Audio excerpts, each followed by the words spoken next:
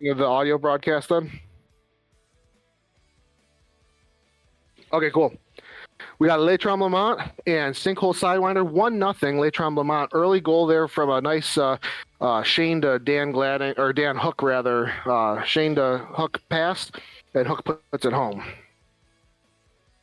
We've got Shane and Dan still out there with John playing defense for Leitrim Lamont. And we've got Rob Maston and Brad and Keller out there for Sinkhole. Brad's got it now. He's trying to answer back. Hook steals it from him. He's got Shane running with him again. The two of them get a little bunched up there, but Shane goes right in front of the net, and Alex shuts the door. Got Maston passing it over to Keller. Keller puts it off of Mark there. John passes it up to Shane in the corner. Shane tries to get it to Hook. Rob intercepts it and tries to put a shot on Mark, and Dan breaks that up. Forgive me for a moment here as I just double check my score bug and get my rosters all. I was a little late getting here today.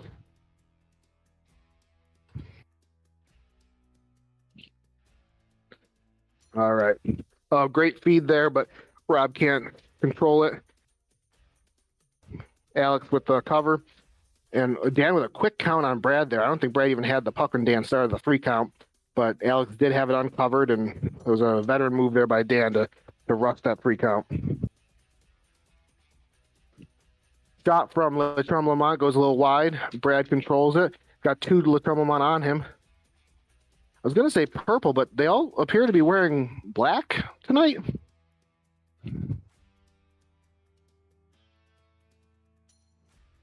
We got Glenn on the floor now here for Leitrim Lamont. Lally's got the puck. He's looking for options. He's got Jeff behind the net. I don't know if he sees him. Shoots a quick one on Mark, but Mark turns it away. Dan running the other way. Shoots it off of Glenn. Brad gets it up to Jeff. Jeff with that sneaky shot. And Mark covers it up, it looks like. Or maybe goes out of play. Couldn't quite tell from this angle. Looks like it was on the back of the net. Gladding on the floor now for Leitrim Lamont. We got both Dans. Gladding over to Hook. Hook's got it. He's got Brad on him at the not. Oh, he sneaked it past Alex on the glove side. That's when Alex is probably going to want it back. It looked like a little bit of a knuckle puck there. I'm not sure if Alex got a good read on it.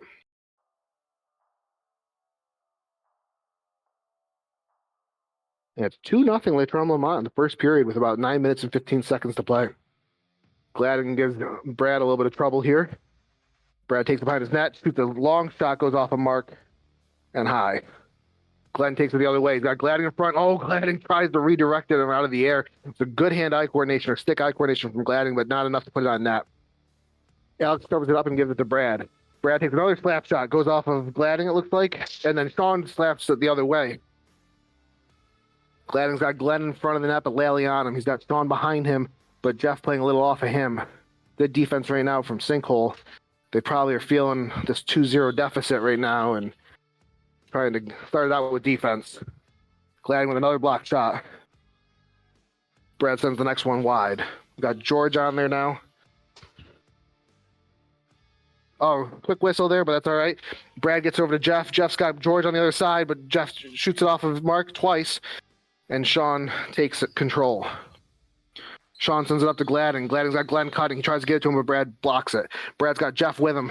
Gets over to Jeff a little bit in front of him, and with Glenn playing on back check there, was a good move by Glenn to make that pass difficult. Sinkhole has it here. Mark turns it away. Sean again with some good defense there. Sean's got the puck. He's got Brad on him. He's looking maybe for that slap shot, looking for his options. Passes it back behind the net.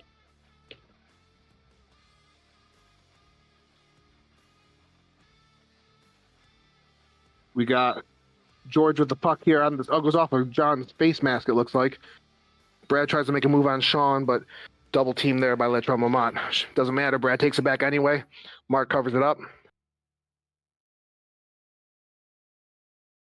Got Sean looking at his options. Puts it off the boards to John. John's got Gladding in the paint. Tries to get to him, gets redirected. Jeff with a dangerous shot there. Mark doesn't know where it is. It was below his leg pads. Sean with a slap shot goes off of Alex. Good shot there. Rebound by Alex, but goes to the corner. Gladding didn't have a chance at a rebound shot there. Gladding's got Sean cutting to the middle. Gets disrupted, goes to the sinkhole. John's on the floor here on George, helmet on helmet. A little bit of a wild stick there. Mark pokes it away from Jeff. Jeff tries it. Oh, Mark got big there. Jeff had an opportunity, but a little bit in too tight on the goalie. Couldn't make it count. And speaking of making it count, George makes a count, puts sinkhole on the board, 2-1.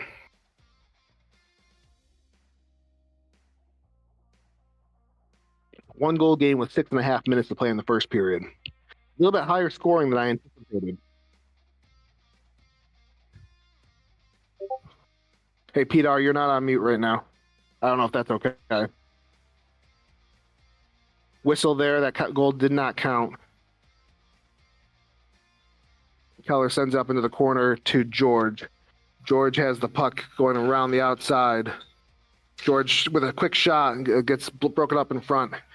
Brad's got it with John on him. Brad puts it in the corner. George has got it. Keller's trying to cycle through.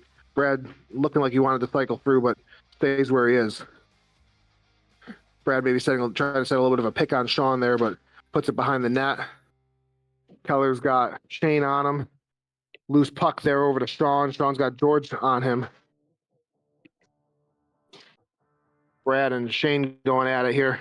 Brad dangles between 2-3 defenders. Still has the puck. He's got John on him here. John's respecting the forehand now. Maybe a bit of a double team. Shane coming through. Keller brought him to him. John's got the puck now. Slows it down. Looking for a shot. No, he passes over to Shane. Great pass. Shane with a good shot, but George with some good back checking there. Gets back on defense. Makes that shot a little harder, and Alex stands tall. John blocks the shot from Brad. Oh, Shane tries to get back to him, but Keller intercepts. And Dan Hook intercepts Keller's pass. Got Shane and Dan back out there. That combo was deadly earlier. John's got the puck. He's got George on him. George blocks the pass. George gets it over to tries to get over to Keller. Gets broken up by Hook and Mark with an easy stop. Fish with a slap shot there. Goes into the corner for Hook. Dan's got Glenn running towards the paint. Hook back to John. John looking back to Dan.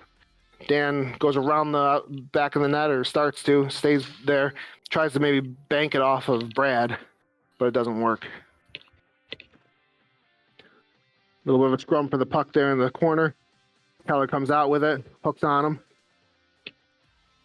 John with a slap shot goes off of Brad's stick and goes onto the stage. Could be black puck.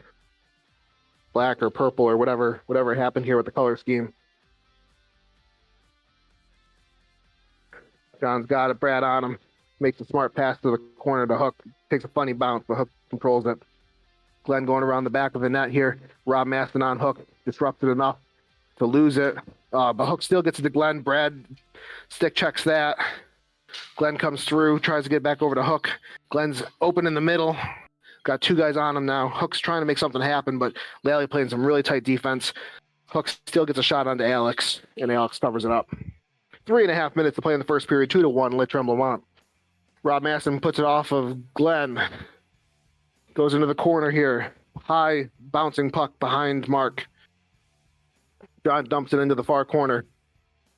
Rob gets it up to Brad. Nice pass there off the boards to Brad. Oh, good save there from Mark. That's a dangerous spot for Brad to get that clean look. Glenn tries to get it up into Alex. Alex with the first block. Rebound over to John. John with a shot. Oh, no, pass to Hook, but great pass, but even better defense from Lally. Gets broken up in the neutral zone. Glenn puts a shot off of Alex. Alex getting peppered early.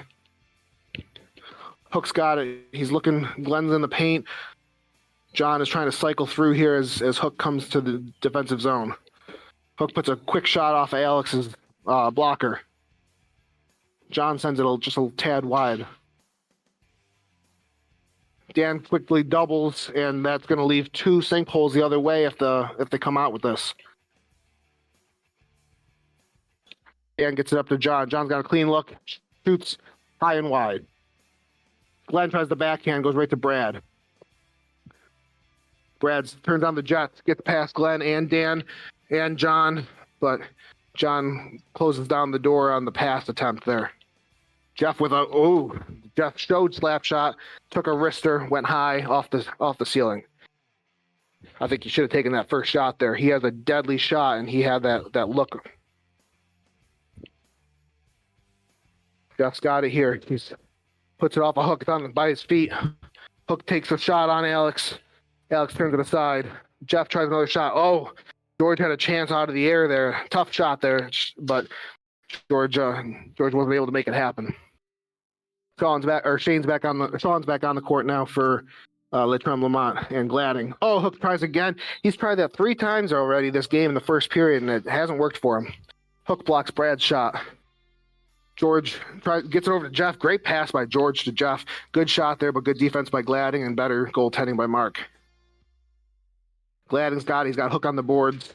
Jeff's giving him some trouble. Now he's trying to get past George. He does, gets into Sean into the corner. Gladding finishes it out with the cut towards the paint. Hook gets it, puts a shot on Alex, save, and low. Brad with a slap shot attempt. One of those is going to find their way home because he is too good to keep getting denied. Looks like they were calling a high stick on Sean there. Blue puck, less than a minute to play in the first period, 50 seconds. Jeff's got the puck here. Gladding gives him a 3 count. Jeff puts it wide, but right to George. George has Brad trying to cut, but Shane on him. Sean's on the floor here.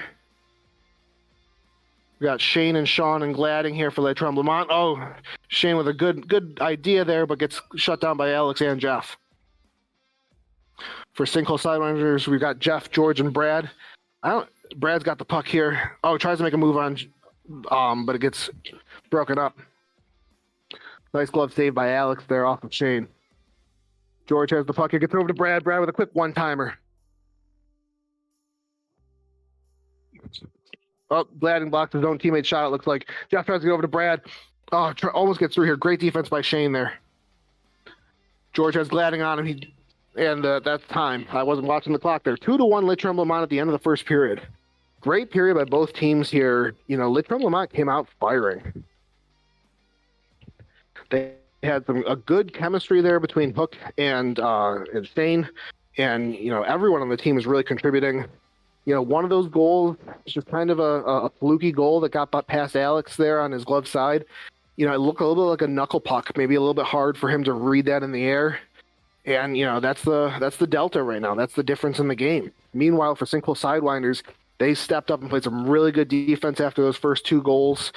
Playing with a lot of intensity. Everyone's contributing top to bottom right now in single sidewinders. They're showing why they're the 1 seed, but only 1 goal on the board here. And being in a deficit against Mark is no easy feat. Not saying it's insurmountable by any means. 1 goal, doesn't matter who the goalie is. 1 goal is very easy to overcome in this league, especially with 2 periods to play. And a lot of scoring early, but if you told me at the end of the first it'd be 2-1, I wouldn't be surprised. We're on track for a single-digit game on both sides. They got 2 great goalies, 2 teams that are strong defense. I think we're in for a low-scoring affair here, but doesn't mean it's boring hockey because this has been very entertaining. Teams are getting ready to start the second period here. Alex waving to his daughter. I don't think he was waving to me, at least. I mean, if he was, it's a little off. I'm up here on the corner, Alex.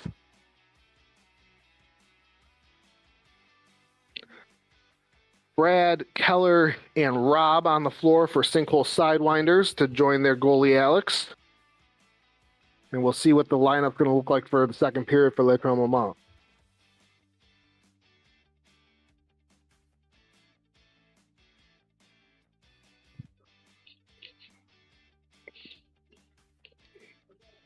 If it were me, this would be hard goaltending facing my kid. My kids now, they would just give me a hard time. They'd be the worst hecklers on the entire gym. But to see them in my line of vision as I'm trying to play, it's different having them behind me, facing them. That would mess with me, but there's probably a reason I'm not a goalie anymore. On the floor for Le Tremblement, we got Glenn, Shane, and Hook. Face-off win goes Sinkhole's way, but Hook takes it. Hook's got Brad on him. Brad's playing a little off, and now he's putting some more pressure on him, and he takes the puck. Brad dribbles, tries to get it past Hook here. Hook's giving him a lot of trouble. Gets it over to Keller. Keller's got Shane on him.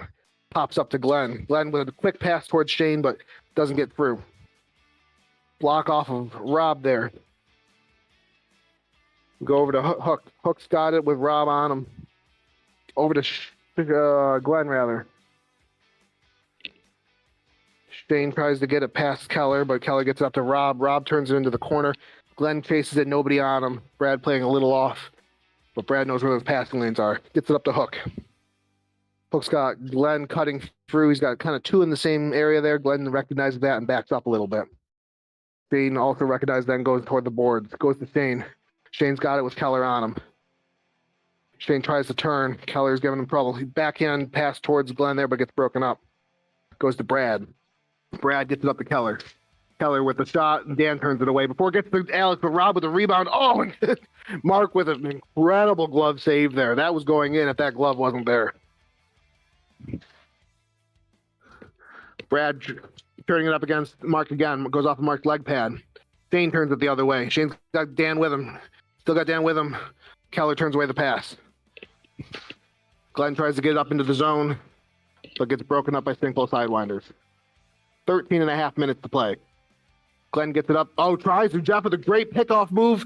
Oh, tries to make a move, 5-hole on Mark, but Mark closes it down. That was nifty. That was a great move by Jeff, but Mark read it perfectly. Gets it back over to Jeff. Jeff with a quick one-timer off of Mark's leg pad. They're peppering Mark here early. Jeff again with the puck. Gets broken up, and Shane tries to get it. Alex swats it out of the air. Brad with a backhand off of Mark. Lally with an attempt off of Mark. Mark is just getting absolutely peppered. Oh, big rebound in front of Alex there off the back wall. That was dangerous. Hook now with a low-angle shot on Alex. Lally clears it out of the zone. Both teams will probably try to catch their breath here a little bit as they regroup. That was some high-paced action there. Glenn's got it. He feeds it up to Sean. Sean's got it on Lally on him. Sean takes a long shot, goes off of Alex and into the net. Great shot by Sean. 3-1 Les Tremblements.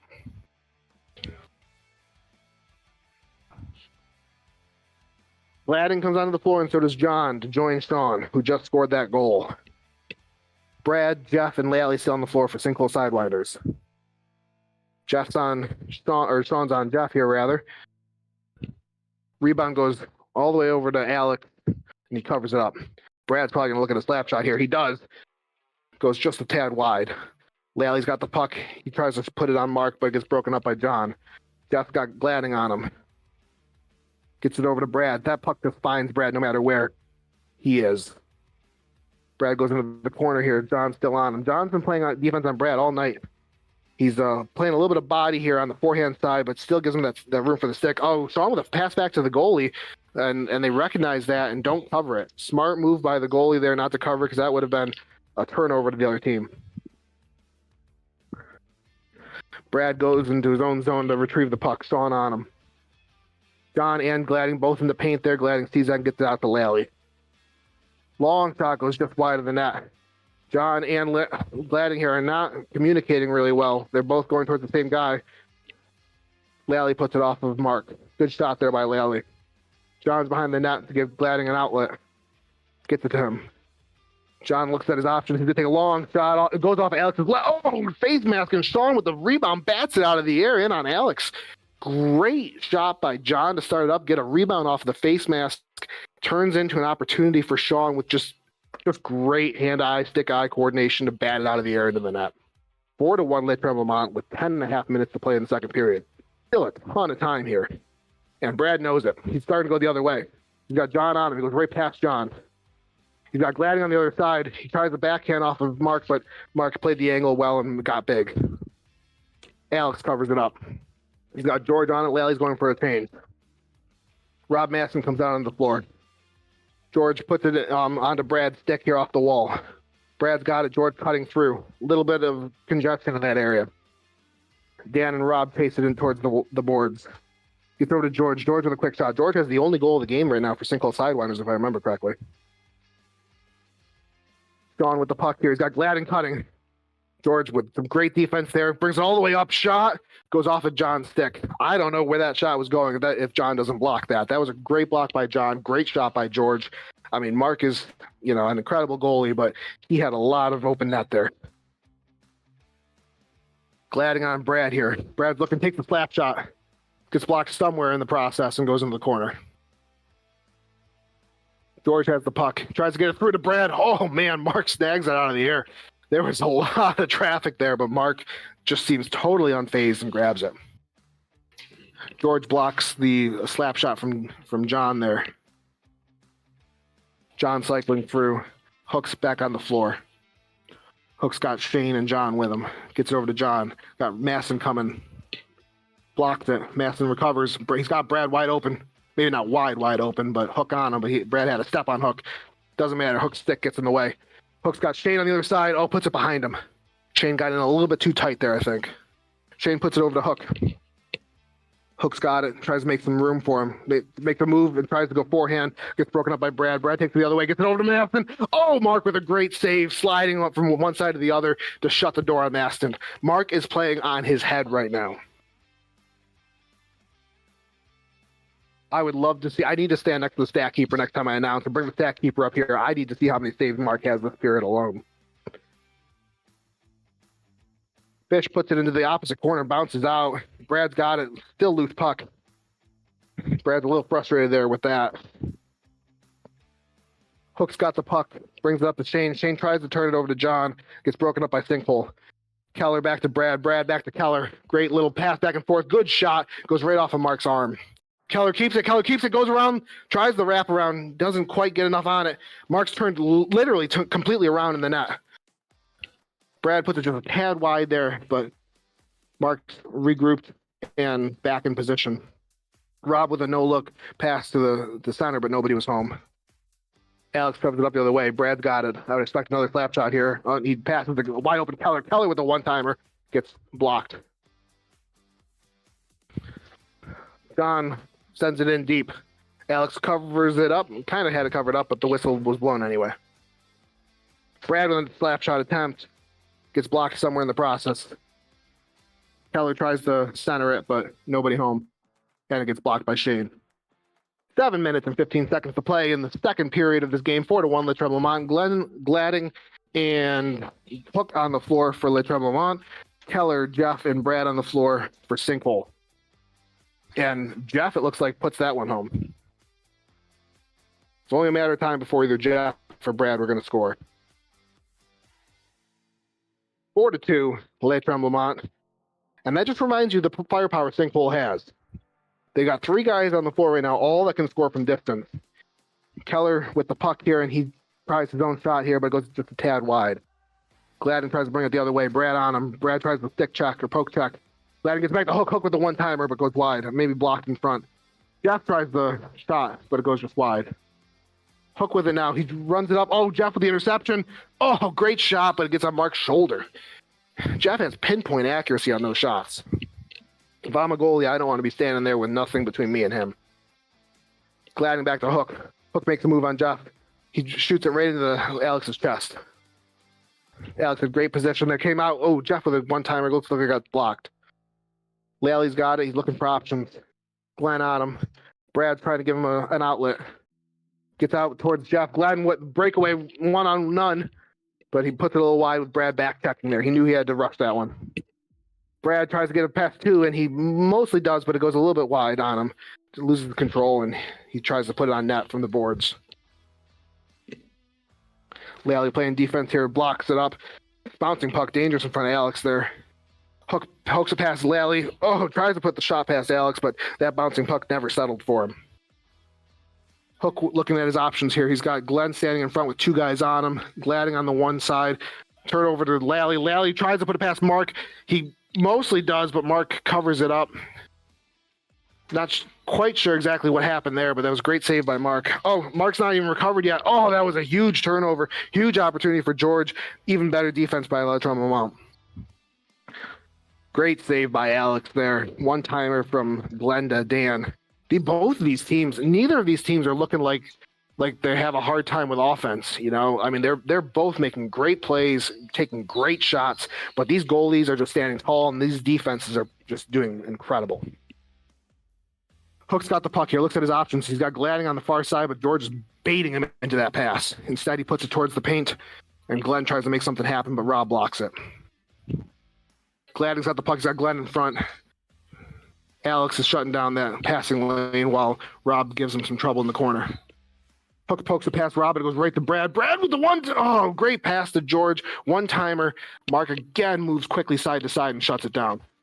Brad with another shot attempt gets blocked by Hook. He got Gladding in front, puts it behind him. Gladding's got Hook now cutting, but he never gets control of it because George pokes it free. Rob then pokes it free. Goes into the corner with Sean here. Sean and Rob at their feet. Neither one of them can seem to get control of it here. And Sean smartly puts it behind the net to Hook. Hook's got Brad on him though. 4 minutes to play in the second period. 4-2. I feel like I got marbles in my mouth every time I try to say that name. It's like trying to say Louisville. Sean puts a shot up, but it goes off of Rob. Brad with a quick chance the other way. Great back check by Shane there, though. Brad's got Keller cutting. He puts it back to Rob. Rob with a one-time slap shot from deep. And Mark with a tough save there. That's going to look like a routine save, but I know that's a tough save. Low, and he had to get down. Sean and Shane on the court with John. Sean blocks the Brad slap shot. Brad tries to maybe block it there or trips. Rob gets it over to Keller. Keller trying to get control of it, but John gives him some trouble. Alex covers it up. Back to Rob. Rob tries to Keller again. Keller tries to get it over to Brad, but Sean breaks it up. John to Sean. Sean's got it here. He's got Brad on him. 3 minutes to play in the second period. Sean up to Shane. Shane tries to make a move, but Rob forces him into a tough spot there, and Alex covers it. Rob's got Shane on him now. John's going the other way, looking for his shot. Gets blocked up in front. Brad's got it now. Sean's got to play some tight defense here because we got 2 minutes and 40 seconds to play. A great save by Mark. Didn't lost control of it. I don't know. That looked like it was in from my angle. They're talking about it. I don't know if that was in or not. I mean, that was close. I don't know if that crossed the goal line or not. It looked like it went off the inside of the far post, the stick side post. But I don't know if it crossed the goal line or not. But that looked like it was in from where I was standing. And the refs call it in. 4-3. Great shot there by George. Like I said, any one of them can score. 4-3 Latrobe Lamont. Still a 1-goal game, just like at the beginning of the period. 2.5 minutes to play. Let's see if either one of these teams ends the period with a little bit of momentum. John with the puck here. He's got 2 on him. Gets it up to Shane, but Keller plays some good defense there. Mark pokes it out. Keller's got it. Tries to get it over to Jeff. Turnover there. Sean trying to give him some trouble. John in the corner. He's got 2 with him. Sean's calling for it. And it goes right on his stick off of Alex, but a little bit hard to control there. Shane tries to get up to Sean, but Keller intercepts it. Keller with a long shot. Looks like it might have gotten blocked up in front. 2 minutes to play. Off of Alex. Shane tries to turn and shoot, but goes wide. Lally with some good defense there. Lally tries to get it up to Jeff, but it goes to John. John with it here. Looking at his options. Sean and Shane are both covered right now. Sean loses it behind the net there to Keller. Keller comes out with a nobody on him. Sean steps up and it leaves Jeff open. Jeff with the one-timer that goes just wide.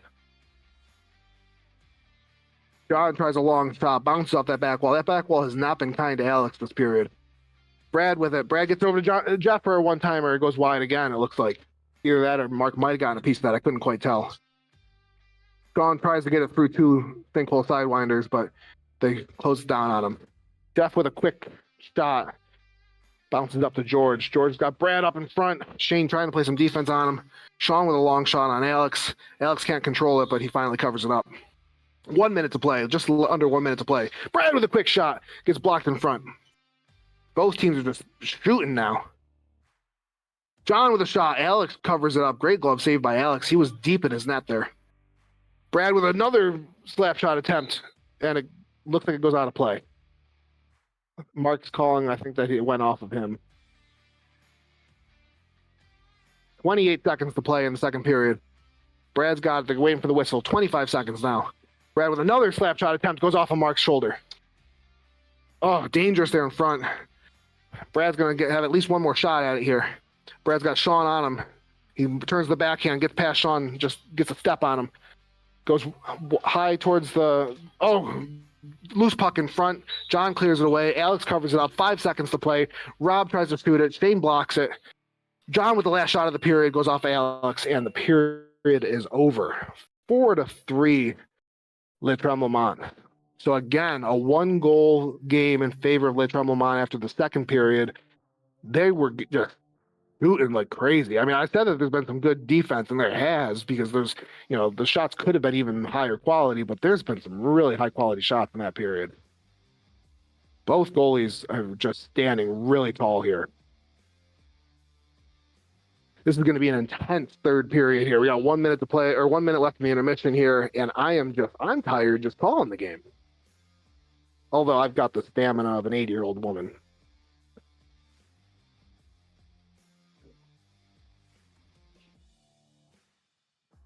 I'm looking forward to watching the tape there to see if that puck totally crossed the goal line. I don't know if the camera angle will show it, but it looked like it did from up here. So I think that was the right call by the ref.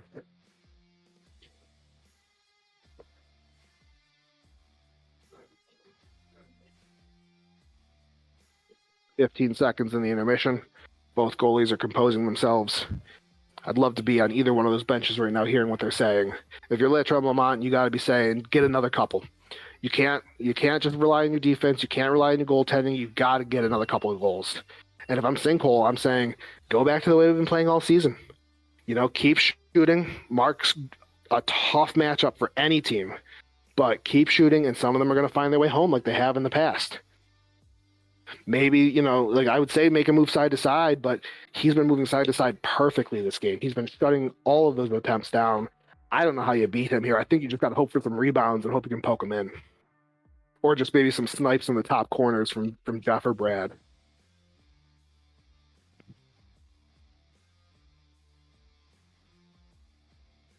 We are down to our last 15 minutes of the season for one of these two teams.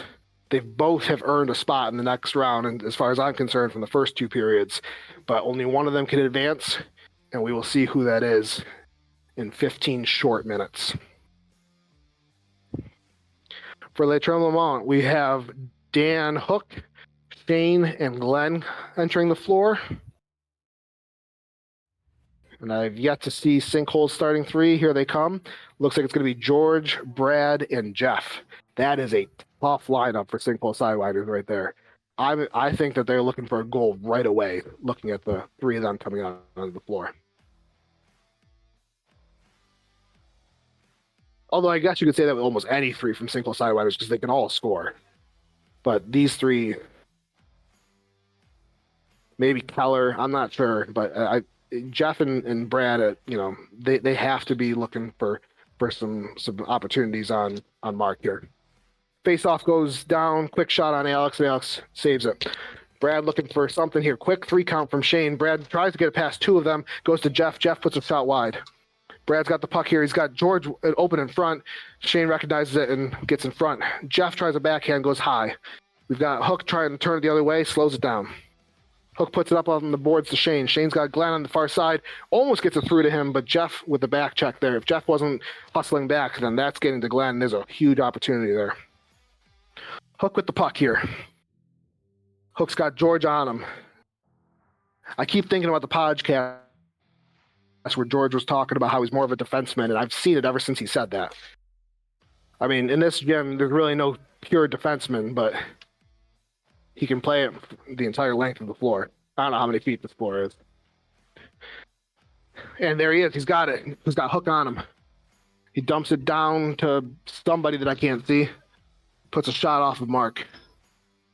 Keller comes onto the floor now.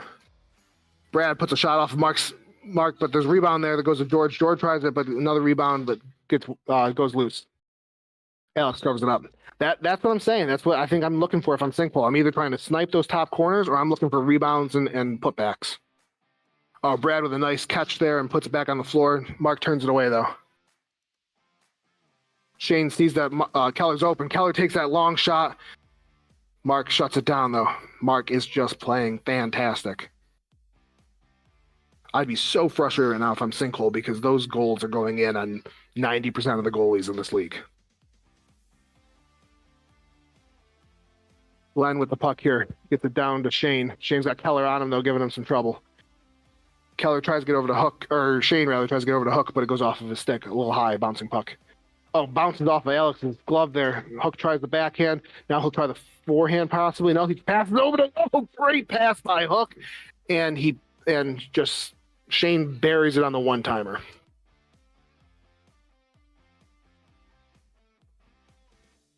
Great play there. 5-3 Le Tremblement. 12.5 minutes to play. Face-off goes to Le Tremblement. John tries it. We got John Gladding and Sean on the floor. Full line change, it looks like. And we got a sinkhole fast break here. Mark pokes it away and gives his team a chance to back check. Dangerous there. Sinkhole had a chance, but Mark, that poke check might seem underrated, but I think that saves a goal right there. Back to Rob. Rob tries to turn it on to Mark. Puts it just a tad wide and a little slow. Lally beats everyone to the puck, though. Lally's got it now. He's got Rob in front. Oh, it looked like he was trying to get it to Rob, but Keller gets the pass. Keller puts it a little high and wide. Oh, great pass to Rob. It's on the top of Mark's leg pad. Holy cow, how does that not go in? I mean, in a game of bounces, in a game of inches, all of the bounces are going Le Tremblement's way. John tries to make a move on Rob here, but Rob sticks with him. John uses the body positioning to get past Rob, though. It looks like he's trying to pass to Gladding, but it gets broken up by Lally. To get it over to Lally, Alex is totally sprawled out. Rob breaks it off of it, Gladding stick. Go over to Sean rather. Golly. The season's going to be over. I'm not going to be able to mix these two up. John's got the puck. He's looking at Gladding. Brad breaks it up right in front of Alex. Alex covers it up. Alex gives Brad a little love tap to thank him for that. Goes off of Keller high into the, but not off the top. Keller's got George on the other way. He tries to get it to him, but it goes just a little bit wide. Hook's now on the floor for Le Tremblement. He's got Sean with him and Gladding in front of Alex. Gets it over to Sean. Sean with a quick shot, but George breaks it up. George takes it the other way. Hook breaks it up. Gladding tries to get it, but Brad's got it in the middle of all that, and I think Brad comes away with it. And he does. He gets a quick shot, but it goes a little wide from Mark. Jeff tries to get it to Brad. Sean breaks it up. Hook going the other way. Hook tries to pass it, but ends up being a drop pass to Sean. Sean misfires on the pass, goes to Hook, goes off that post, and does not go in.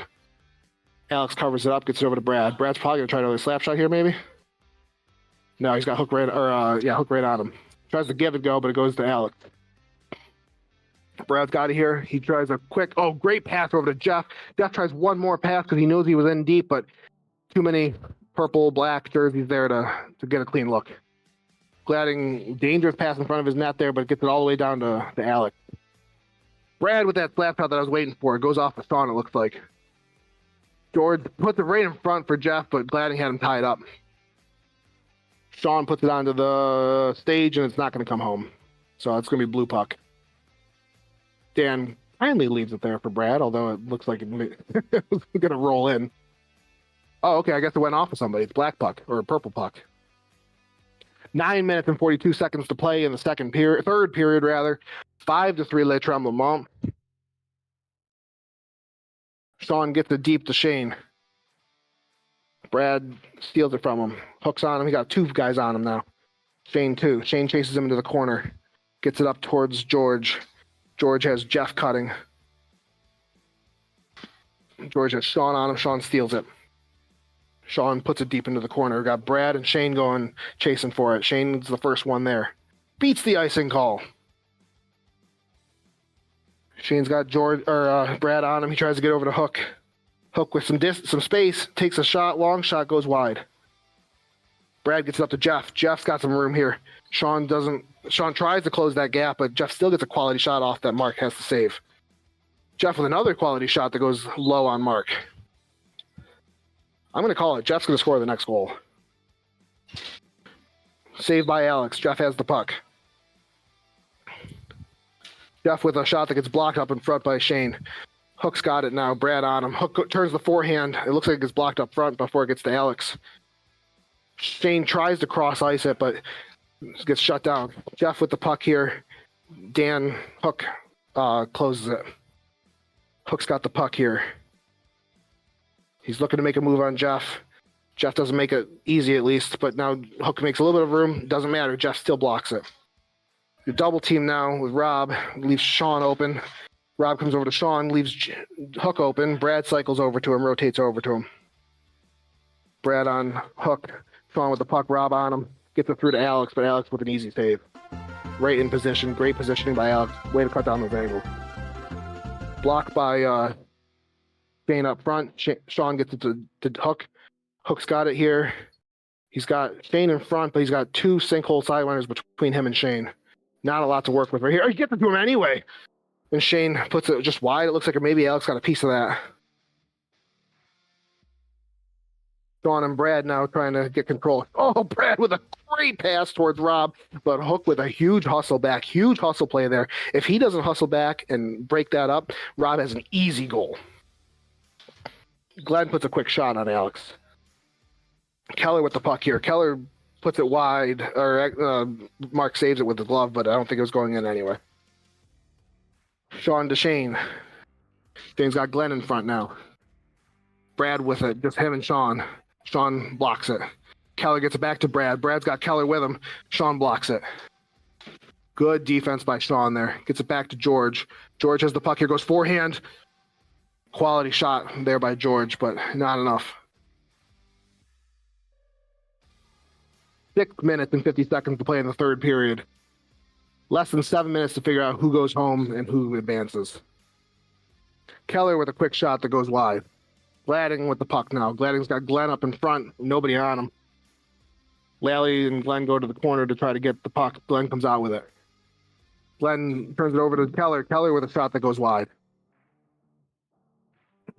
Keller cutting. You got two Lid Troublemans both coming towards him. Doesn't matter because John took the turnover. Glenn's got John with him. John stops the cut in his favorite spot there outside the 3-point line.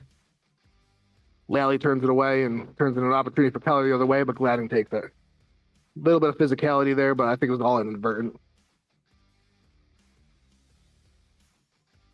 Look what we're talking about to make sure that they're good. Keller to Lally. Glenn with a breakaway. Nobody on him. And he gets it past Alex. 6-3. Les Troublemans. Frustration showing for sinkhole sidewinders. I can't blame them.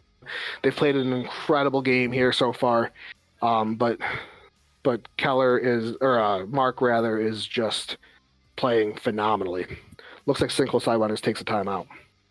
3-goal game, 5 minutes and 44 seconds.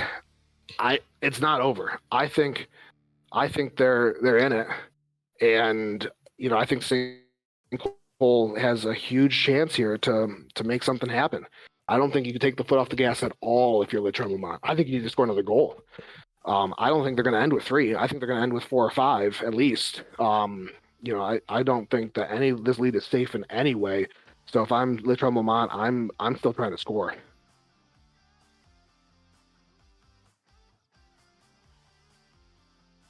Meanwhile, on the sinkhole side, I don't know what to do if I'm them at this point. Like, I think they're doing everything right, just not getting those bounces, and Mark is just playing incredible. And it looks like 2.0 might be joining me, too. What do you think down there? Hey, first of all, gotta say, love the calls. I've been listening on the way driving here, and sounded like a good game. Got here, it looks like a good game, and wow, this is an interesting one for sure. Yeah, I had to take my sweatshirt off. I'm sweating up here. All right, we're ready to drop the puck with 5 minutes and 44 seconds to play in the third period. Alex with a quick cover, Brad with it. I'm expecting a slap right here, and here it comes. Glenn with the block. John gets blocked by Brad there, but Glenn's the first one to it. If I'm sinkhole, I got to try to win the battle, the first one to the puck here. I know it's a lot to ask against this team, but they got to get some more chances here. Brad with a shot off of Mark there. Mark makes a routine save with a good angle.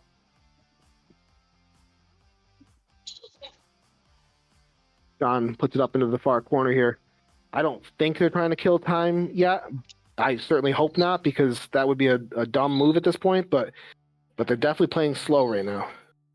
Not slow, but more calculated. Oh, great one-time attempt there for George. Great pass from Brad. But Mark again moving side to side and just making it look easy. just got his toe on that. Oh, there it is. I called it. Safe. I called Jeff scoring the next goal, and it was Brad to Jeff, 6-4. Or maybe I called that before Glenn scored, actually. But either way, we'll forget about that. 6-4, Le Tremblement. 4 minutes and 30 seconds to play in the third period. If I'm Le Tremblement, I need another goal here. I can't sit on 6. We've got Shane and Hook here. Hook, puts it off the post. Quality chance there for Hook. John tries a long one here, and Alex plays big there. Covers it up, goes to Brad. Brad's got his players in a similar spot here. Doesn't matter. Keller goes to the wall to get it. John steals it from him. John down to Alex. Alex passes it up because he had Hook. Was nobody between him and Hook. Covers it up. It goes to Brad. Brad maybe with another slap shot attempt. Here it comes. Blocked in front by Shane, but the rebound goes to George, and George puts it in. 1 goal game, 6-5. That was a really what are you nice thinking right now, 2.0? Yeah, that was a really nice hands play by George. He knocked that first shot down after the rebound and just tipped it to himself for a wrap chance that tucked home. Yeah, if I'm Le Tremblement, I'm starting to get a little nervous here. 1 goal game, 6-5. You still have the lead, but you just gave up 2 goals quick. Brad with a great shot there. Mark with a better save. Hook tries to send it the other way. Oh, dangerous pass. There had 2 sinkholes between him. Keller gets it. Keller tries to get back up to Brad, but again, dangerous pass because Hook was waiting there for it. Hook gets it over to John. John with the long shot attempt, and it goes in somehow. Was that a knuckle puck? What happened there? Yeah, it was looked like he wound up for the slap shot and then pulled up because he didn't like what he saw, but then still threw a wrister in there, and the changeup kind of caught Alex off guard, I think. That's the second goal of this game that's looked like that, where it just looked like Alex had a hard time tracking it. I'm not faulting Alex for it. It looked like one of those, my kids have been watching Mighty Ducks, so all I can think about is the knuckle puck. It's just hard to track in the air there.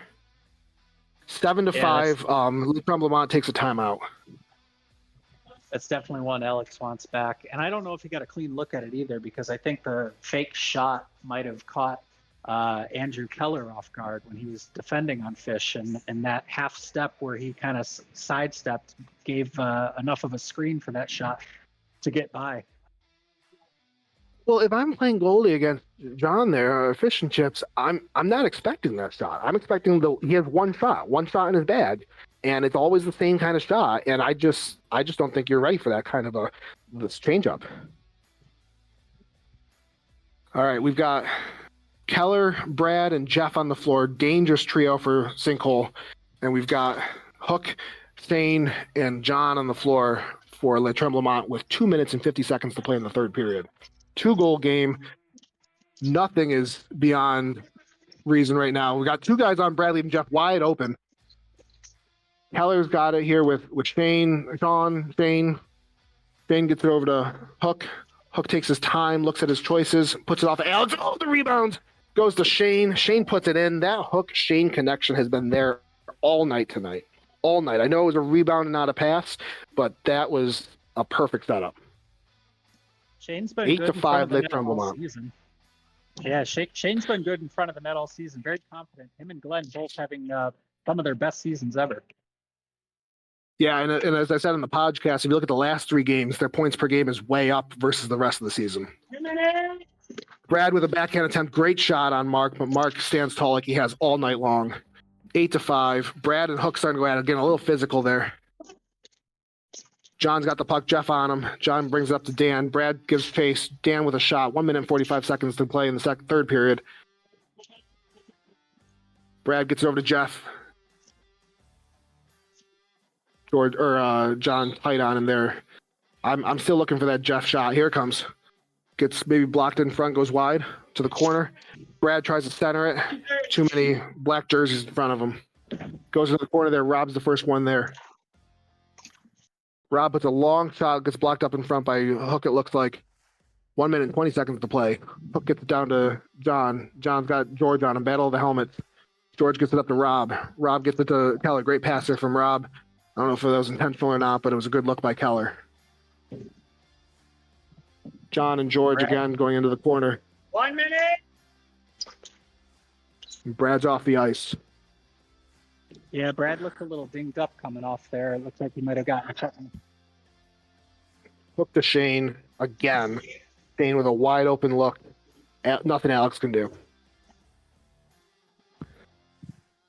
I gotta say, watching Shane play this, Shane play this way right now. Unicorn Watch is still on. He is currently on 2 championships in a row, and no player has ever won 3 in a row. But he looks like he's going to move on to another week and another step towards it. And who thought that who knew that I thought he was a rookie all season? Sean gets it up to John here. We got 30 seconds to play. George trying to make something happen here, but like Dolly Parton says, it's 9-5. Down into the corner, starting to kill some time, it looks like. John and Rob pops out in front of Mark. Keller tries to jump on it, but Mark covers about 15 seconds to play. 4-goal game here. I think it's over. 10 seconds here. Both teams are starting to slow down a little bit. Looks like they're resigned to their fate. 5 seconds. 4, 3, 2, and 1. Le Tremblement, the 8 seed, takes down the 1 seed Sinkhole Sidewinders. Sinkhole is frustrated. I can understand why. I don't think they played a bad game. I think Le Tremblement had some incredible goaltending. I think they had some strong defense, and I think the offense that we've been waiting for from this team all season long finally clicked tonight. Yeah, and from what I could hear on the broadcast coming in, and even just from what I saw the last 10 minutes or so, the goaltending was top notch in this one, and it all just came down to who had that little extra bit of energy at the end to get to put away goals. Because it was close. It was close all the way to the wire there until I think that goal with about 3 minutes left to put Le Tremblement up 2, and then finally just stay there. Yeah, I can't fault them for those last couple of goals. I mean, you're playing behind. You're going to start pinching. You're going to start playing a little more aggressive, and that's the risk. That's it's like the equivalent of pulling the goalie. That's the risk that's going to happen. But great game. I am. It's funny. The first game I think I saw all season long was these 2 teams playing against each other in week 3, and I wrote down that it was boring. This was anything but. Both teams found their groove. Both teams found their chemistry. And just one team had to come away with the winner, and it happens to be Le Tremblement tonight. Yeah, and so officially, yes, Unicorn Watch continues for Shane Reiser-Goserberg. I will be watching that. Very interested all playoffs long. All right, folks. I was just going to say, we were talking about this at the beginning of the season, and there's only been a handful of people who have even ever had a chance at it.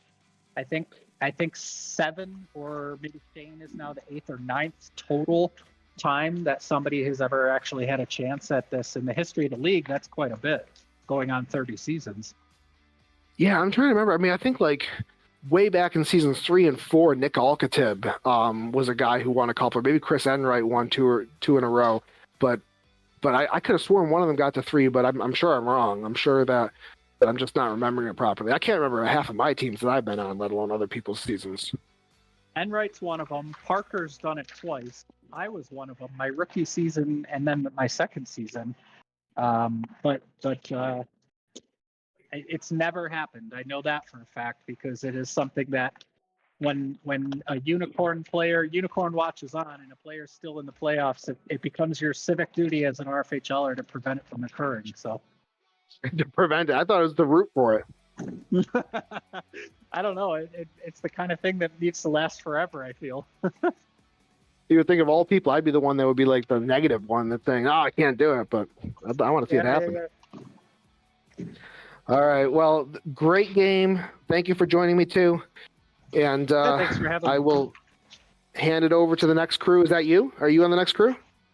I'm doing. I'm going Rob Razor penalty box down here for the first time all season. But I think Brian D'Angelo is going to be your play-by-play when he gets here.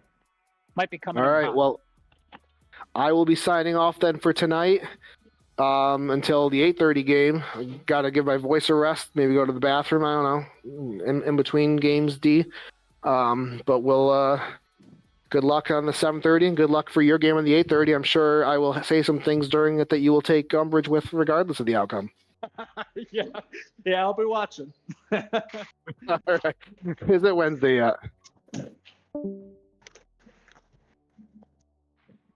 All right, guys, I'm getting ready here for this 7:30 matchup between Tsunami Tacticians and Meteor Mayhem. My play-by-play announcer, Alex Packard, just had his season come to an end in a close game between the Sinkhole Sidewinders, the number 1 seed, falling to Le Tremblement with a final score of 9-5.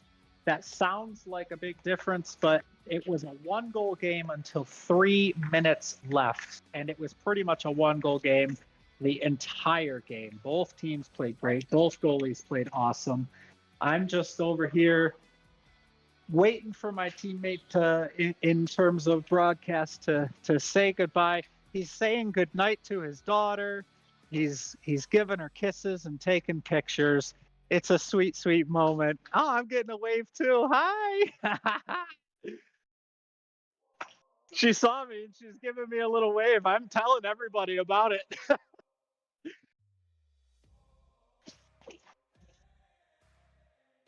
Listen, if you haven't brought your kids to RFHL, I highly recommend it. It's a good time.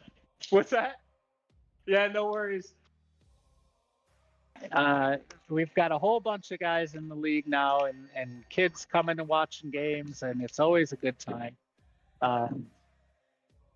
So yeah, definitely enjoying the fact that it's playoff hockey here for the RFHL, and you can tell because the stage is full. It's always great to see the stage full of fans watching the game.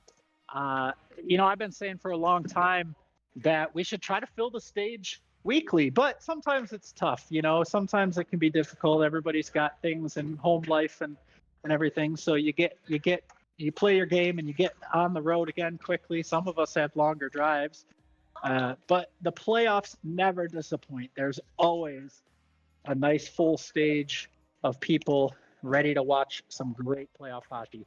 Speaking of, again, we've got Meteor Mayhem going up against Tsunami Tacticians.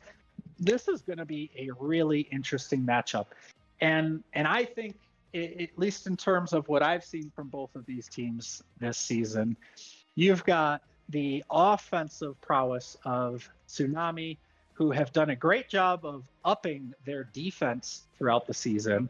I think early on in the season, a couple of us on the podcast and a couple of us in the broadcast had pointed out that their defense was a little bit shaky at times. But since probably week 4 or so, their defense has really stepped up, and they play very quick. And on the other side of the court, we've got Meteor Mayhem, who had great chemistry coming into the season already.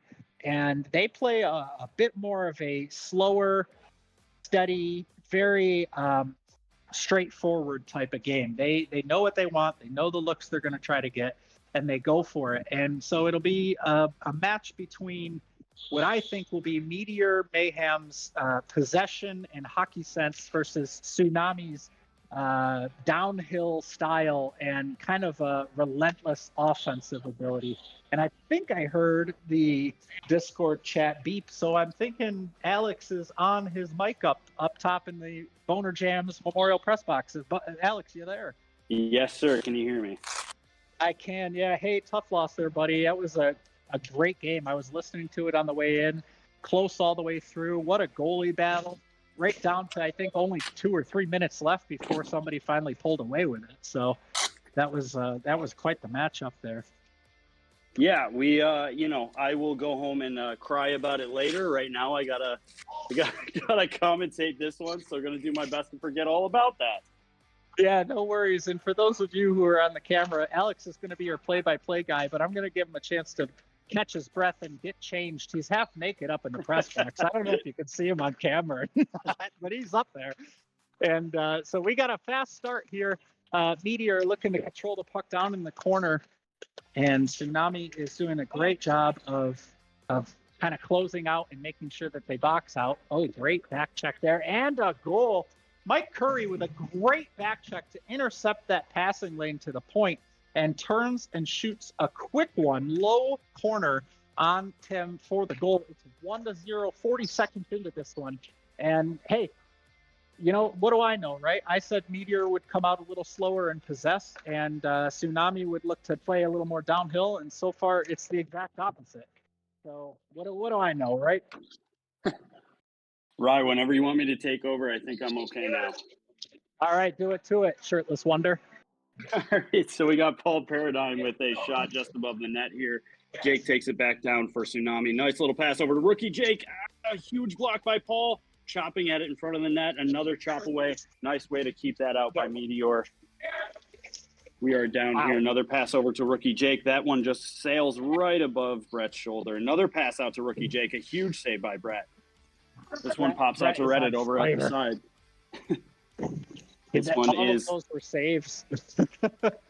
Oh, yeah. Okay. Yeah. A few of them. I wasn't sure. I know a lot of Meteor bodies down there in front of Brett, which it's different than how they've been playing all season. But so we have a little block by Reddit over here. We're going to pass it back out to rookie Jake. Rookie Jake resettling up at the halfway mark, waiting for some movement. A shot just sails up and wide of Brett. Jake fighting for it down with Dave King, being chased by Cody. Jake's still battling with Cody over here on the wall. Cody comes away with it. A nice pass over to Dave King. Can't quite gather it. Down in the corner, Reddit battling with Dave King. A shot by Reddit just goes wide. Pops back out to Rookie Jake. Rookie Jake with a shot. Again, over the net, and that is on the net.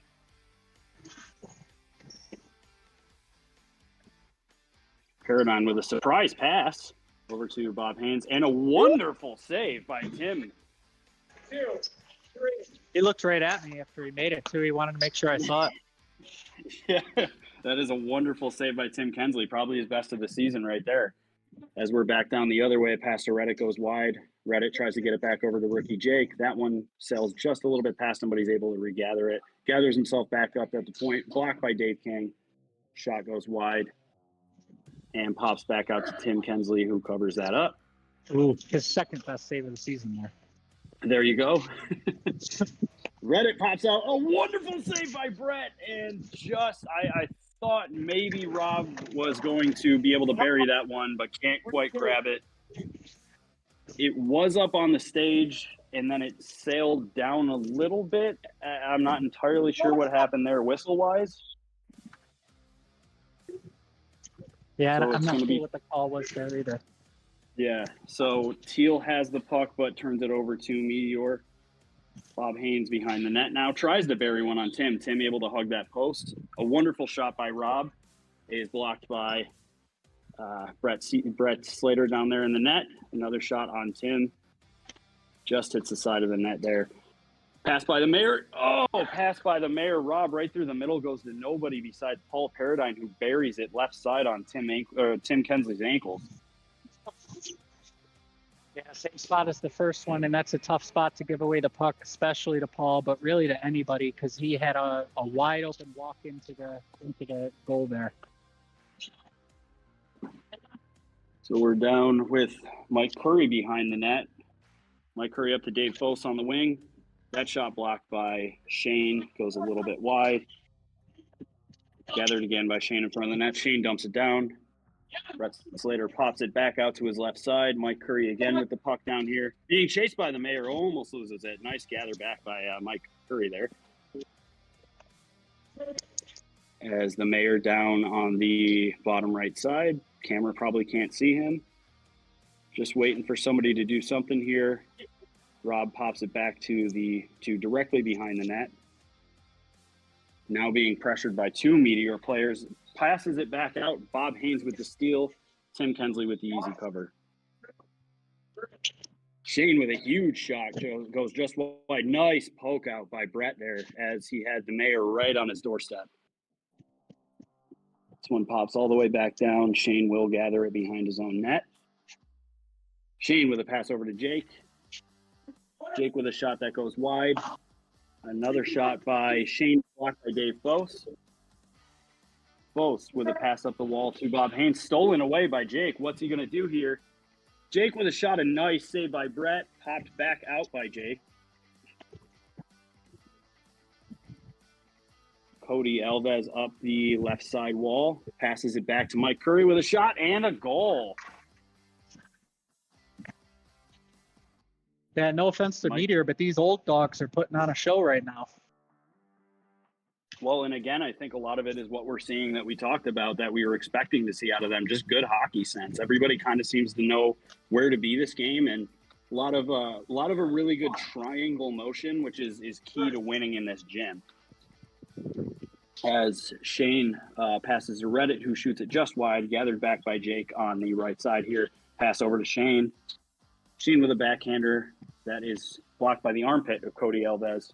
Cody behind the net, being looked at by Reddit. Brett doing a wonderful job of standing in his way. Dave with the shot blocked by Jake. Dave still has it and loses it with a nice poke by Reddit. Jake gathers it over with a pass up to Reddit on the wall. Oh, and a wonderful pass to Shane, who hits Brett's glove, and it still pops in.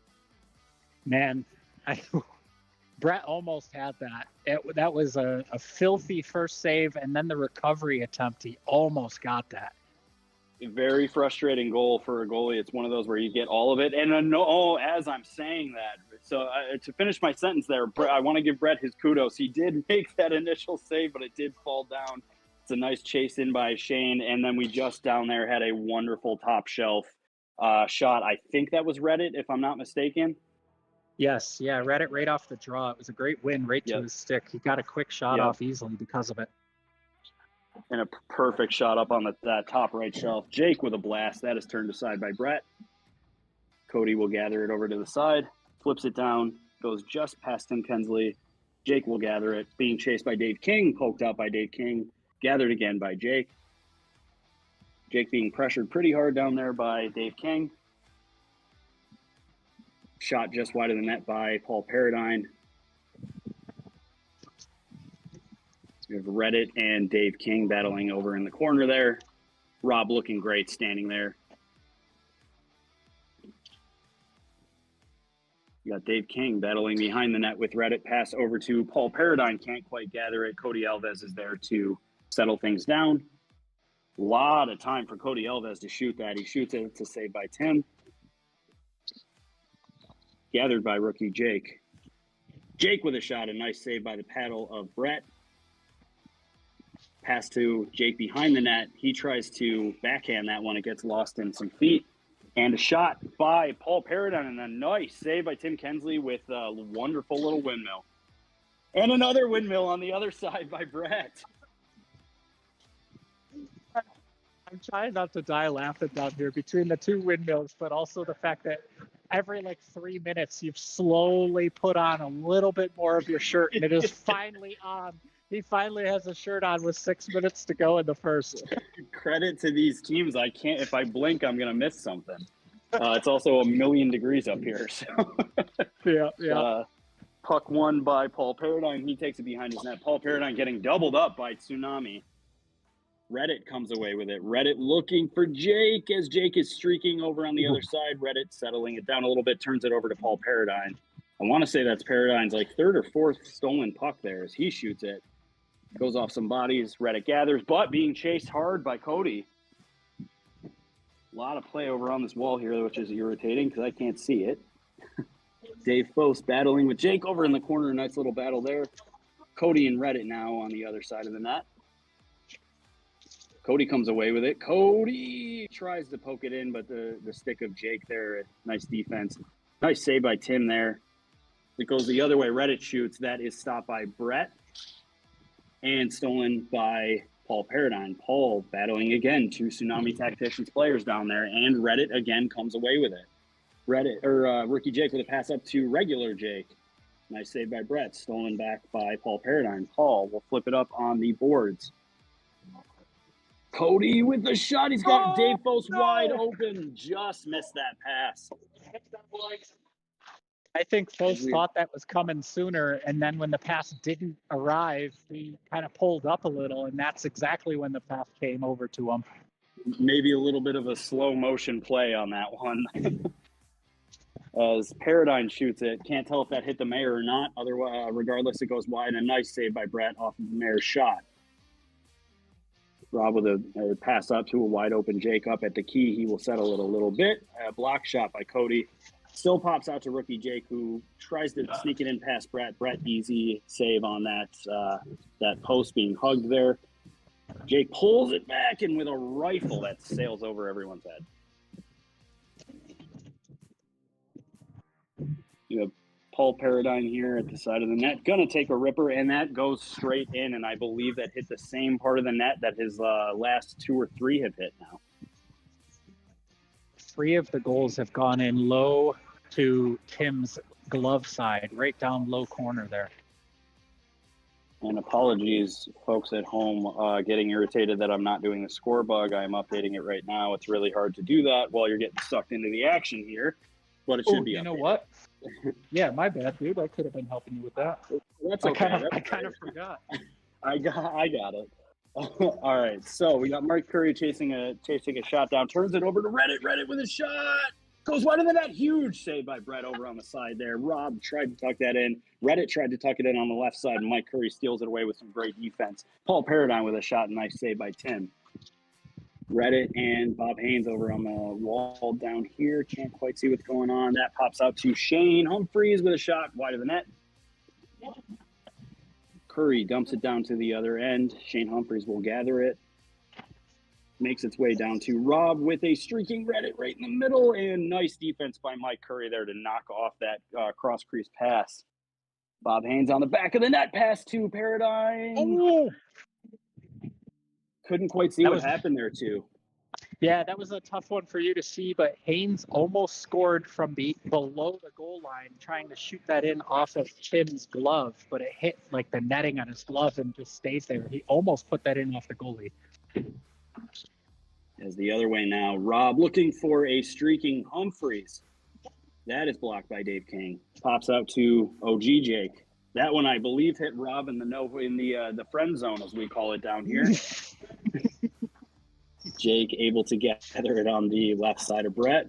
Pops it, pass out, and a huge stick lift by Bob Haynes, and an interception by Jake goes off the blade of the stick of Rob down there, who was just waiting for something to happen right in front of Brett, and that was a great heads-up play by Tsunami there.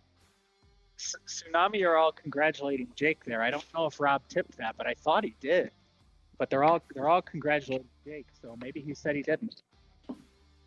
Well, you know what? Jake's my cousin. He's I'm pretty good at giving him some flack. So we're going to take that away from him and give it to Rob, because none of this matters anyway. So over on the wall, we got nice shot by Jake there. Reddit will gather it.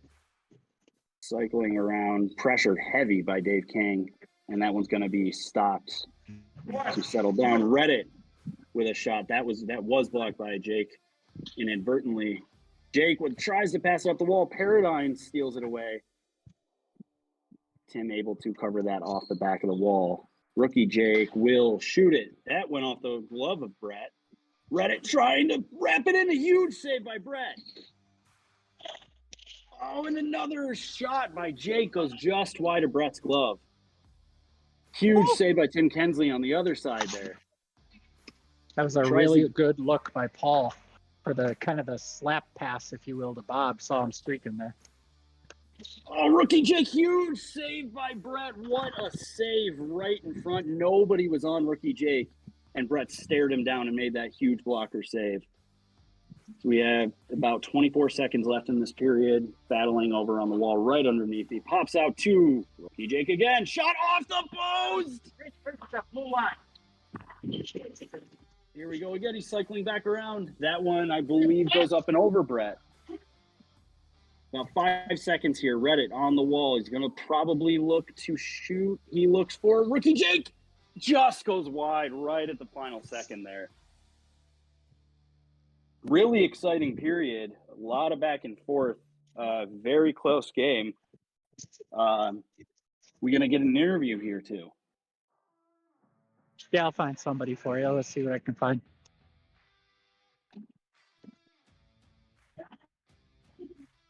So as to looks to grab somebody here, wonderful, wonderful first period action in this 7:30 game for everybody.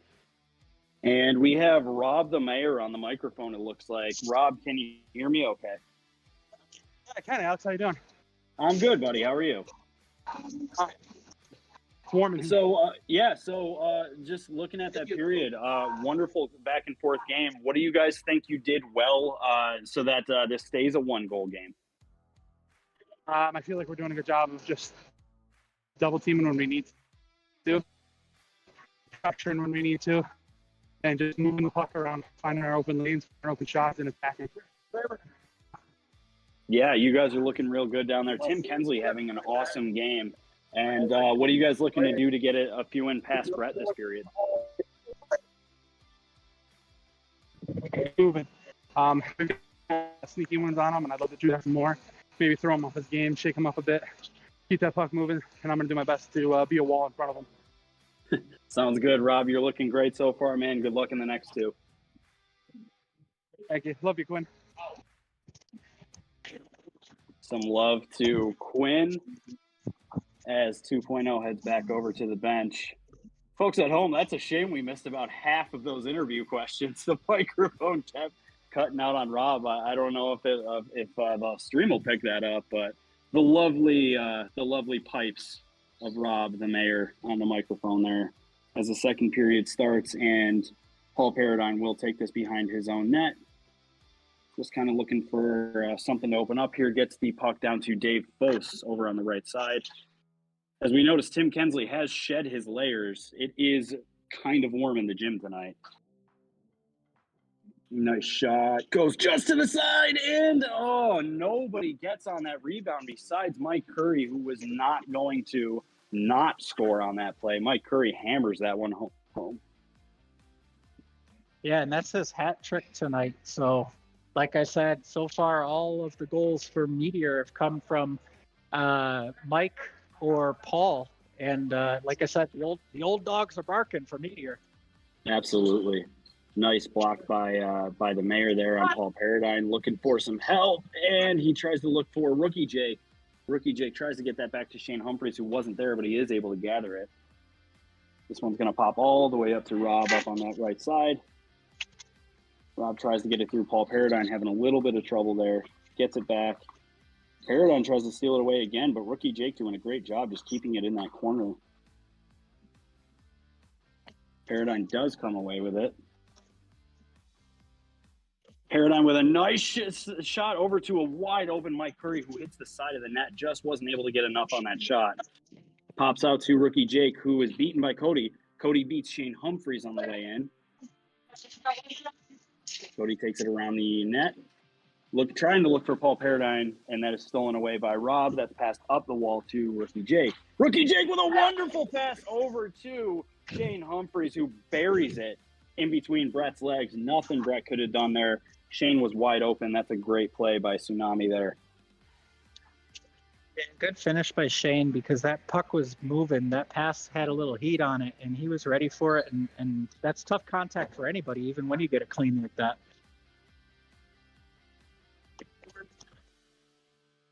We are down with Paul Paradine trying to pass over to Cody. Stolen away by Jake. Still having a little bit of trouble getting past Cody. Finally breaks. Stolen away by Paul Paradine with a shot that goes just above Tim. It's sitting behind the net currently. Jake battling with Cody. Cody almost comes away with that puck. Kicks it out. Paul is able to grab it. Nice block shot by Reddit. Another nice block shot right by Reddit. Reddit and Paul battling behind the net there. Kicks it out. Cody Alves is able to take it, but he's got Rookie Jake right on his heels. That's a bad turnover right in front of Brett, and a wonderful way to get back there by Cody Alves. Huge back check by him as Reddit was staring at Brett wide open. Brett did a good job of getting right out on top of that quick and making Reddit have to wait and see where he could shoot that, which gave his team time to get back. Absolutely. Great defensive play there by Dave King. Disrupts Jake's shot. This is over in the corner now. Paul shoots that, goes wide. Dave King is able to grab it, passes it back to Paul. Paul can't quite get it past OG Jake. Over in the corner, he's got rookie Jake up at the top, but he doesn't quite get enough mustard on that pass. And that is an early whistle. It's an accidental whistle there. Looked like it was stuck under his arm, and then it kind of squeaked out. But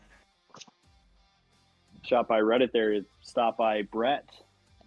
Cody will gather behind the net. We'll send it down. That is stolen away by Reddit with a pass over to rookie Jake, and then wonderful save by Brett. Another shot by Reddit goes in.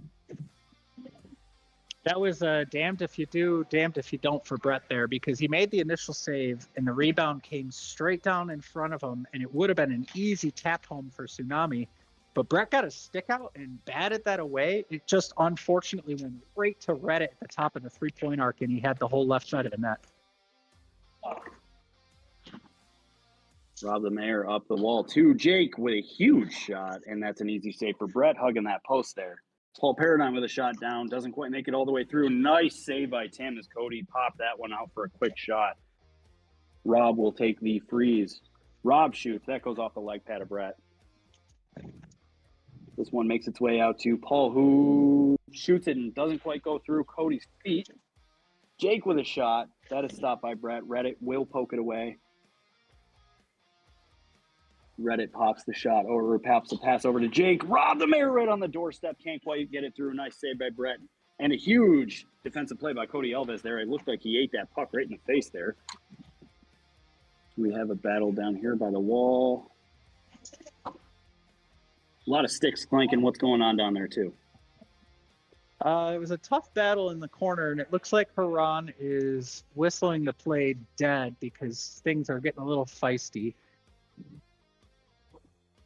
And are we going to have like matching penalties here? Yeah, we're going to have coincidental minors for a little bit of a battle, just controlling the tempers out there right now, I think. What's that? So for the folks at home, this will be 3-on-3 still.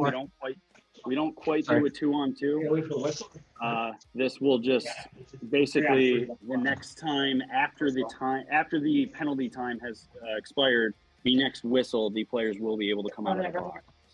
Yeah. So they wouldn't be able to, otherwise it'd be too many for both teams. So you're right. It's kind of like a fighting major in the NHL. Got to wait for the first stoppage after. Reddit here thought somebody was over by his left passes to nobody. That is chased down on the wall. Pops back out to Reddit. Reddit with a shot and huge block shot by Dave Post, trying to play goalie down there, stacking the pads. Yeah, he definitely took one in the friend zone there. That's a shot wider than that. Rob the Mayor tries to pull it back out, give himself some room. Still has the puck. Backhand shot goes just wide of Brett's glove hand. Reddit comes away with the puck. Reddit looking for Humphreys, who almost breaks his stick on that shot. Rob looking for a call down there in front of the net from Bob Hayes. That one passes out, and Tim Kensley is able to cover that one. Reddit with a shot. I believe that touched Brett. Brett with another save on Shane Humphreys right in front of himself. Shane right behind Brett's net. Passes to rookie Jake, who shoots it wide of the net. Reddit passes it out to rookie Jake on the doorstep. A nice defensive play by Cody. Oh, pass over to Reddit. A huge save by Brett, and that one knocks itself into the feet of Cody. And I agree with that no call there. I think rookie Jake was looking for maybe a pass back to the goalie, and I didn't see it there. I saw more so a nice play by Cody's feet, and Brett was able to just put his glove down on that. As the penalties have technically expired, huge save by Tim Kensley's foot. I don't know how well that's going to translate to the camera, but I certainly saw it. Yeah, going back just a second, you were right. Cody did a good job of kind of standing his ground, and then when the puck went into his feet and Brett reached out, he made the smart play. Just simply don't move and let Brett cover up his feet with the puck. There was definitely no kick there. So rookie Jake tries to get a pass off. Nice defensive play by Bob Haynes. Pops itself back out to Curry. Curry is able to get away from Jake. Curry with a pass over, and that's a nice defensive play by Reddit through the middle. Curry gets it over to Bob Haynes on the other side. Bob Haynes back to Paul Paradigm, who cannot quite gather it. And a nice block shot by Jake there. Passes it out to rookie Jake. Rookie Jake with a shot. Can't tell if that went off Brad or not. Either way, it is on the side. Shot just goes above Brett's head. Jake trying to come away with it. A huge play by Paul Paradine, a huger save by Tim Kensley on the other side. So Rookie huge. This one pops out to Paul Paradine, trying to finesse his way through. Can't quite get it. Pops out to Mike Curry, who tries to shoot, gets lost in some feet. Oh, rookie Jake with a huge, Brett with a huge save on rookie Jake, rather. Oh, and Rob tries to sneak one in on him, and a nice save by Brett. Another nice save by Brett there on that wall. That was a huge move to get over to that post with his leg pad down and make that save. That was a massive move to make that happen. Brett's leg pads are the bane of most people's existence in this league. He is great with those leg saves.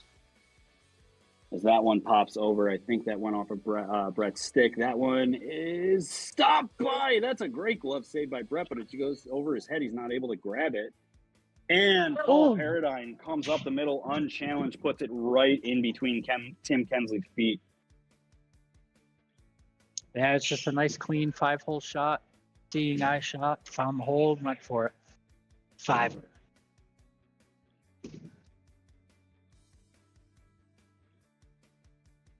I'm not sure what the discussion is down here. I got to say, in the first period, Tim was getting a little antsy with people who were in front of him, and he was really shoving people out of the crease, but nobody was really in tight on him, so they've given him a couple warnings now, and he's still kind of messing around with people in front of the net, and I don't know if it's making him lose focus, but they're definitely warning him now for a second time. That one just sneaks in. So that Cody popped that out to Bob Haynes. Bob Haynes, it flew off the front of his stick blade, and it just squeezed in past Tim's feet. Tim kind of went for a slow, almost like lazy kick at that puck, and it hit the inside of his foot and just trickled in because of it. So 7-5 here as I update this score. Face-off won by Tsunami. This is going to go over to rookie Jake, who shoots wide. Paul takes it around. That is a shot that sails just up and hits the stage. That will be Tsunami's puck.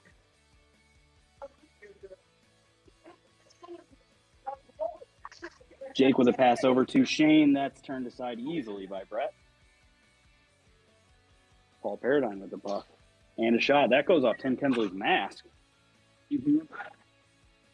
Cody comes away with the puck. Nice cast over to Paul. Goes wide. Bob Haynes over in the corner here. Gets it up to Cody. Cody being watched heavily by Shane. Doing a nice job of boxing him out. Poked away by Shane. Gets it to Jake. Jake to Jake. Shane to Jake. Jake with a shot and another wonderful save by Brett. Cody chips it up to Paul Paradine, who's hawked by Jake there. Gets its way back to Paradine. Jake really trying to get that puck away from him, and a nice save by Tim. And an over-accentuated windmill for the win. Keep an eye on that Jake and Paul matchup whenever it keeps happening, because they're definitely getting spicy with each other down here, and I know both players are known to get a little bit a little ahead of themselves with some of that spice sometimes. So the fiery flare of week 1 of the playoffs, you love to see it. Rookie Jake shot blocked by Dave Foss. That one is sailed to the other end. Doesn't quite gather itself onto the net. Will be picked up by Shaven Humphreys over to Jake. Poked away by Bob Haynes. There's something happening down there for sure. Yeah, it's a good battle in the corner here, but it's finally speaking out. Reddit tripped by, and I mean, that was clear as day from where I'm standing. Reddit tripped by Cody Alves, who, of course, like everyone does in this league, will argue that. But again, kind of clear as day there. He Reddit went right over the shaft of his stick. Whether you mean to or not, unfortunately, that is a penalty. So this is going to be Tsunami's puck. I say it all the time in games, and people don't like it. Now Cody's going to hear me say it right behind his ear. Accidental penalties are still penalties.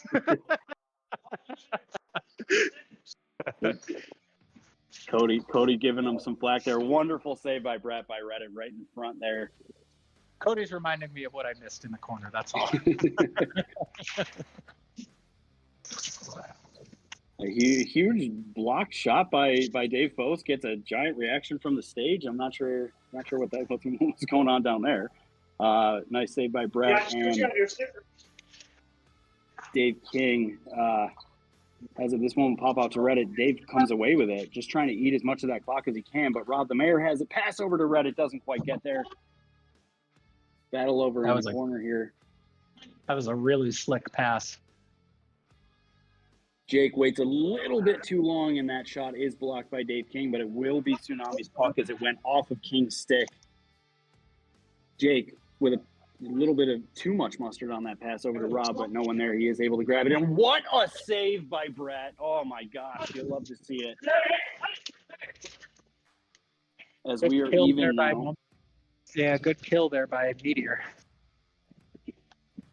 Pass over to Rob with Paul Paradigm with the shot and goes wide. Tim Kensley is able to grab that one and cover it up. Reddit will look up now. Reddit with a pass or a shot down there rather, and that goes off again. The legs of Brett. Mike Curry pressuring the shot there, so it goes wide. Nice battle by Paradigm and Reddit with Rob looking at him too. Paradigm says, "I will take that." Shoots on Tim. Tim with the nice save. Rookie Jake rather, looking for Reddit. Reddit not quite able to get that shot around Cody. Rob able to pull it out to the side. Tries to pass it through to Reddit, but it just misses his feet there, so he's not able to grab it. Jake down at the corner here. About 35 seconds left. The pass up to Rob. What a wonderful pass! And an even wonderfuler save by Brett. I'm a little surprised Reddit didn't take that on the one-timer. It was a really clean pass for it, and I think that little settle and then shoot was enough for Brett, and Brett doesn't need much to make that movement. Paradigm with a shot wide. Cody able to grab it up on the wall. About 10 seconds left. Cody tries to get it through, which he does. Cody tries to tuck it in.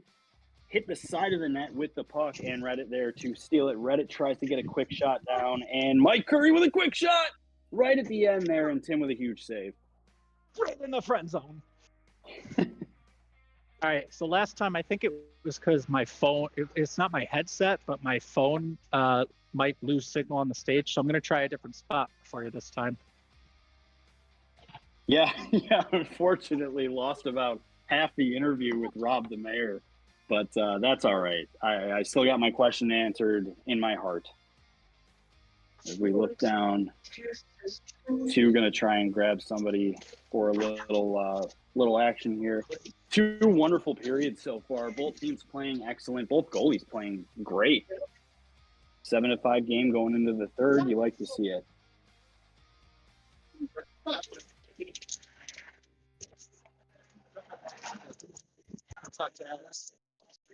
Hello? As we have Brett Slater down here in front of the net. Brett, you're looking really good so far. What are you liking out of your team in front of you right now? We're doing a lot of talking, kind of moving around. They're letting me see the shots, which is obviously pretty big. In that period, I thought we did a better job of kind of clearing up those one-timers. I didn't have quite as many, but Reddit tried his best on that last one. Yeah, and honestly, a great save by you on that last one there. Hey, I'm not going to keep you too long because they're going to get pissed at me. So good luck, man. You're playing great, and best of luck in the third here.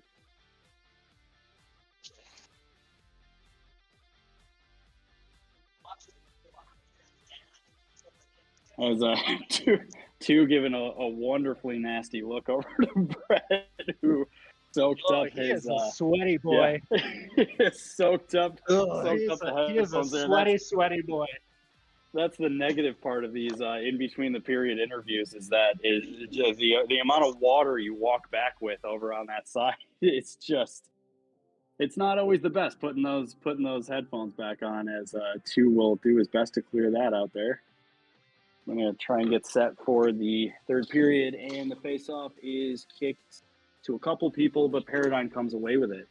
Paradigm with a shot down. That misses the net. It's in my ear cups. His juices are in the ear cups.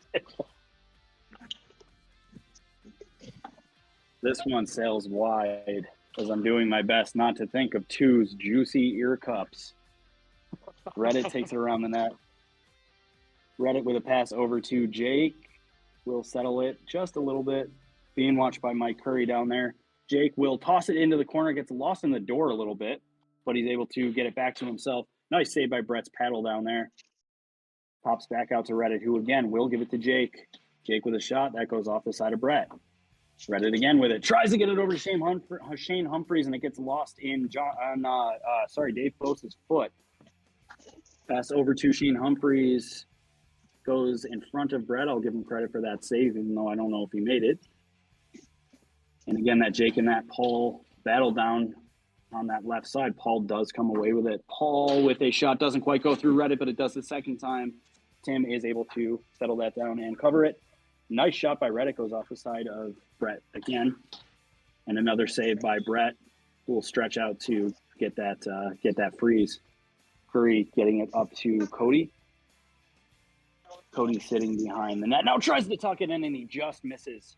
I think his stick collected on the side of the post down there. As this one goes up to Jake on the side. Jake gets it over to Jake.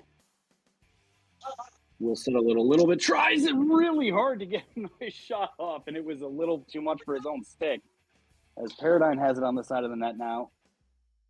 This will pop out to Rob. Rob gets it up the wing to Jake. Jake tries to get it through the crease, but wonderful defense by Cody, and then again there by Paul. Jake and Paul battling behind the net. It will spit itself out to Rob. Rob with a shot and a nice little turn aside by Brett there. Cody behind the net. Just going to settle it down. Gets it up to Bob Haynes. Bob looking for somebody. Doesn't get through the feet of Rob, but is able to gather it again. Bob tenaciously being watched by Rob down there. Finally gets away from him. Almost goes in the net off of Jake's foot, but doesn't quite find its way in there. Would you say he was playing Tenacious D? Hey, I don't even know if I said it out loud, but maybe that band is always somewhere in my subconscious. As that one went up on the stage, I believe, off of a Meteor player, so this is going to be Tsunami's puck. Rob gets it up the wing to Jake, but it's stolen away by Paul, but able to be gathered by Reddit, who does get it back to Jake. Jake with a wonderful shot, top shelf on Brett. And I don't know if that hit a Meteor player or not, but regardless, that is going to be 7-6 Tsunami. And another top shelfer on Brett there. This one spits itself out to Reddit. That goes off of a Meteor player onto the stage. And again, this will be Tsunami's puck.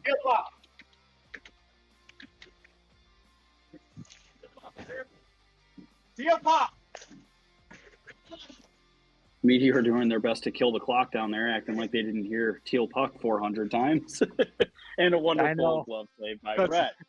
That's a good observation. And it works out well for them. After Brett's save, just a nice little shot off the freeze there by Paradigm, and it goes again on the left side of Tim Kensley. 8-5 Meteor. There's a lot of good people in this league who are good at arguing plays and talking about plays, but I think they knew what they were doing on that one because no one's faces were selling that at all. Yeah. But hey, it works out for them as 8-6. I'll correct myself on that last play. Nice defensive play by Paradigm. He dumps it down. Jake has it on the wall. Paradigm trying his best to poke it away from him. Jake doing a great job of keeping it away from him. Jake passes it over to Shane Humphreys, who can't quite gather it, gets it through the middle. Nobody there. Dave King holding it, waiting for someone to appear for him. Cody's able to grab that one, gets it through Reddit's stick, and it actually winds up being a nice pass to Paul. Paul over to Dave King, can't get it through Reddit's stick. Shane Humphreys gathers up to rookie Jake, who hits the scoreboard with that shot. Pops out to Reddit. Reddit is able to break free. Oh, what a beautiful play with a backhand pass to a wide open Shane Humphreys, who is not going to miss that one. And this is just a great game so far. Shane is making his case for being that sneaky player who's going to change the outcome of this game, because there have been a couple times Reddit's found him backdoor, and he's just, I think everyone's so focused on Jake and Reddit that they forget that Shane is just parked waiting. Nice little play there. Dayfos not quite able to get it past Tim Kensley. It's a nice save. Humphreys with another shot that is turned away by Brett. Pops back out to Jake. Jake will cycle it around, and I really thought that went in from my angle. It goes just wide and hits the back of the net. Paradigm with a wide shot. Tim will gather that in for the freeze. Reddit looking for Jake fresh off the boards. Shot does get blocked, but Jake gets it again, passes it back to Reddit into the front of the net. Mike Curry pops that out. It goes right back to Jake's stick, though. Ricky Jake over on the left side tries to get it to Reddit, hit his foot. Reddit being watched by Curry down at the net. Reddit still comes away with it. Pass up to a wide open Jake, and Fos with a huge block. Still pops out to Jake. Jake with a shot. That's a nice save by Brett. Reddit down there passes it to Jake Schmale. He's trying his best to get away from Paul Paradigm. Sends it one in on Brett. Brett doesn't even have to move to make the save. Nice save by Tim on the other side there as Paul rifled that one down. Jake tries to get it up the wall. This one will make its way out to Paradigm, who shoots well wide. Jake has it. Jake walking in, gets it over to Jake. Nothing happening there, but Jake gathers it again. And a pass out to Jake S. Well, that doesn't narrow it down. They're both Jake S. What am I doing? I know I made the mistake a couple weeks ago trying to say shake in Jake, but it's still, you just fumble over it. Yeah. Yeah, no great way to commentate these two while they're playing on the same floor together. This one goes up to rookie Jake and pops back out. Oh, almost loses it as Bob Haynes. Bob Haynes still pokes it away. There.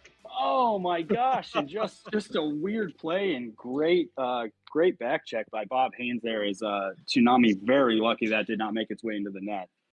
This one is going to go over the wall. Looked like there were 3 or 4 different times where Tim thought Jake had it, Jake thought Tim had it. They both thought each other had it, and then, yeah, Bob almost came away with that. This one over on the wall to Shane. That is stopped by Brett, but pops up. A little bit of a weird bounce there. Rob the Mayor looking to pull a Michigan here and doesn't quite do it as Reddit is stopped over in small post area there by Brett. Humphreys gets it over on the wall. A wonderful pass to Reddit, who can't quite grab it. Reddit with the shot and a beautiful glove save by Brett. This one sends its way down to Tim with a nice blocker save. Tsunami dumps it down, pops itself off the back netting. Bob sends it down. Reddit is able to steal it away from Cody. Still being watched by him. Reddit looking for somebody to do something here. He's going to pop it over to Shane. No, he doesn't. He's trying to predict that one. Now he pops it over to Shane. There we go. Shane tries to get it through the legs of Bob Haynes. Doesn't quite work. Cody jumps on that one. A wonderful kick save there by Tim Kensley, who's playing insane right now. This one's stolen away by Shane Humphreys, and a huge save by Brett. It's loose, but he is able to grab it. He said, I will take your knee out, king.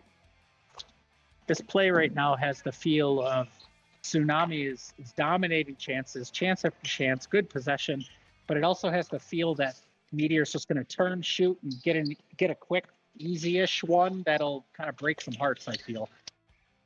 As that one, even as you're talking there right there, that one almost goes in off rookie Jake's foot, but doesn't quite get there again. Kind of a repeat of that Bob Haynes situation before. As I'm saying that, Bob Haynes with a shot, Tim with a nice save. This one's going to make its way over to Rob. Rob able to get away from Dave King. Oh, with a backhand that just misses the net. Rookie Jake pulls it out, tries to sneak one in. Brett there to make that save. Jake Shelton with it. He will rifle one way well wider than that. This one to rookie Jake. That one goes off the side of Cody's foot and goes wide. Jake Shelton back with it again on the right side now. Being watched by Dave King, but still able to come away with it, gets it through the middle, but nobody's there. And we getting a penalty here too, or are we just getting a settle down here? It might be just a settle down. I don't see anybody walk into the box. I know that the net kind of got pretty jostled there.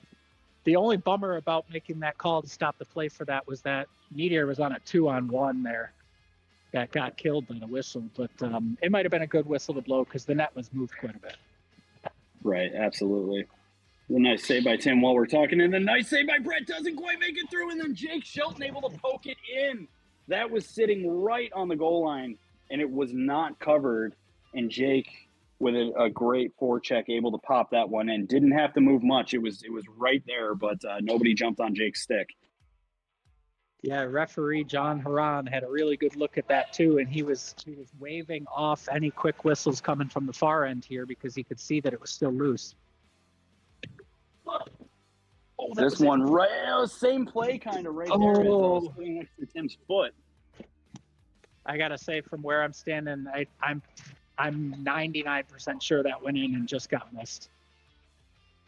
That was a tough one though. Bang bang play off the padding there.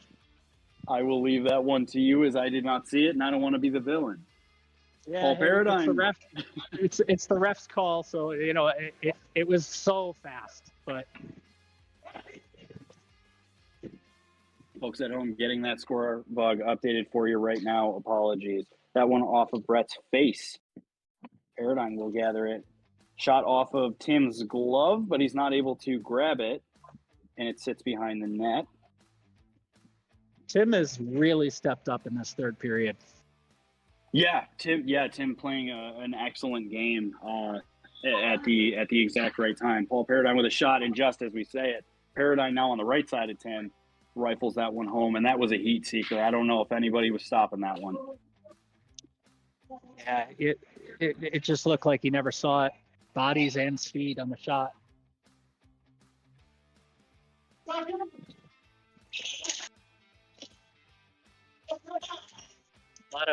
lot of calls from the bench for Tsunami to double. Watch for Paul here to get pressured. As we battle here over in the corner, Shane being watched by Paul, still able to get away with it. Shane tries to send it up the wall, but Dave Foss there to stop it. Goes above the net. Pops back out to Dave Foss' stick. Can't quite get it through, but then does again on second time. This pops out to Paul. Wonderful block shot by Reddit. Everybody kind of let him settle this one down. Pass up the wall to rookie Jake. Jake tries to get it through the middle. Tsunami got to be careful here because Tim looks absolutely gassed all of a sudden. Reddit with a huge pass through the middle there. Rob with a great backhand, but a nice save by Brett. And this is going to be a timeout called here, which, to your point, probably good timing there. Yeah, Tim has played very well this period. It is, like I said before, it is warm in there. So probably not a bad time to take that timeout, get a little bit of a breather. Yeah, I could see it after that Paul goal, and then they got a couple quick shots on him, and he made the saves, but he just kept dropping right down and sitting back on his heels. And as a goalie, when you're dropped down and you're not up in your hips and keeping yourself tall, you're tired. That's when tired shows. Absolutely. So we have exactly a minute 29 left in this third period. Tsunami will do their best to keep supporting Tim here.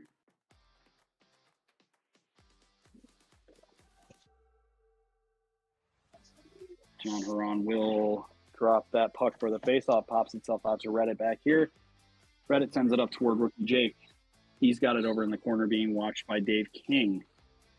It is poked out, but he's still able to grab it. Sends it up the wall. Reddit now has Reddit with a pass through the middle.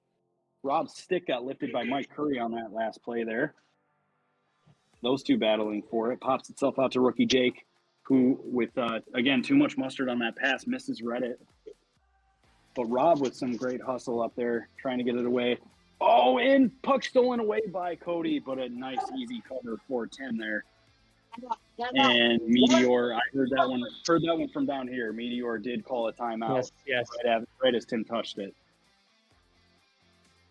Yeah, there was a little bit of a hesitation for the whistle, but it was a very clear timeout, and it was right after he covered it up. So it was a smart play there.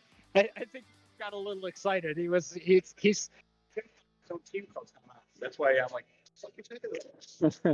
I thought Tsunami had a chance to watch Tim left that up and turn and go. They had 2 Meteor Mayhem players deep on that rush, and if they would have turned and pressed, they might have gotten themselves a 2-on-1. The timeout from Meteor was probably the only thing that saved them, but I think there was some confusion. I don't know if you could hear Rob, but Tim thought his own teammates called timeout, and he was complaining about it because he wanted that turn and go rush. So yeah, right, yeah.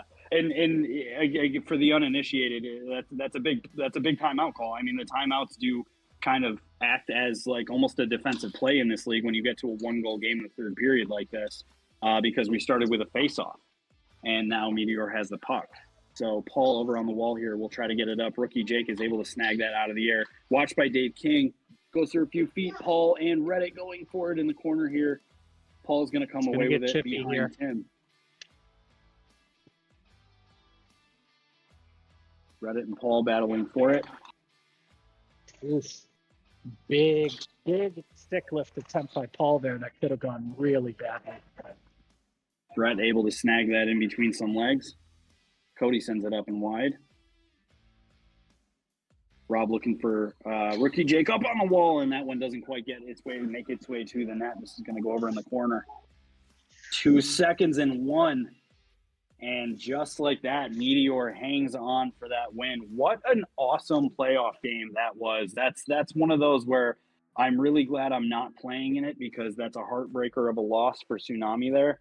But what an excellent game to watch. And, Stu, I know you got to go get ready for your game, but what are your thoughts on that one before I sign you out? It was exactly the kind of game we thought it would be from the start, a close game, but I will say both teams played a different style than you expect out of them and did it to their advantage. So they both adjusted well to shot. Yeah, couldn't agree more. And what a great goalie battle. I know it's not something that's usually said in a 9-8 game, but for the playoffs, I mean, a 1-goal game is that's exactly what you want to see. And all the kudos in the world to those 2 goalies for doing the best they can.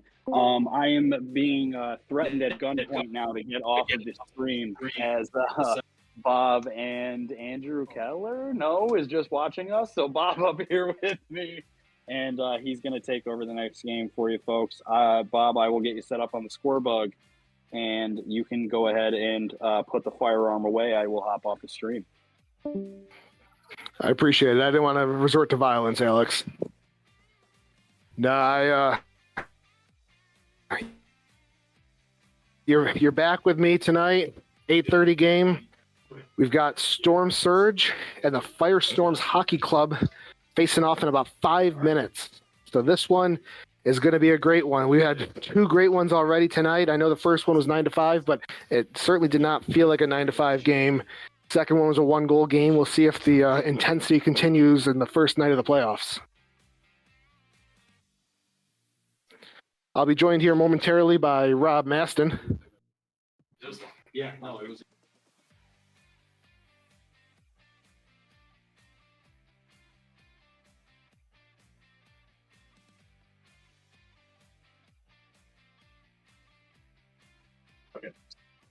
Sorry. Rob is getting into his position, and as we await that, we'll start to look at the rosters for tonight. We are expecting full crews tonight for both teams. teams, the big question injury, I think is the official injury report, but he is playing tonight. We were talking to him up on the stage a little bit. He's ready to go.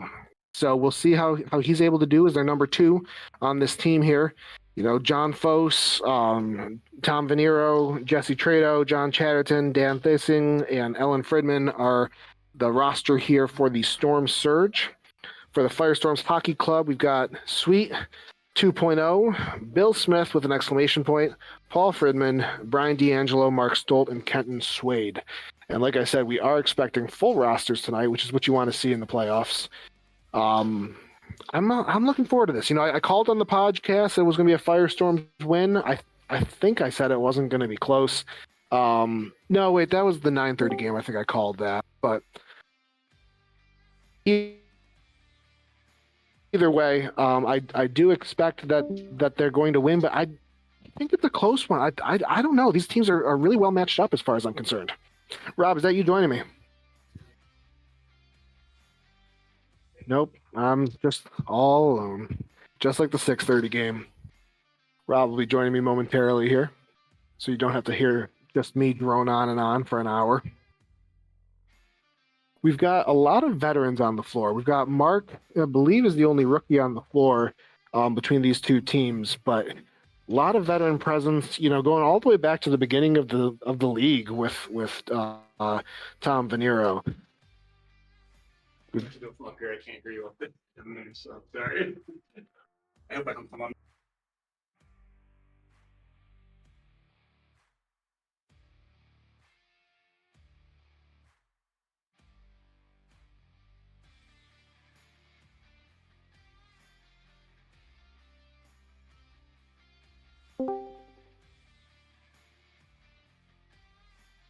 Hello, everybody. The 8:30 game is coming up in a few moments. Coming off of a very intense 7:30 game between the Tacticians. And they definitely had a good year, a lot of offensive prowess. Tim Kinsley played a really good game, and you love to see it from Tim. And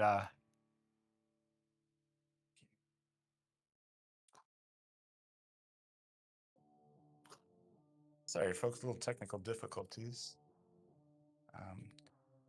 Bob, you might be able to hear me, but I don't know if I can hear you. We got Bob. Oh, I was on mute as I was going through the all the chatter. Okay.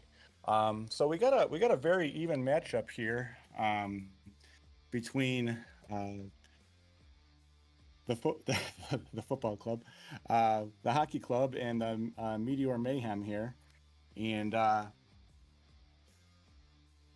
what do you think is going to be the key to today's game? While I'm pulling up rosters and everything like that here. Sorry, just got done roughing the roster.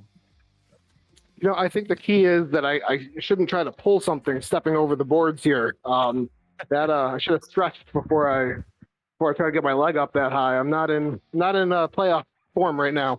Yeah. No, they just played each other last week, and I called that game. And what I saw at the beginning of that game was Storm Surge had the Firestorm number. They played strong defense. They disrupted the flow.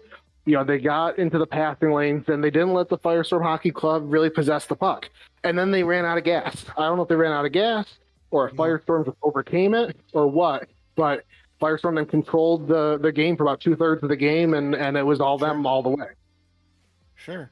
And I think I heard you kind of talking about this. Is Tom Venero is going to give it a go? Is going to give it a go today for the Storm Surge? I saw him talking in the hallway, and I think we're not going to get 100% Tom Venero today, but I feel like any portion of your second round pick is going to be a key for this game for the Storm Surge. Oh, absolutely. I mean, 80% Tom is still better than 100% me. And, and he's better than most of the league at 80%. So, I really expect that he's going to give Kenton some trouble. I don't want to put it all on Kenton's shoulders, but I'm watching him this game. If Kenton can do what he's been doing all season long, stand tall, then I think Firestorms runs away with it. But if Kenton has even a little bit of a shaky game, I think it throws off the entire Firestorm rhythm.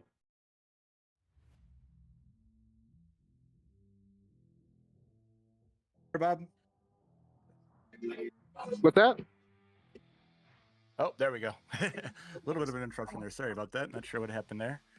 All right. Yeah, this is going to be a really good matchup, and definitely you covered Kenton on one side, and we're going to see what Brandon can do on the other side. He is capable. I've played on teams with him where he is capable of stealing a game or two in the playoffs. So if Brandon plays up to his full potential, you got Fos, Jesse and Tom attacking on one side. So this is going to be a really good matchup for both teams, I believe. All right, we got Furlano and Kurt Brownell will be roughing today's game, and looking forward to getting this one started in a few moments.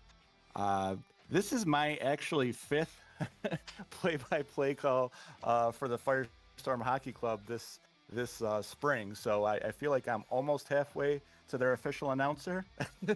So this is a treat here. Watching 2.0 and the Sweet Connection will be on display here in the playoffs, and their defensive prowess for sure. I feel like this is one of the better defensive teams in the RFHL in front of Kenton here. What are your thoughts, Bob, on what you've seen from their defense? well, I think it comes down to possession. I think they do play strong defense because they just possess the puck. So it's hard to get shots off when you don't have the puck. So I think for Correct. them, it all starts with possession. It all starts with can they control the flow of the game. And I don't know if they're going to start out that way, because if it's anything like last week, they won't. But it's going to be about 45 minutes. Right. Who's going to possess the puck the most? Absolutely. And it looks like Furlano is wearing his glasses for this game. Good. Even as a ref, I feel he's got the injury, so I'm glad to see him wearing glasses. I probably should have done that for the last game where it was very intense down there. And here we are at Derek Couture for 8:30 RFHL action between the Meteor Mayhem and the Firestorm Hockey Club. Puck played down. Firestorm possessing. Brian D'Angelo playing it in the corner. Looks for a pass partner. Great feed there. Overshot 2.0. Great feed to 2.0, just a little bit between his stick and his body. Yep. And they are starting off quick. Oh, did that go off the... Ooh, that was a good shot there by 2.0. Got a good shot. Went right off the post, you're right. It did go off. Okay, I thought so. And Brandon makes a really good save off of a tough bouncing puck right there, Bob. Yeah, absolutely. And I'm watching Venero early here, and he's not looking super comfortable out there from what I can see. Okay. Yeah, I can tell he's but if he gets a wide open shot, hopefully he's the old Tom. And Brandon going back in his goal, played by Brian D'Angelo. 2.0 at the puck, checked by Fos. Fos tries to take it behind his net, checked by 2.0. Fos down to the other end. Paul Fridman breaks that one up on the other end. We got a bouncing puck the other way. Tom Venero. Yeah, you can tell right there, Bob, is he's not as aggressive as he normally can be. Quick shot by 2.0, rebounded by Brian D'Angelo, and Brandon Sisson is right there on that one. Yeah, Brandon's playing strong to begin the game here. Only 2 minutes in, but he's already playing really well. I'm watching him tonight. I think I'm expecting a big game out of Brandon. Yep, and as you say that, Kenton makes his first save of the game against the Storm Surge here, and 2.0 takes it behind his net, looking for a pass partner. Sits, passes it down, checked nicely by Ellen, who turn the puck over to Fos. Fos takes the puck behind his net and sets up camp. Checked by one of our premier defenders in the league, Paul Fridman. And Fos tries to go around Fridman. Fridman meets him right there. He gets around him. Puck was shot. D'Angelo plays it the other way, looking for a shot. Takes a shot. Good save. Great save by Brandon there. Tremendous save. And you were right there for that one. That one took a tricky. That was a tricky shot right there from up here. Bill Smith is on the court now, and you can tell he's on the court with his exclamation points on the top of his helmet from up here. Part of the dynamic. We were calling them the Sith duo earlier this year because they were both wearing black helmets, and I couldn't tell between Bill Smith and Paul who is who. So Bill nicely, I didn't even ask him to put those exclamation points on the top of his helmet there. So a little bit of a differentiator. The puck is played by Ellen. Wait, we got a freeze here? I didn't see what happened. Looks like we have a A little bit of freeze. confusion Okay. down here. Yeah, a little bit Yeah. of maybe an inadvertent whistle, but it looked like it went off the ceiling. So I think it's the Okay. right play here. Yellow playing it. Sweet gets the puck to the rookie Stolt. Stolt tries to turn it around. The big body centered it. Had Bill Smith out front. Big defense And there. Great defense by turned aside Dan. by that great defense by Meteor Mayhem. Absolutely was right there. And Sweet shoots the puck wide. It's got Jesse Trado out there. Coming down the What a court with great George. move Oh, by he hit a Jesse. wide open post on the wing. Yeah. Yeah, he was so focused on making that great move. I don't think he saw his teammate. Yep. And Bill Smith checking Foes. Foes trying to find an open lane. Takes a shot. That's turned aside by Kenton Swade. Jesse Trado with the puck. This looks like Not a an quick easy shot. save. That's blocked by Bill Smith. Wow. Good play by Bill. Yeah, great play by Bill, but not an easy save by Kenton there the other way. He had to get his leg out there for a pick save. And looks like we went the other way with a great pass from Stolt to Sweetmeat, and Sweetmeat was streaking right down the middle. Any goalie's going to struggle with that one, and got it right on center for Sweet. He's going to bury those quite often, and it was a 1-0 Firestorm Hockey Club lead. No, that was just a great Firestorms goal. They ran the puck. They had possession. They were Sweet streaking again. Oh, Mark tried to strike lightning twice the same. Yep, and that's how they win hockey games right there. They've been doing it all season with that kind of play. And Stolt is definitely what a rookie class we have here up at the RFHL this year. Stolt should be in the conversation. Normally having a really good rookie season. A lot of good rookies in this draft, though, like I said. So Jesse Trado plays the puck, goes to the other side for John Chatterton. He takes a shot that goes wide, played by George. Chatterton's going to want that one back. Chatterton had a lot of open net there. He's going to want that one back. That's a shot he can make in his sleep. Yep. 2.0 kind of like, great play there as 2.0 and Sweet, that combo strikes again as Sweet was striking down the right wing, and 2.0 just said, I'll shoot it. And we got 2-0 hockey game. Bob, what did you see there? I saw a great play by Firestorms. I mean, there's really nothing Storm Surge could have done about that. John played it really well, trying to take away the pass. Brandon played it well, maybe started to cheat towards the pass a little bit, and 2.0 read it perfectly and just put it right in the corner. And we got a 2-0 hockey game with 9:25 left to go in the first period. Looks like Sweet's got the puck possessing. They're giving a little room, which, like we said, Tom's going to probably give a little bit more room, but he does block a shot pass there. And Tom playing Sweet closely. 2.0 with a quick shot. Nice save by Brandon as he was going to his right. And they are really controlling the pace of play right now. And hold on here. It looks like we may have a goal, or was that? No, never crossed the goal line. Brandon sat on it. Chatterton passes off to Tom, who takes a quick shot. Sweet on the other end. Took another quick shot that Brandon didn't see, but luckily it went wide. Yeah, that was dangerous. Oh, and 2.0 steals the puck right there. And nothing they could do about that. I mean, just getting the puck in the middle, and 2.0 is right there. Johnny on the spot for a 3-0 Firestorm Hockey Club lead.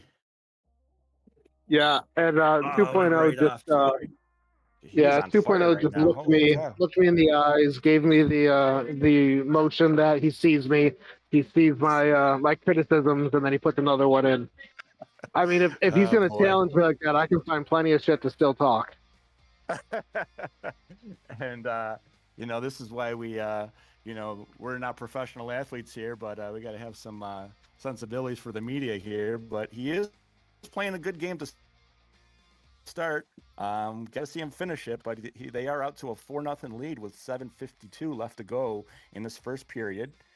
Storm Surge came across very strong at the end of the year, and Brandon Sisson saves the puck. John Chetton off the face-off, gets it through, which is not easy to do against Paul Fridman.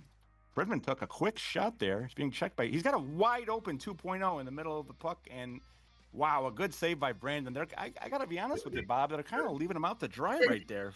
It's a 4-0 lead. I feel like they're kind of leaving him out to dry here defensively. Oh, they absolutely are. I mean, every goal they've scored has been uncontested. You know, I don't know it's the opposite of what last week. The last week they were playing great defense to start the game and they ran out of gas. It feels like they started out running out of gas at this game. I don't know if they're gonna like turn it on in the second and third or what their game plan is. Absolutely, and a good shift there by Ryan Mulhern 2.0 as he sits after scoring 3 goals in that really quick shift right there, and they take a 2-0 lead. Here comes Fos. This is dangerous. Oh, he lost control of the puck going left to his left behind the goal. Kenton's playing him really well. He's got a defender there, Bill Smith, looking for a pass partner. He takes a quick shot, and that's a great play by Kenton. That's all positioning right there, Bob. Yeah, I gotta admit I didn't totally see it because I forgot to update the score bug for the first 4 goals, so I apologize to our audience, but we now have the right score bug at 4-0. And I apologize to you. Okay. And it is 4-0. And I'm usually so bad at that score bug. So notorious for it actually. And Storm Surge with the puck. Quick shot. Goes to the left. Bill Smith controlling gets it went down off to a the dance.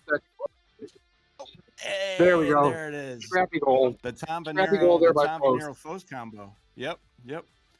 Good play right there as Venero took his patented shot and got a juicy rebound for Fos, and he was able to poke that home. And the Storm Surge have a 1 goal, and it is now 4-1 with 5:40 left to go in the first period.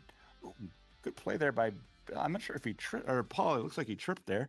Shot by Venero, doing well as he knows he's got to take his quick shots on Kenton and catch him off guard when he can. Puck's down on the other end. Looks like under my blind spot here. Looks like that's played by Sweet, who plays it down to the other end. Here's Bill Smith. Bill Smith looking for a pass partner. Gets it across to Sweet. And they got that first shift of veterans out there, this Firestorm Hockey Club. This is defense central right here. You got Fridman, Bill Smith, and Jeff Sweeting out there. It's going to be tough to score for anybody. Fridman, nice pass to Bill Smith, and he quick shot by Bill, and Brandon was able to make a magnificent save, and the puck goes to the other side, tipped aside by Kenton. Oh, good play by Fridman there, as he almost deked the goalie out, but Brandon got his positioning back and made a great save, and just does a quick windmill. And still 4-1 hockey game here. Fos is about to take his puck behind the net. This is his patented move right here as he sets the play, tries to get a pass partner. Gets it off to Tom Venero, who got it out front. Bill Smith taking it the other way. Checked quickly by Tom Venero. Puck goes into my blind spot there. The rookie Stolt is out there. He takes a look. Quick shot. And that is a great shot. Yeah, Mark just buries it. I mean, he took it up the boards there and low shot on Brandon. Brandon, I don't think he saw it. Goes right past his feet. Yeah, he will not be a 6th round pick next year. No matter what, if he shows up for the draft or if he starts up for the draft or not, we know him now. He's a heck of a hockey player. Great shot there by Mark, and they have a 5-1 lead with 3:44 left to go in this first period. Here up, Derek Katora. Sweet plays the puck off, played by Ellen, checked by Bill Smith. Stolt with the puck, goes underneath. Quick shot by Sweet. That's put aside. Good defense by Jesse Trado. And Stoltz opened at the point right there. Yeah. Oh, and Paul Fridman won the puck over there and just took a quick shot. Nice job by Brandon. I really do feel like Brandon's playing as well as he can for this, what he's seen so far in this first period. Sweet with the puck, takes a quick shot, turned aside by Brandon, and he makes that save. Allen off the freeze, puts it into the left corner. I think she was looking for John Chatterton there. Firestorm Hockey Club takes over the puck. Yeah. Yeah, she was looking for. Oh man, 2.0 off the bench. Immediately puts it past Brandon. Just the same shot as what Mark had. Yep, and he's got a 5-goal game, I believe. No, maybe that's his 4th actually. I take that back. But whatsoever, great job by 2.0. Is 2:33 left to go in this first period, and it can't end soon enough for the Storm Surge here, as they are struggling a bit on the defensive end. Great play by Stolt, and Brandon covers that one. Yeah, 2 calls for that the whole way. Two 2.0 was coaching him the whole way, told him exactly where to go, but unfortunately the other team heard it too. Okay. Great play by the Storm Surge, getting some defense there. And 2.0 is going to win that puck. Oh, looks like we're going to have a whistle. And it is Went a off those freeze. ceilings. Oh, I see. Okay. John Chatterton takes a shot. And we from the press box over here, I can still see that puck from the last time these guys played, sitting in the vent up there.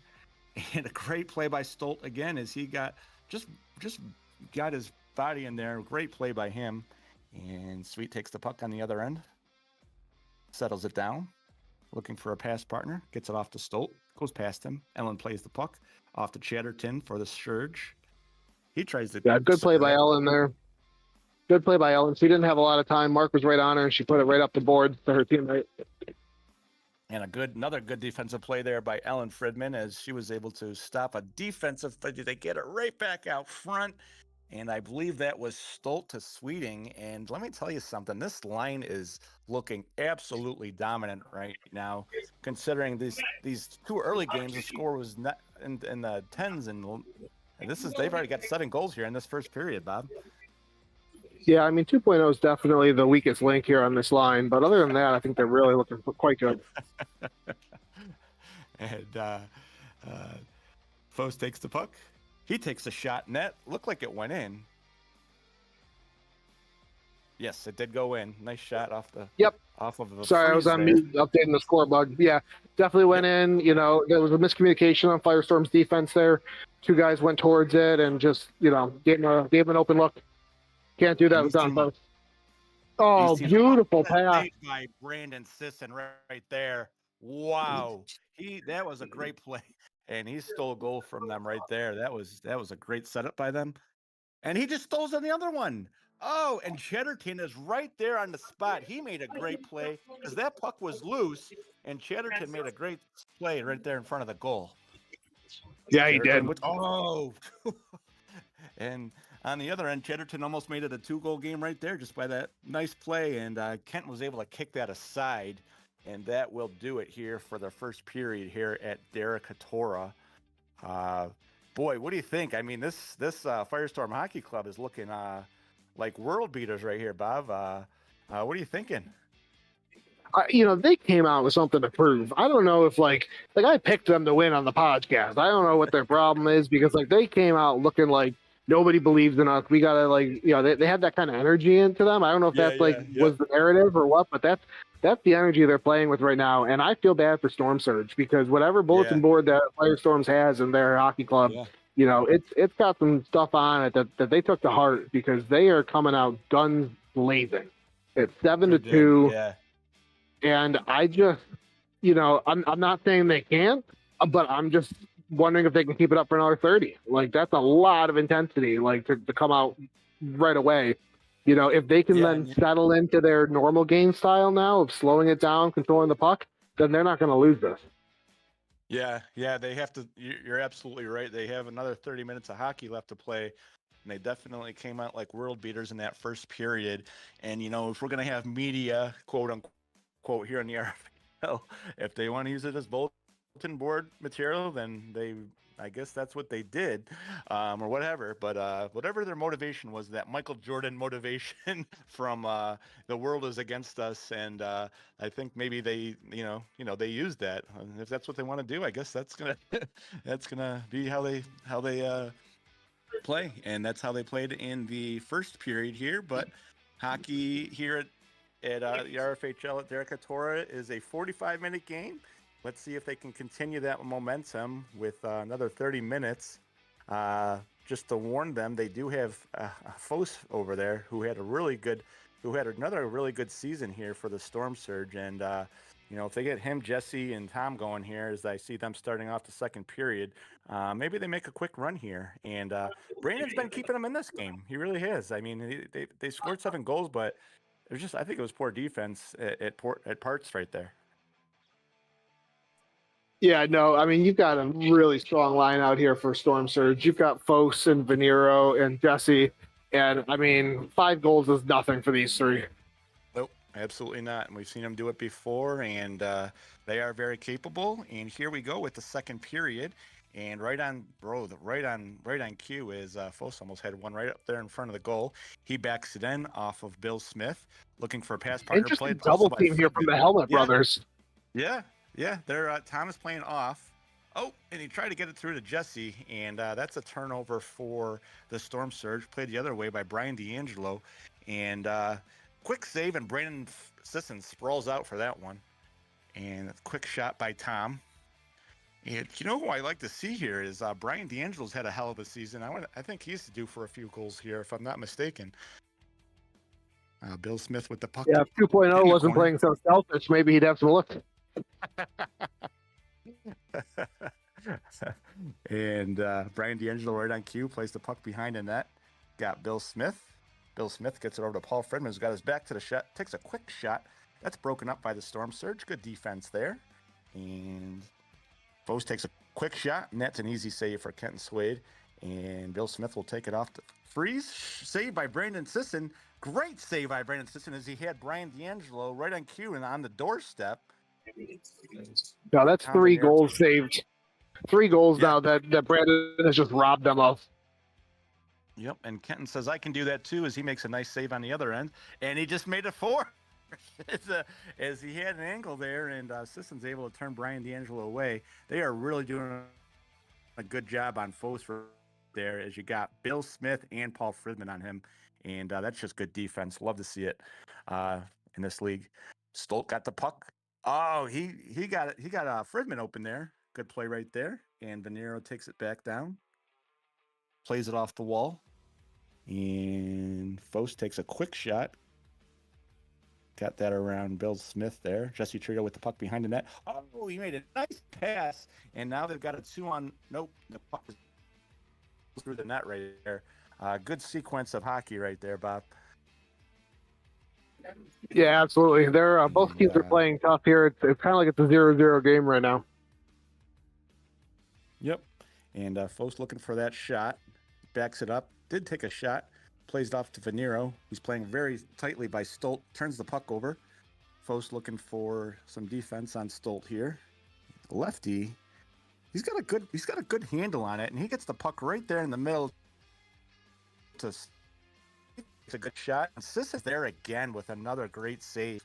And there is only 12:20 left to go in the second period here at Derek Atora. 8:30 hockey here at the RFHL. And Sweet takes a shot.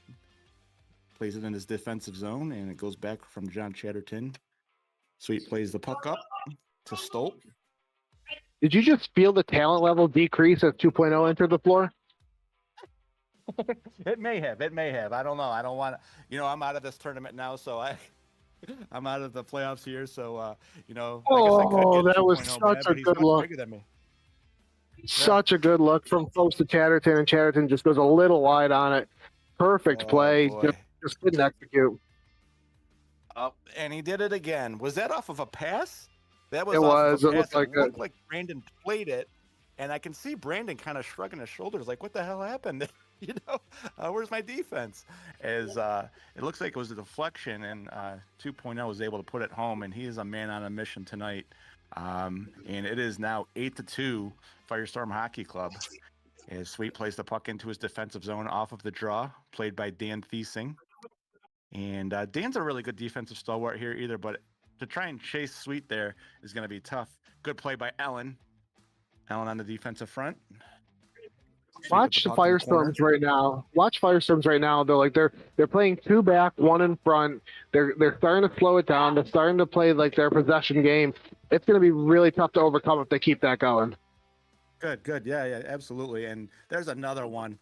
Oh boy, and Sweet and 2.0 just playing catch right there, and they almost got another goal. Brandon was right there again, and it's an 8-2 game, and that puck is deflected out of play, and we're gonna see what the refs call here. Is it looks like Furlano's gonna give it to the Firestorm Hockey Club, and Stolt's gonna take it off the freeze.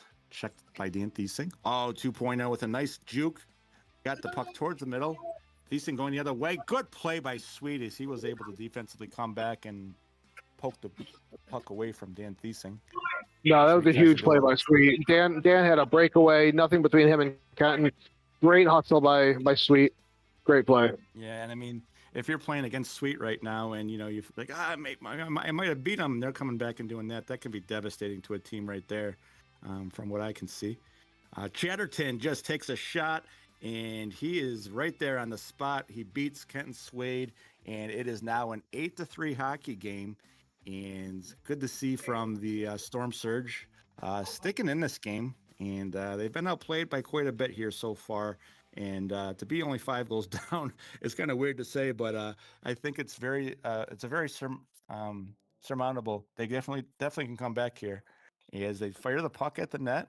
Doing a good job of that, Yeah. getting the puck on the net. If I'm Storm Surge, I'm just trying to get the next one. Just try to get the Yep. next one. Like, start to tip away. They've got the talent to do it. That was a wide open net for Dan. Great defense by Firestorms. Great Sure, defense and there, but then it leads to offense. Yep, and Sweet is able to capitalize on another turnover, and is able to take a quick shot going to his left, and that puck went right from my angle, and they've got that magic double digit now as they are at 10 goals with 8:42 left here in the second period at Derek Katora. Here comes Jesse going down the other way, trying to look for another. Oh, they take the puck, but good play by John Chatterton to break that up. As Bill Smith takes it off, looking for a pass I don't partner. think that score is right. I don't think that score is right, 10-3. I've got 9-3 on the scoreboard. I mean, I'm not the official scorekeeper here, but that did happen last game where the score was wrong on the court, so I could see that being a possibility. Yeah, I might want to check this with the stat keeper in between periods here because I've got 9-3 on mine. Okay. Yeah, and it might be something good to check because I don't see Storm Surge making a big fuss about it, and you don't want to give the Firestorms any momentum with the wrong score. That's for sure, as they are doing that a very good job on the floor here. Jesse takes the puck to the middle, blocked by Bill Smith, and Bill was in, played by Stolt. Stolt looking for the puck behind the net, does a wraparound, and guess what? He makes a great wraparound, and it is now, we'll say 11-3 for now, but I mean, I do agree with you. I think that was they might have an extra one there. So we'll say now they're saying 12-3, Bob. Is this whose line? I think we need to check with the stat keeper because I've only got 10-3. Yeah, and now it's 12-3. Maybe he meant to go backwards. But regardless, there's 7 minutes left to go, and it's double digits regardless for the Firestorm Hockey Club. And there is 6:50 left to go here, and that's not disputable, as that is the official game clock.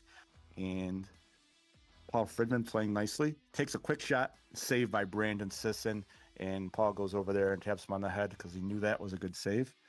Venero with the shot, played by 2.0 in the corner, gets it down to the other end. Tom Venero right underneath me. That was a lot closer than it looked. Yeah, and you can tell Tom's struggling a little bit because he's one of our league's better scorers, and unfortunately hit injured last game of the year. And 2.0 takes the puck, has Sweet on his other end. Quick shot, played by Stolt. Stolt's bad there again, gets it off to 2.0. 2.0 blocked by Tom. Oh boy, Stolt there, right in front, right in the middle. Nobody checking him. Fos, it's a nice play. Oh, and he got it over to Venero, and Venero just missed. Yeah, it looks like he got some body on him there. From yeah. No, it was a great give and go, but Venero looks like he got a little bit of body plate on him there, and I think that threw him off with his lower body injury. Yep. And Fos takes it the other way, and he gets a shot on goal, and he scores. It is now 12-4, allegedly, with 5:20 left to go in the second period. We do have what we think is the wrong score on the official scoreboard, but there is 5 minutes left to go in the second period, and we'll say 12-4 until we're proven wrong, or proven right. As puck's played in the corner, right underneath B by D'Angelo and Ellen Fridman. Foes looking for another one. Oh, good save. That's just good position right there by Kenton Swade, Bob. No, it absolutely was. Kenton made a great save there. Good position. Made it look easy, but it's anything but, especially on Fos. He did. I think he made it look easy because he was in position, which is from what I've been told by his teammates, he's been doing a great job of that this year. And it is still a 12-4 hockey game. Venero with the shot, takes a shot. Has Ellen going right through the middle, and she almost put that home, but it went right out the middle. Good play by Ellen right there. 2-0. Yeah, and then great job getting back on the back check. Absolutely, and she is a Fridman for that. I mean, she's probably the one who showed her brothers how to do that because she's having a great hockey year here at the RFHL. Ellen Fridman, played by Tom Venero. Turned over by Brian. I don't think he knew that he had a 1-on-0 with the goalie there. D'Angelo takes the puck, deflected by Tom Venero, and that goes out of... Nope, it does not go to play. It's played off the net, and that is a live puck here at the RFHL. Oh, no! I don't think... If Ellen was a little bit more aggressive there, I don't think she saw it, but the puck was loose, and Sweet was able to sweep it aside. So yeah, it's hard to know what to do in a play like that. You know, Yeah, like you go barreling into the goalie, or I mean, I know what Verlano would do. He would just charge the goalie, but who, that guy standing right next to you there? Yeah, that's right. So Sweet plays the puck down to the corner, played by Bill Smith. Back to Sweet, looking for a pass partner. Has D'Angelo. Smith with the puck, try to get it out front. Head Sweet and broken up neatly there by Tom Venero, who inadvertently blocks a Brian D'Angelo shot, blocks another one on purpose, and a great sequence there by Tom Venero, taking it the other way to his teammate Fos. Good play by Bill Smith as Venero charges in, looking for that. Another puck loose around the corner there by the goal. D'Angelo has a head of steam, takes a shot, and that is saved by Brandon Sisson with 2:44 left here to go in the second period. Venero, quick shot, goes around. Looks like it's played in the corner. Out to Bill Smith, who has a nice, easy lane right there in the center. He takes a shot off the rebound, gets it, and that's played by Alan Fridman. That's a great play right there. And another save by Brandon Sisson right off of that puck. Sweet gets the puck. Good shot by Paul Fridman, but played by Brandon Sisson. Bob, what did you see there? I see just control by Firestorms. I mean, it almost feels like they're playing with them a little bit. Yep, I think folks heard me say that. So now we'll see what Post does with that information. Definitely one of the better passing teams in the RFHL, and they're showing why tonight.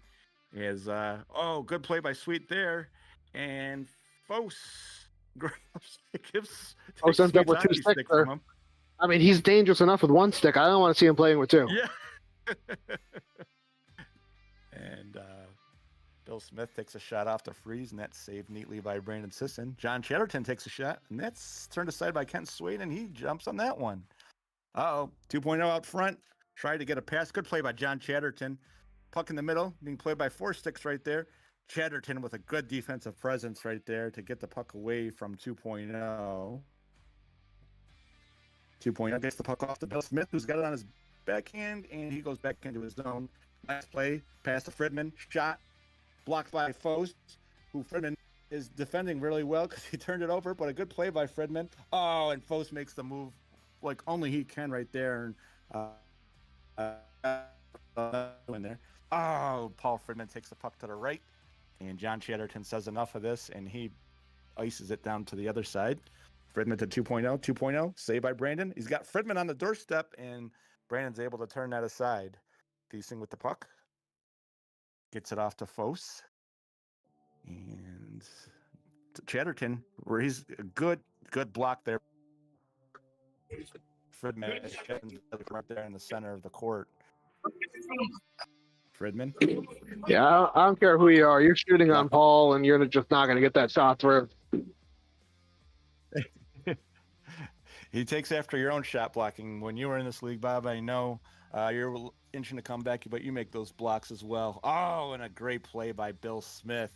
and he makes it a 13-4 hockey game with 10 seconds left. And it seems like the Storm Surge's body language is saying, please end this second period. And they do. And we'll see what the scoreboard, I'm going to have, maybe if we're down, while we're down there, maybe Rob can correct the score. Rob Anders is down there. I see he's doing the scorebook, and I don't see him moving. So maybe it is a 13-4 hockey game, possibly. I haven't seen any arguments from either team.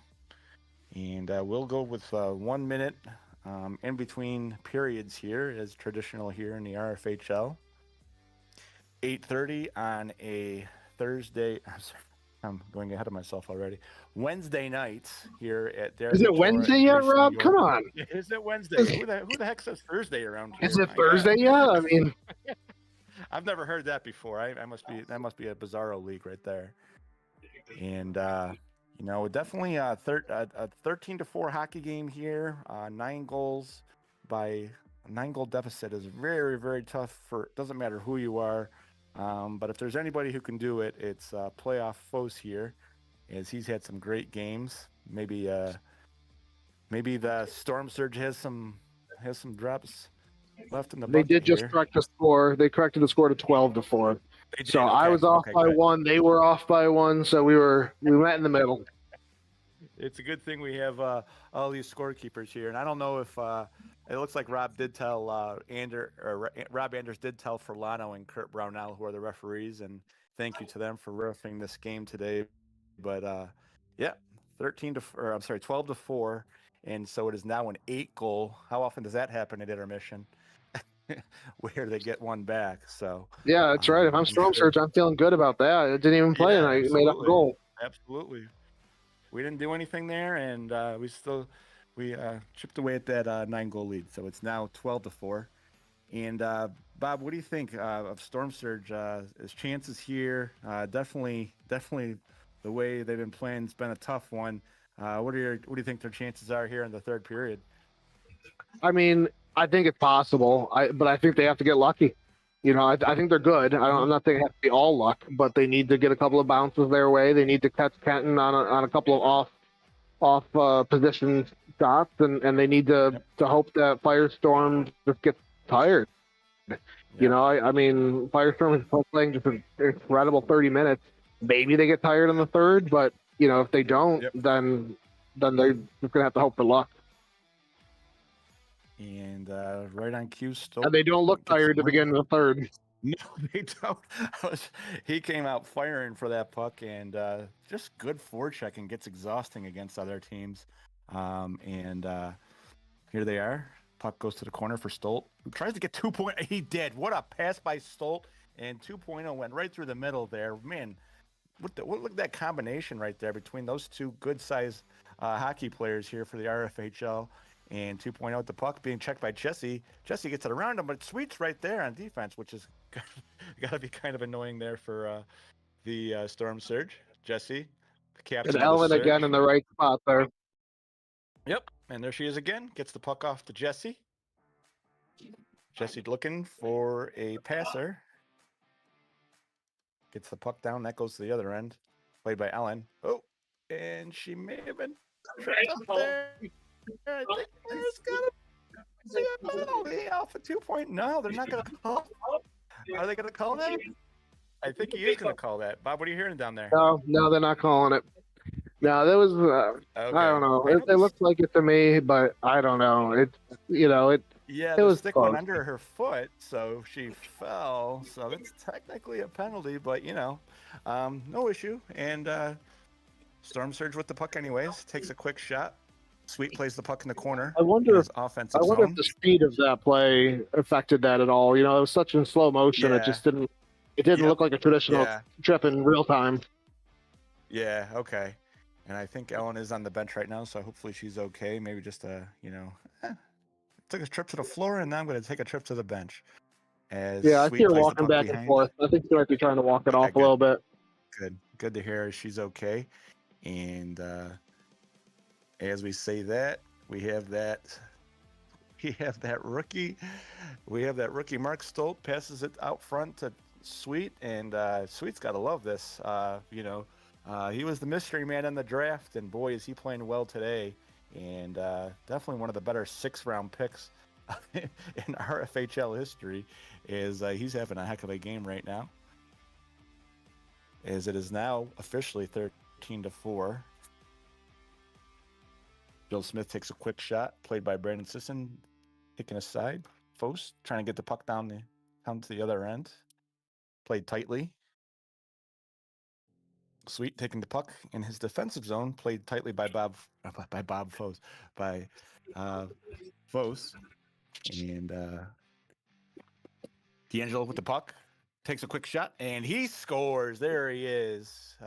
Brian D'Angelo gets in on the action as he took a loose puck in the middle and was able to cash it in. And it is now a 14-4 Firestorm hockey lead. Yeah, you called for it, Rob. You know that he was due for that shot. He was due for that goal. You know, you can't give him that open look like that. And I mean, that's what he's made a living on. Absolutely. Him and Chatterton have right there in the middle of that floor. We remember it from the Y. They both made good careers of doing that. As Venero takes a quick shot, that's turned aside, played by Bill Smith, and Mr. Bill Smith is on the door. He scores as well. Wow. Bill Bob, Smith does the same thing. Scoring here. Yeah. Well, I think the whole team is secondary scoring. This is the secondary scoring line right here, and they're scoring. I mean, this is trouble for the rest of this playoff field. No, every single person on the floor can score. And like I said this on the last week's broadcast, but Bill Smith and Brian D'Angelo have the same shot, just from different angles, or the different sides of the floor.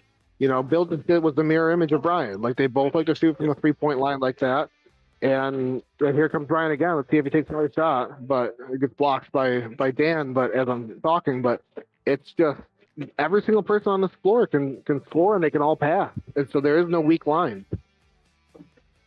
As Fos takes the puck behind the net, it is now 15-4 with 11 minutes left to go in the third period here. And don't forget about Paul Fridman, as I don't believe he scored. And now he has. Oh, boy. And we have a 16-4 hockey game right here. Firestorm is really pouring it on right now as they've quadrupled the score of their opponents. And this is just a tough one here at Derek Katora, especially for a later game. John Chatterton takes a quick shot. You gotta Storm Surge is playing with a lot of pride right now, and they're playing tough. They're still playing hard, but this is tough. Yep. You gotta feel for them a little bit. Sure do, yeah. And Firestorm is playing that third period. We questioned the first period how they're going to come out these next two periods, and boy, have they come out hard. And Tom Venero plays the puck off the wall. Forechecked by John Chatterton, and Bill Smith is there by himself. He's got Ellen checking him. Oh, good play by great block by Ellen there. On that, yep. Ellen, a great play. And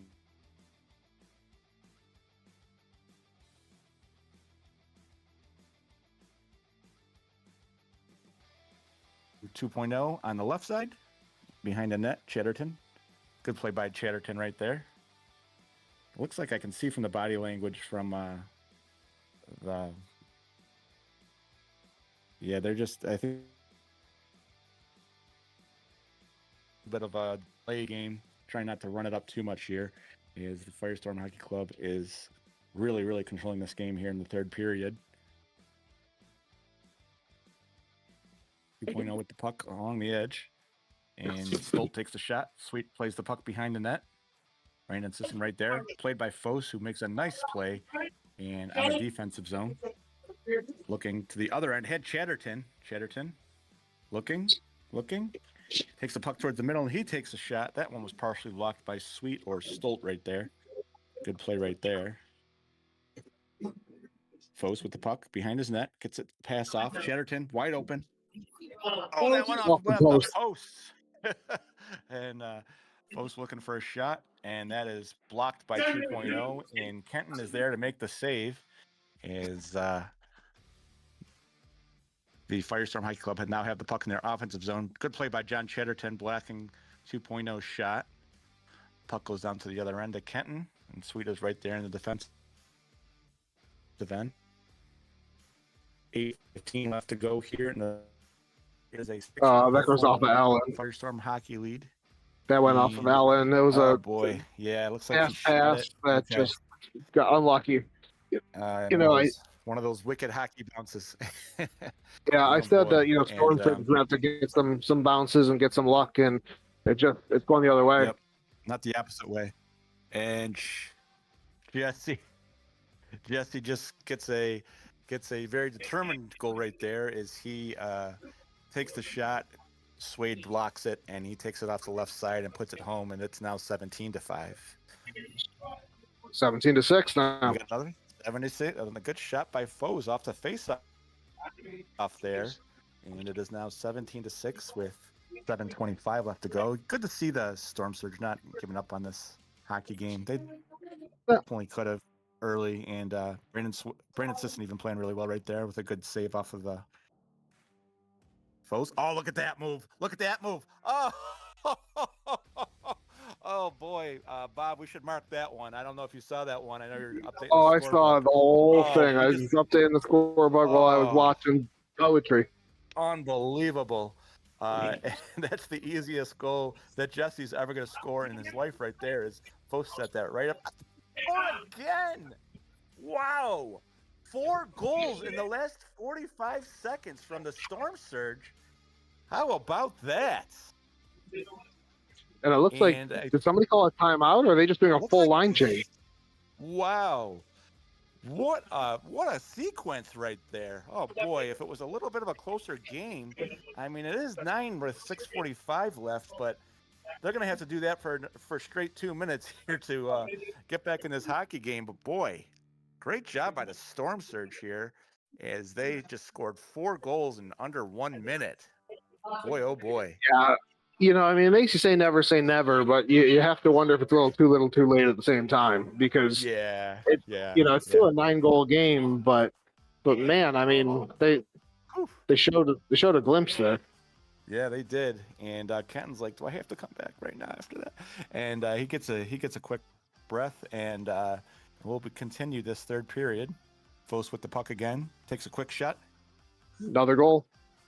Wow, that did go in. I thought that was blocked by D'Angelo there, and it is now 17-9 with 6:30 left. This could be one of the. Oh, he just goes between D'Angelo's legs there. Oh boy, and Chatterton with another shot. Oh, I thought that I was okay. I lost control of the puck, or I lost the puck there, and that one was blocked by D'Angelo off of a Chatterton shot. Chatterton plays the puck off the wall. Foes looking for a pass partner. Takes a quick shot. Nope, Ball blocked. Ball kind of slows things down a little bit here. He's going to be play on Foes and stop the bleeding for a minute. Yep, get him on the floor, put him on Foes. That's a good way to stop the bleeding, as you just mentioned. Is one of the better defensive stalwarts here in the RFHL. Looks Bill Smith. Yeah, they're definitely looking to slow it down here. Yep. He just brought it back behind his own net. But unfortunately for Firestorm, it turned into a turnover, and now John to John. Yep, and Foes with the puck behind his own net. Looking for somebody to come off the bench here. Looks like that's going to be Dan Thiesing. Foes takes the puck, looking, goes down the center, fast as he can. Beats Bill Smith there. And, the puck was just turned over right there in front of the net. Jesse Trado with the puck. He's still going. Gotta love that Storm Surge is playing a really good end of this third period here. Foes tried to get the puck out front. That's denied by Bill Smith. Jesse Trade out the puck. Fridman on his knee. Oh, and he scores! This is now a 17-10 hockey game with 5 minutes left. And Bob, you got to kind of ask yourself, where was this in the first 2 periods? My God, are they putting on a show right now? Well, the Firestormers were chatting and talking all game long, and their bench is a little quiet right now. I don't know if they're just trying to. Oh, another goal! Great pass by Foes. 17-11. This is unbelievable, Bob. Oh boy! Yeah. And it's now a 6-goal game with 4:27 left to go, and Sweet and 2.0 come out onto the court with Bill Smith as he retreats into his own zone, trying to stop the bleeding like we talked about before. Sweet with the puck being checked by Thiesing. Good possession here by Sweet as he looks for a pass partner. Being played double teamed right there. Gets the puck to Bill Smith. Bill passes it off to 2.0. What Firestorms has to do, though. Firestorms has to pass a little bit more, control more possession, and as I say that, they turn it over. Storm Surge with a great pass in front. Sure was. And Tom Venero out there right now playing Sweet. And Sweet looking. Maybe they tired out a little bit there. He turns it over to Fos. Fos with the puck. Oh, Fos. Oh, turned over to the other side and saved by Brandon Sisson. Tom Venero looking for an opening. Oh, pass. He tried to get it to Fos, and 2.0 takes it the other way. And that is turned aside by Brandon Great Sisson. block by Tom. Yeah, Tom blocked it, I think. I don't know if Brandon would have gotten a piece of that. Okay. Who's been on fire this game. As much as the crap as I like to give him, he's really been the difference in this game for Firestorms. Really has. And the puck goes to the other end. 3 minutes left to go. 6-goal game. Tom with the puck. Struggles a little bit. Takes a shot. I think Kenton got a toe on that. And Venero with the puck. Passes it off to Fos. Fos looking. Gets a double team. And he does give it away. Or is he playing nicely by Sweet? He's maintaining possession. Yep. Good play right there. 2.0 with dipsy do dunkaroo right there. Oh boy. And poor Brandon on that one didn't really have a shot as 2.0 makes it an 18-11 game and definitely stops the bleeding right there as they now have a 7-goal lead with 2:15 left to go in this third period here. And Jesse tries to do the old running face-off right there. They should have kicked him out of the circle. They should have. If we've ever had that in the RFHL, that was the instance where we had to try. I've never seen that done, but Jesse laughs it off as there's only 2 minutes left in this hockey game, and looks like the Firestorm Hockey Club is possessing, taking the other end. He takes it end to end, and goes between his legs. Wow. Yeah, between his defender's legs. And I've never seen a 6th-round pick do that before. No. And he's about to do it again. Oh, no, that's nice play by Allen. Allen with the puck, gets it off to Sweet, gives it off to Stolt again. Oh, he had another head of steam, got behind John Chatterton. And Stolt still thinks it's a close game here. Chatterton tries to kick at the puck. Nice play by Allen right there as Chatterton goes after it. Looking, has the puck on the sideboards, tries to center it. Allen with a shot. Quick save by Kenton Sweet. And the puck goes to the other end. Sweet with the puck in the offensive zone. And he's going to slow the pace of this game down as he passes it back to D'Angelo. Stolt goes off the floor there. I think that's a good move. Part of me wants to say, like, hey, look at the scoreboard. And the other part of me wants to say, Storm Surge just scored 5 goals in less than a minute and a half. So, exactly. I can't really fault him for the intensity. But at the same time, we're less than a minute left here in the game. As Sweet plays the puck. Okay, what's he doing? The commissioner's not supposed to run up the score here. As John plays the puck behind his goal. He's going to try and take a quick shot here. Does. Played by Jesse Trado. Brian D'Angelo at the puck. It looks like he's going to take it into his own zone. Oh! Yeah, dangerous pass, though. It was. Right idea by D'Angelo. Right idea, but dangerous pass. Yeah, got away with it. Jesse's like, I'm not done yet. And as we count down to 10 seconds left in this game, and Fredman will take the puck and pass it down to D'Angelo at the other end, and we are going to have ourselves a 19-11 score here at Derecatora for the 8:30 game of the RFHL playoffs, and the Firestorm Hockey Club will advance to the next round. Bob, what did you think? That was a heck of a third period right there from both teams. I want to say Storm Surge may have outscored them there. Yeah, I don't know what happened in that third period, but I got to tell you, this is the outcome. Maybe not 19-11, but this was the outcome that I was expecting. It's not the way I was expecting it, though. I did not expect to see Firestorms firing on all cylinders, shooting the puck with abandon. and just They did. peppering Brandon. I was They expecting to see more one-timers. I was expecting to see more, tic-tac-toe. And it's not that they played poorly. They played like a team. They played with good passing, but they shot early. They shot often, and Storm Surge just didn't have an answer for them. They came out with too much firepower too early. They really did. They really did. And like I said, for the that third period, if Storm Surge had played like that the first two periods, man, they would have been that would have been tough to beat. They came out with some energy right there in that third period, and maybe a case of Firestorm kind of taking the 11-goal lead a little bit too much. But how about this next game here, Bob? I know you guys talked about it on the COJ podcast, but what a matchup this is right here between the 4 and the 5 seeds here. Yeah, I mean, before we move off the Firestorms game, I just gotta say for all the Firestorms players that are listening to this tomorrow and the replay, you still haven't really won a close game. So I just wanna point that out.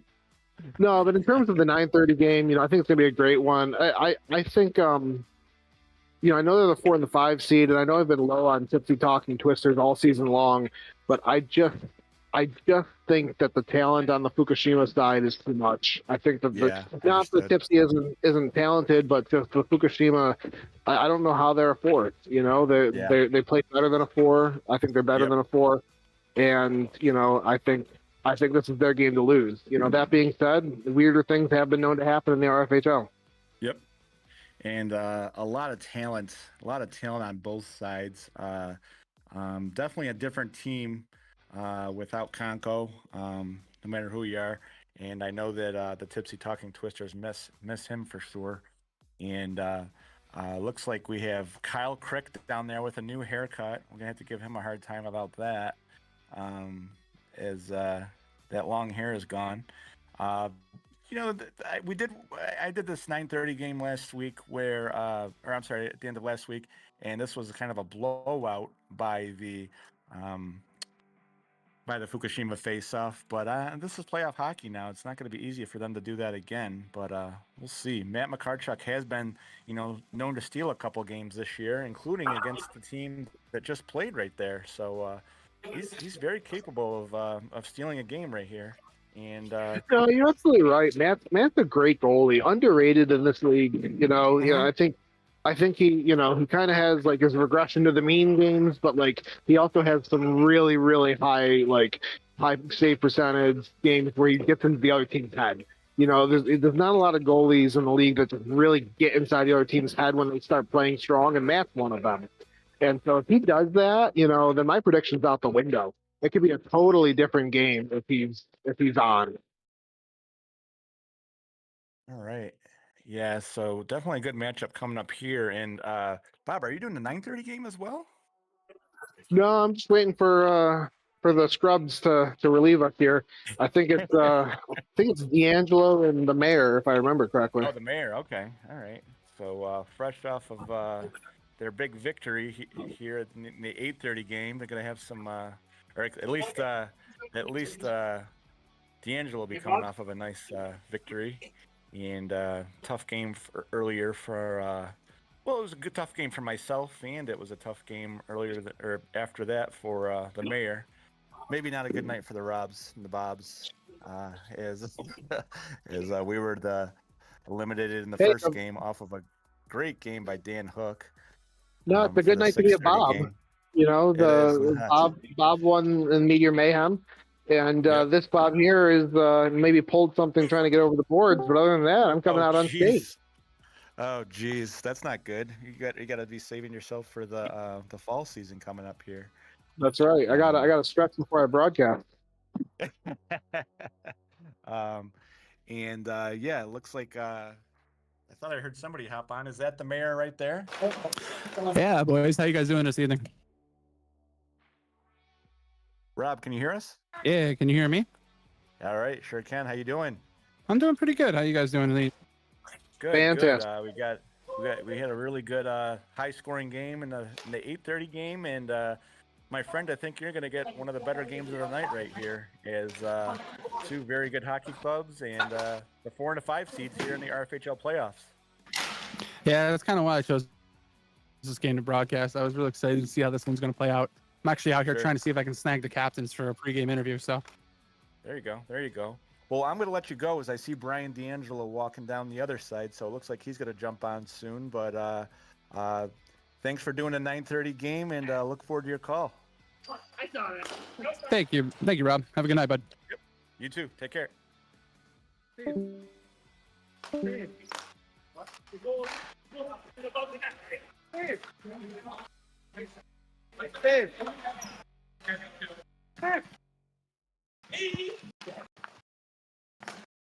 All right, ladies and gentlemen, I got the 9:30 broadcast tonight. We have the Tissy Talking Twisters versus Fukushima face-off. I'm gonna try and snag both captains prior to this game starting. Steve, what's your game plan? What you guys thinking tonight? Short shifts. Absolutely nothing longer than a minute and a half, 2 minutes. I think last game that we played them, we got caught out there for a long time. There was a point in time I was on the bench for almost 8 minutes, and that's a big no-no. So that's the big key today. All right, well, best of luck, buddy. Let's see if I do a pregame interview.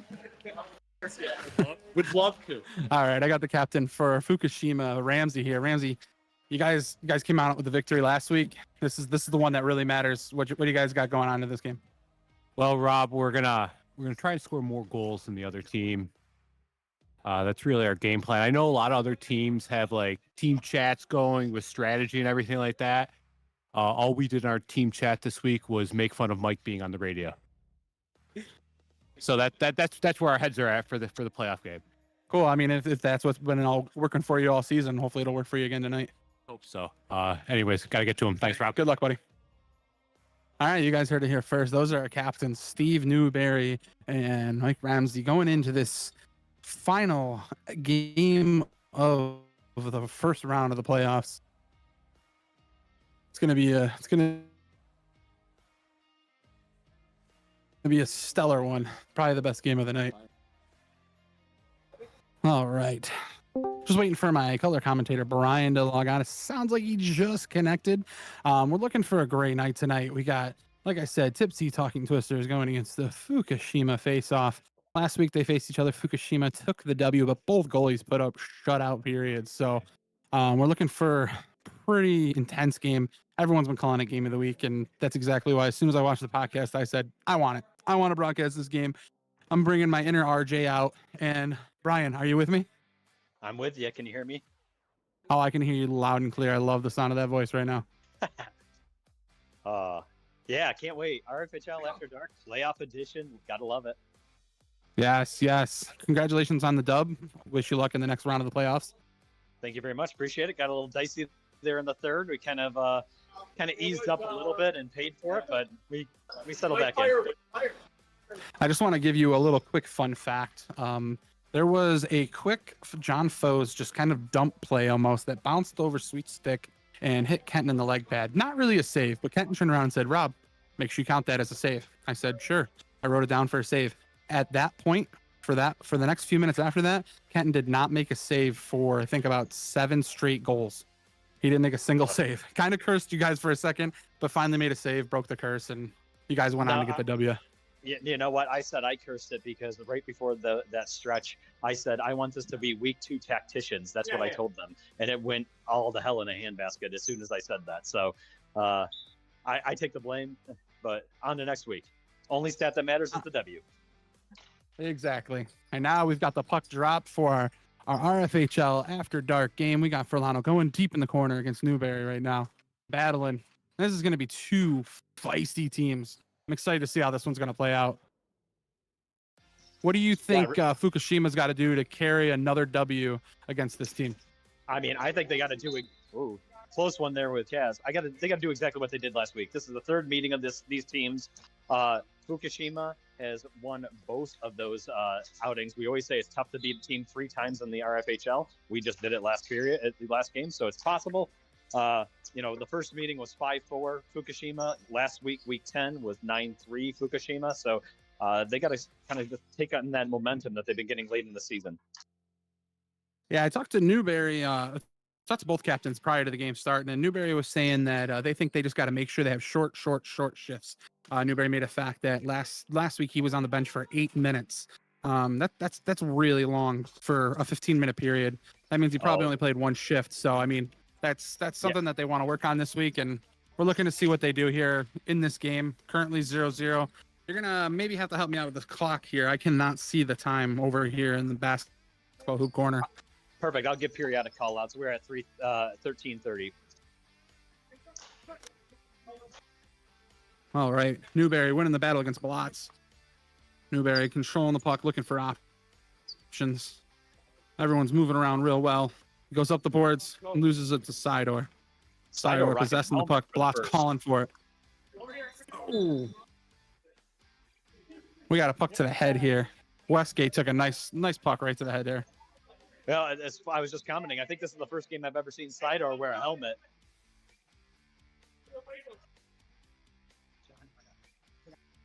Yeah, you probably saw a screen.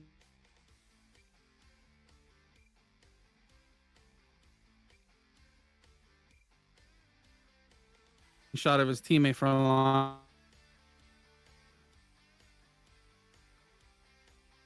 and said, "Nope, I'm gonna wear a helmet."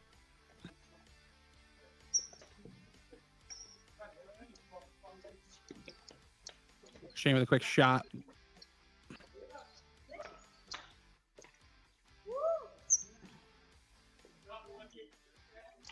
Blocked by Dr. K.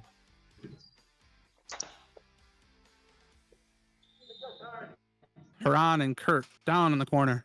Haran winning the battle. Wrap it around. Kaz has got post-to-post cover. That's not going in. Westgate holding the battle on against Dr. K. Sees Haran deep behind the corner here. Haran to the front. Oh, Westgate with a good shot. Kaz with a great save. Another chance for Westgate. Somebody is yelling out the woos out there. I don't know who that is. That's Sweet yelling out those woos.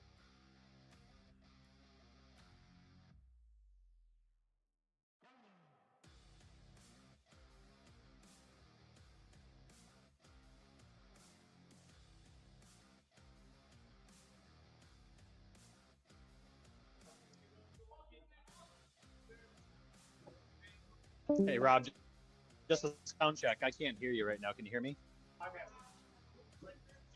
Nope. Looks like we may have lost Rob in the corner. So, Here we got a chance for Haran. Great save by Kaz.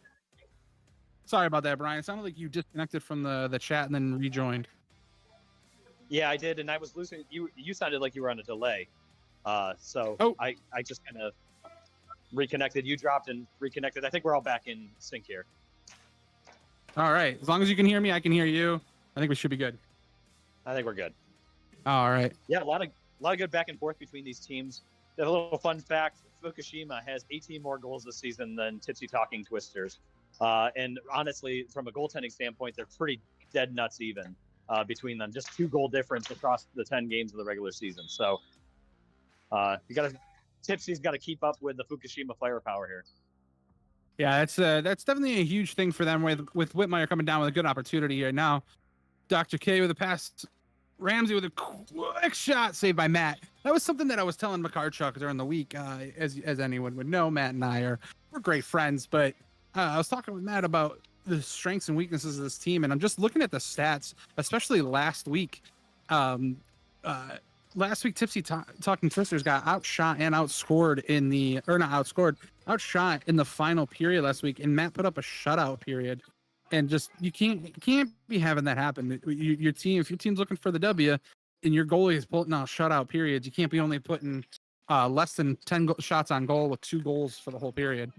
So I think that's definitely something that Tipsy's got to work on. Oh, Ramsey with a great pass to Furlano with a goal. Yeah, really good right there. Yeah, it's interesting you give that fact about last week because that really goes against the conventions of both teams throughout the regular season. If you look at their stats, their scoring stats throughout all 10 games, they're pretty much even throughout all 3 periods. Typically actually scoring 1 or 2 more goals in the first. So if they turned it on in the third last week, that's quite a difference from the typical game for them.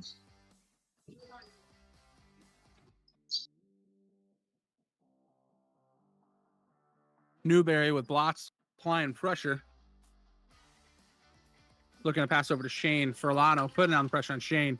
Whitmire possessing the puck. Furlano coming across. Quick pass over to Noobs. Didn't get through into the corner. Quick dump here into the corner. Furlano and Whitmire going bump shoulders here. Blotz putting on the pressure on Whitmire.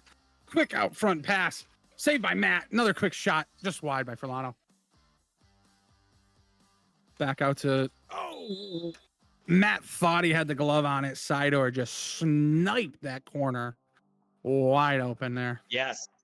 Second one, top left corner on Matt there. Tough go, but that was a beautiful shot by Isidore. That's going to put Fukushima up 2-0 right now with how much time we got left in the period there, Brian? We're at just under the just over the halfway mark. Sorry, 8 minutes left in the first. Fantastic. Furlano down low. Dr. K and Shane 1-on-1. Blotz and Crick going at it. Shane with an opportunity. Quick shot on Kaz. Doesn't get all of it. Furlano battling Crick. Crick putting great pressure on Furlano. Nobody putting pressure on Furlano, and Furlano finds his corner and snipes it right over Matt's glove again. Yeah, this is just tough, and they're getting all these shots on the outside here. You know, shooting through traffic. I just don't think Matt's being able to see it with all the traffic in front. Yeah, I mean, Fukushima's moving around, covering any kind of sight lines Matt has. And on top of that, Tipsy's given Fukushima way too much time to possess the puck and get their shot. Kurt with a good battle against Westgate. Yeah, but Ron Tipsy's in the doing corner, a Dr. K. lot of blind passes by Tipsy's part right now, and it's leading to turnovers. They gotta hold up and wait for their pass.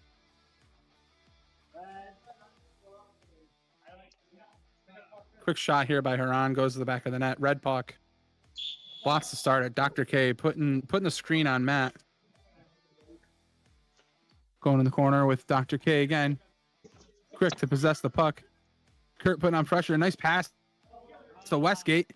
Oh, but Westgate just cannot possess. Blotzer with a quick shot. Great back check by Westgate.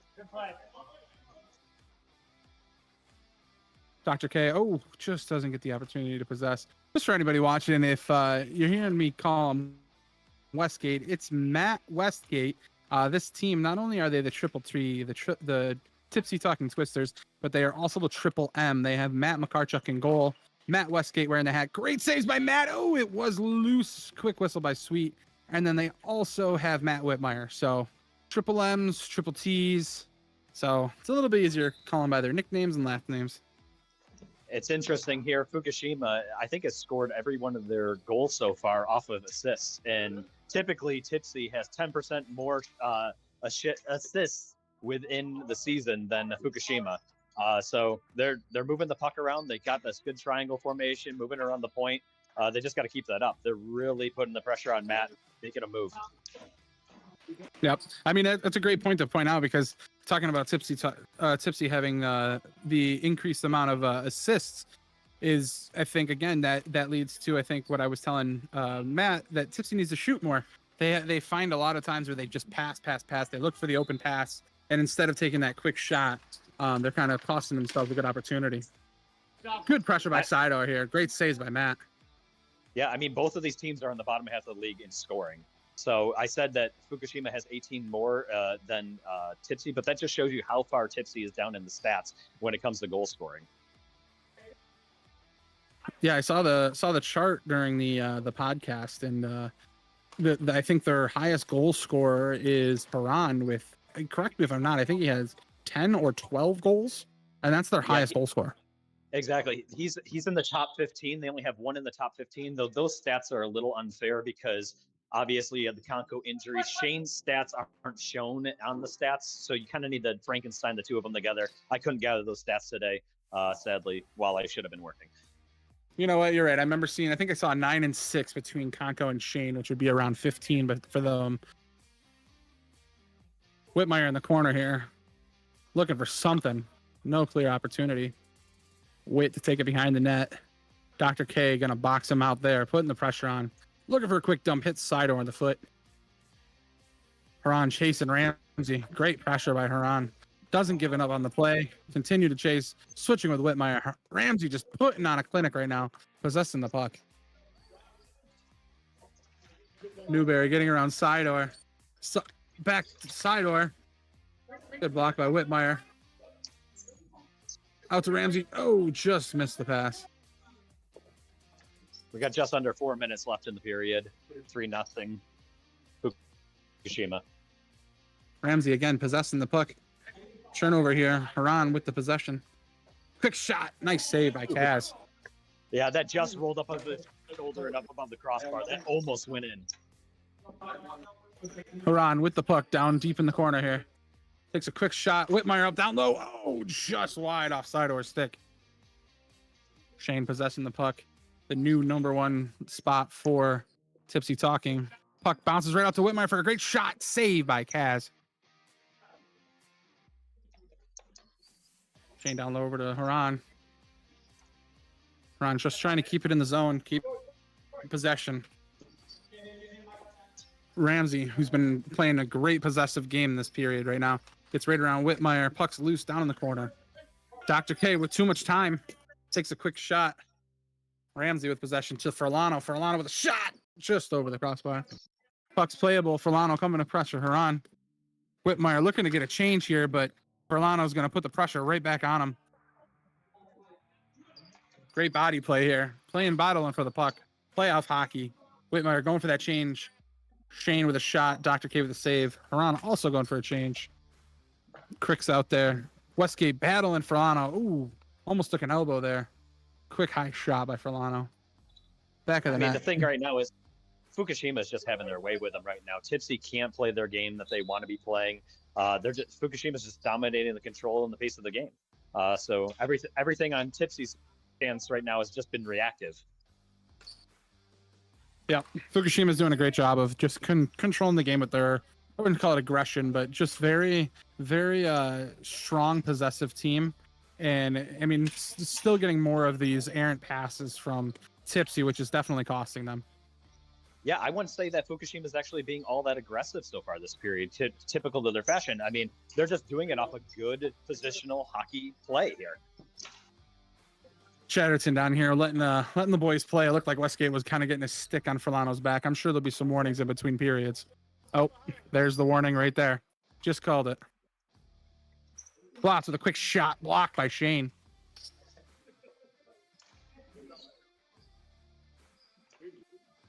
Crick with a quick shot. Bouncer.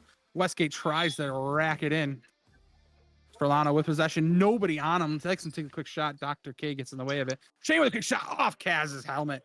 Somebody check on Kaz. He might be knocked unconscious. Nope, he's in the game. 1 minute. 1 minute left. Great call by Sweet. We're doing this again? I can't hear him all the way over here, but I heard that one. Dr. K down low, battling with Crick. Looking over to Blotz. Blotz just didn't have a stick on the ground. Newberry pressuring Blotz. Shane with the puck. The period's dwindling down. Time is running. Haran trying to get available. Quick shot by Shane. Deflected by Noobs. That went off of Noob's face, it looked like. Blotz going in the corner. Tipsy really needs something big here to finish this period. Chatterton in the way. Trying to get out of the way. 20 seconds. Doing an Irish tip dance. Haran with a quick shot. Saved by Kaz. Dr. K just trying to keep it deep. Great call by Sweet with 10 seconds left in the period. They're going to call the whistle, and that's going to be a shutout period for Kaz in the playoffs. That is a huge way to start your game. Big time. Absolute big time right there. Speaking of which, once he transitions over here, maybe I can get a quick word with him. That sounds like a perfect interview, because what a stellar period by Kaz and Fukushima. I mean, no knock on Kaz, because Kaz obviously played out of his mind, but Fukushima played a wonderful game possessing that puck and controlling every aspect of that period. Absolutely. Just a really good, solid play. And like I said, I don't think they played overly aggressive that period. I think they just played a solid game. Keep it up, buddy. Hold on.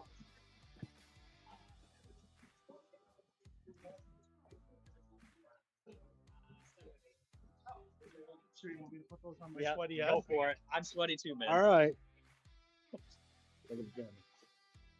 Hey, Kaz, how are we doing today? Good. How are Yeah, you? I can hear you. Can you hear me, bud? Yep, I Good. got You had a stellar period there, shutout period in the playoffs. Is that the way you want to start this game? Yes or no? Yeah, I mean, can you ask for a better start? No, you can't. You can't ask for a better start. Is there anything you think your team can change? Anything you need to do to adjust to keep this game going the way you want it to go?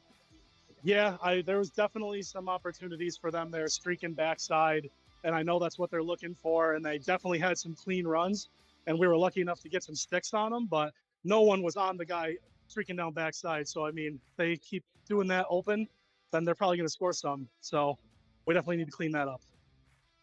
Gotcha. Well, Kaz, you had a fantastic first period, and I wish you best of luck with the rest of this game, buddy. Thanks, Rob. Thanks, guys.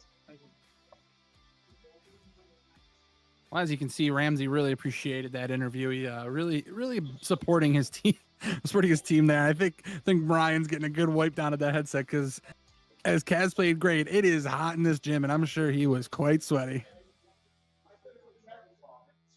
Yeah, hey, he warned me, so it was fun. And I was sweaty when I put these on too. So.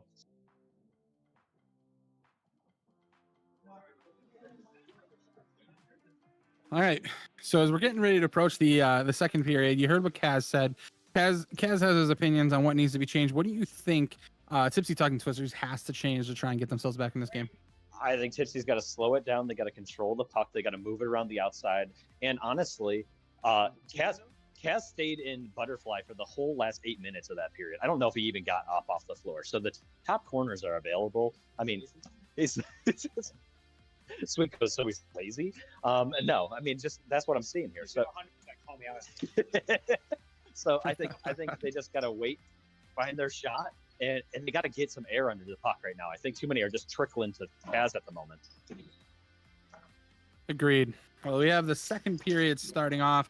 Right now, Tipsy's got Haran, Crick, and Westgate out there to start the period. Great save by Kaz. While Fukushima is countering that with Sidor, Furlano, and Ramsey. Crick battling Furlano, looking for a quick pass. Good battle on Ramsey right now. Crick with the quick shot, just blocked. Furlano getting the battle here against Haran. Furlano on the wall. Haran not giving him anything for free right now. Furlano sees Sidor crash in the net. Oh, what a great play. Almost got a nice tip on that one. Westgate, quick shot. Another glove save by Kaz. What a great save. Yeah, I think that's what Tipsy's got to do, though. That's the type of shot I'm talking about there from Westgate. Ramsey trying to possess the puck. Oh, great steal by Haran. Can Haran take a quick shot? Oh, saved by Kaz. Furlano with a nice back check, shutting Whitmire down. Whitmire in the corner. Furlano putting the pressure on. Whitmire had that side of the net wide open. Furlano prevented that goal right there. Puck bouncing out. Furlano and Whitmire going to battle here. Whitmire, quick shot. Doesn't lift the floor. Furlano with an opportunity against Matt. And Furlano buries the breakaway right on the blocker's side. That's just a goalie nightmare right there. The last thing you ever want is Furlano one-on-one against you, just coming, streaking up, and just doing what he does there. So, good goal. Matt just heard me, and he just nodded. He's like, yep, exactly. Yeah, that's not what you want to see. So, agreement from the goalie here. Yeah, I mean, it's a tough angle, too, because Furlano's coming off the wall, and being a former goalie as well, I mean, it's hard to read that play, because is he going to just drag it across and go on the other side with a quick backhand, or is he going to do what he did and just do a quick deke back to his forehand? And it's kind of a 50-50 look, and unfortunately Matt came out on the wrong side of it. Whitmire possessing the puck, quick shot blocked by Dr. K. Kurt and Haran again battling in the corner. These guys have been going back and forth in the corners here. Quick shot by Dr. K blocked. Whitmire with a quick no shot. Again, this is something I think is hurting Tipsy here. Is they don't take the shots that they probably had. Whitmire had a clear lane to shoot at Kaz and instead held it for a second too long. Tried to maybe find that pass, and then now they're on the verge of battling possession here. Oh, and Kurt just played pestering defense there. He just really didn't give him too many opportunities. So when you do have a look, you got to take it. Exactly. Kurt with a pass to Dr. K. Go ahead. The other thing is both of these teams are on the bottom half of the league in shooting percentage, so they shoot a decent amount. but they don't score a lot off of those shots. So if you're not even taking the opportunities you got, you know, as the great Michael Scott once said, you miss all the you miss all the shots you don't take. So Exactly. Kaz with another great save. Ping-ponging back and forth. Matt with a nice save. Shane looking to pass it to Whitmire. Whitmire possessing the puck, trying to pass it over to Shane. Nothing there. Filano's clogging that lane up. Newberry deep down in the corner. Looking for an opportunity. Quick backhand. Shane kind of gave Whitmire a little bit of acknowledgement there of no more blind passes. 2-on-1 here for Fukushima. Great save by Matt. What a wonderful play from Dr. K to Blotzer, and Matt was all over it. What a save. Oh, Blotz just has a smile on his face. He knows he had an opportunity there and he missed out. Matt with another stellar save on Dr. K. I'm sure that one hurt because Dr. K's shot is a ringer. 2 number 1 picks down here. Shane and Filano going back to back. Crick with a great play. Shane with a backhand just wide. Filano behind the net. Dr. K. Shot down to the corner. Oh, quick bounce. Matt was not ready for that bounce, but he recovered quickly with a great cover. And another great save by Kaz. We're nearing the 10-minute mark of the period right now. 4-0. Shane down low in the corner. Trying to find somebody here, but Filano's just not giving him easy. Bag bounce. Dr. K shot. Saved by Matt. Crick with time to shoot, but just takes a quick backhand. It's got to slow it down. Look for an opportunity in that chance. You're not getting a lot of chances against Fukushima, and that was a chance to slow it down. Yeah, and that's an opportunity, too, where you're hoping. Oh, we got a penalty here. Oh, boy. Sweet with the call there. It was a good call. Noobs knew it was a penalty. He got the trip. He even said my bad as he did it. I'm gonna pass the mic over to you. Maybe we can get a penalty box interview.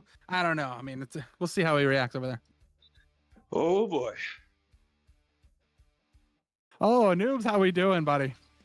Well, I would be better if I wasn't in the box, but sometimes you're a little too aggressive and things happen. Well, I wish I could talk to you a bit longer, but you're back out there. Thanks. Quick play right there by Ramsey to Sidor with a quick goal. Noobs being the good sport that he is, he knew immediately his stick was in the feet, and down he went. So took the call like a man, went in the box like a man. But unfortunately, I wasn't able to talk to him very long. No. Hey, it's always good when you get that in-period interview that was brought to you by Hot Pockets in the Hot Pocket penalty box here. Hot Pocket. Oh, that was a great tune. Sidor shot blocked by Haran. Filano quick shot, another block by Haran, who is our leading blocker this season with I think 96 or 97 blocks. Here's a fun fact for you, okay? Oh, here he comes. So, Tipsy Talking Twisters lead Fukushima on block shots by just by 100. I think that's 100 exact, which turns out to be equal to 1 Geronimo, which is a unit of measurements, which is block shots. So, yeah, they have exactly 1 Haran worth more of block shots this season. That's insane. Noobs going against Sidor. Sidor putting on the pressure hard right now, not giving Noobs anything free. And this has been the story of the game. The Tipsy Talking Twisters of not getting anything free. Kurt with a great block. Westgate with a block shot. Oh, just high. Looking for that corner on Kaz, but he just couldn't grab it. Ramsey with a great pass over to Sidor. Sidor with a backhander. Kurt on the board. Sidor calling it out. Says, pass it over. Backhand blocked by Noobs. Ramsey calling the puck behind. Getting around Haran here. Oh, in the corner. Nope, blocked by the block backboard. Ramsey getting pressured by Haran here. Quick shot by Noobs. Puck is loose. Haran's got it. No help to pass to. Just another chance where they need to slow that down and get their shot. I think Noobs rushed that. Miscommunication in the corner in the neutral zone here. I mean, Tipsy had a great chance where Fukushima was in a line change, and there was basically 3-on-1 for a second, and it seems like Noobs and Whitmire just kind of got caught up with each other there in the neutral zone. Kurt with the puck, ripping a shot, just going wide, letting out his typical "God damn it" after he missed. Haran with a quick shot, great save by Kaz. Shane battling to keep it deep down in the zone. Dr. K has the puck over to Blotz. Blotz back to Dr. K. Down deep, Sidor, Whitmire putting on the pressure. Can't give him anything free at this point. You're down 4-0. You got to put anything you can on him. Whitmire following Sidor all the way down. Dr. K in the corner. 6.5 left in the period. No point. Sidor is looking for a change here. Oh. Shane and Dr. K battling. Try to go for the wraparound. Matt with a save. Yeah, covered the post real well there. Ron with a shot blocked by Blotzer. Shane and Filano going in battles in the corner here. They are gentle souls, Filano said.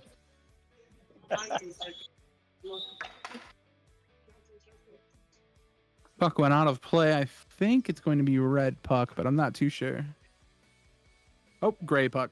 Chatterton just said gray.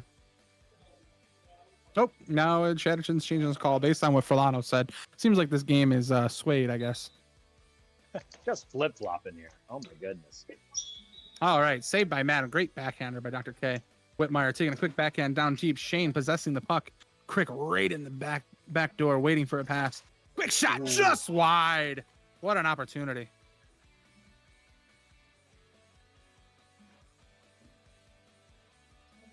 Dr. K battling with Crick putting on great pressure. Bad bounce for Dr. K there. Yeah, that just Whitmire ricocheted off that possessing the little puck. nook in the wall.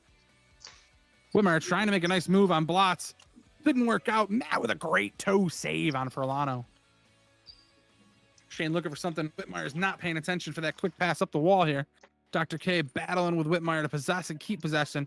Going on Blotz down deep. Blotz thrown to the front of the net. Furlano and Dr. K pulling it out. Oh, Furlano getting around Whitmire. Still holding onto the puck. Great possession here by Furlano. Using his body to battle up. For Whitmire is not giving up. Not giving him anything free. Great play by Whitmire. No, just match the intensity of Furlano there. Good defensive play. Ooh, Right off twice Matt's the face. helmet on Matt. That was twice. It went off the back of his helmet and then went off the front of his helmet. Oh. Whit's got to be gassed. I think Whitmire's going for a change next. Watch. Keep an eye on that. He is he's been out there for a while and he's been hustling. Westgate possessing the puck behind the net. Up to Whitmire. Whitmire with Shane crashing, but Kurt with a great defensive play. Lots crashing the net. 4 Shane minutes possessing, left. great pass. What a play by Shane to Whitmire. And Kaz makes the save, and then Kurt puts it in the net. What a crazy exchange of events there. Kurt's giving me the shake it at. He doesn't know exactly what happened. From what I saw, I saw a wonderful pass from Shane to Whitmire. We're gonna have to go back and clip this, but Shane with a beautiful backhand pass to Whitmire. Whitmire with a shot saved by Kaz, bounces out to almost the 3-point arch. And Kurt, I don't know if he was trying to dump it, but he just sniped it on Kaz. Just shot it right into Kaz, right into the net. So unfortunately, great glove save by Matt going over the net. But unfortunately for Kaz, was en route for another shutout period. Just shuttered by his own team there. You're always going to have a couple of those bad bounces in the league, so you just got to shake that off and move on. Yeah, I think Kurt looked at me with kind of a look of confusion. He didn't know what happened, how it happened. I think he thought there was a whistle of some sort, but moving on. Noobs with the puck. Looking to pass it over to Haran. Just behind him. Furlano crashing out of the net. Furlano, Kurt up to the top. Quick shot by Kurt goes wide. Great battle by Westgate. Westgate has been honestly a great rookie to add this season. Brings a great tenacity and battle between all players, matches anything that he can on the floor. What a fantastic add to the league. Yeah, absolutely. I think he's had some of the best opportunities so far in this game. Kurt with another shot on Kaz. Great save by Kaz. Kurt's going for a line change now after having 2 shots on Kaz and scoring one of them.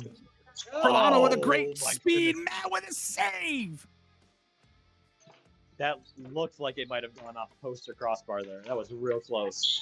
Oh, man, and he makes up We had a for it. great battle there by Noobs. Poor Noobs is feeling it there. It was a wonderful battle. Furlano came out on top and just sniped it top corner. And honestly, great call on the refs to just let the boys play. It's playoff hockey. It didn't get too chippy.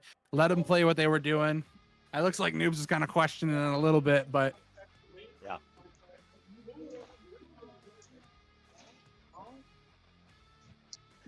Sweet's trying to talk him down off the ledge there. We got 1:30 left in the period. And we're looking at 6-1. Yeah, Correct. 6-1 right now. And the thing is, I honestly, I think Matt's playing a great game. I think Fukushima's just controlling and getting the good looks there. And Tipsy's not getting enough shots on Kaz. Again, I don't think Kaz has gotten off the ground this whole entire period. Yep. And I mean, I think Matt's doing what Matt does. He's gradually getting better throughout the game as he usually does. I mean, last week in the Quick with a great shot. Last week against this team, he had a really rough first period, a decent second period, and then a shutout third period. So, I mean, he's only let in 2 goals, and they both have been by Furlano this period. So, I mean, again, he's not playing a bad game. Tipsy's, like you said, got to find ways to take advantage of Kaz just kind of playing the butterfly right now. Shoot high, get possession, and look for it. We've talked about how the goaltending has increased in quality so far this season, but despite that being across the entire league, this is teams 1 and 2 right now. Teams 1 and 2 in goals against. So these goaltenders are evenly matched. Right now, I think it's just the shooting firepower of Fukushima overtaking Matt at the moment. Tipsy putting on great pressure. Shane with wonderful shot. It's great rebound attempt by Crick, and then Haran following up another shot. We got 9 seconds left. Puck was on the back of the net. The whistle's in. Quick shot.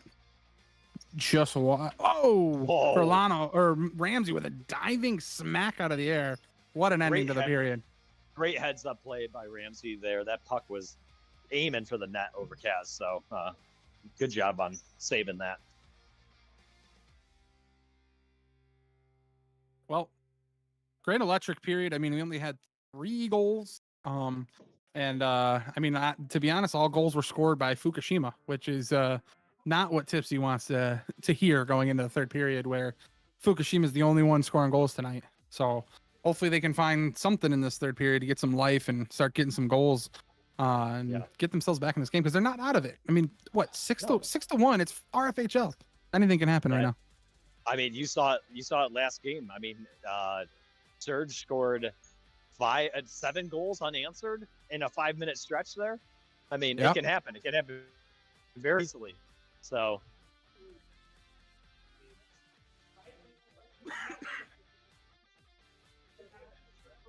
they're deep in conversation. I don't want to interrupt there. Yeah, I mean, I feel like you might not be able to snag someone here. We got an intense third period coming up. Yeah, we'll let it go here. I mean, obviously this is an intense RFHL after dark. This is what you expect in RFHL playoff hockey. Yeah, and I mean, Fukushima is doing exactly what their game plan was. Their game plan was to come in here and possess. I mean, Ramsey told me prior to the game, their game plan was no game plan. They kind of goofed off in their team chat. They don't have a team chat that strategizes and comes up with plays and figures anything out. They kind of just came in here with the intensity of what they are, who they are, and I kind of think, I don't know if that's getting in Tipsy's head or what's going on, but Tipsy is just not taking advantage of the opportunities they have, and Fukushima is just controlling the speed of this game. I mean, and they're controlling the speed, they're controlling the puck, and yeah, that increased in the intensity, but that wasn't the Fukushima typical level of intensity. This team leads in penalties in this league right now. They're actually tied with Firestorm, to be surprised there. 8 penalties in the regular season for both of those teams. So, but honestly, for the most part, I think they've played a pretty clean game so far. I have to say, hats off to both teams for this game. I mean, I know Noobs got a penalty, which was just an incidental tripping penalty, but neither team has kind of gone off the rails, in my opinion. I think this has been a very good, clean game, especially for the team that everyone anticipated Fukushima being from the draft. Everyone saw Fukushima draft night, and they said, "Oh, this team's going to just be laying the hurt, and they're going to be exhausting." And it's just been a very clean game. Oh, we still got 15 minutes for this to go to hell in a handbasket. So,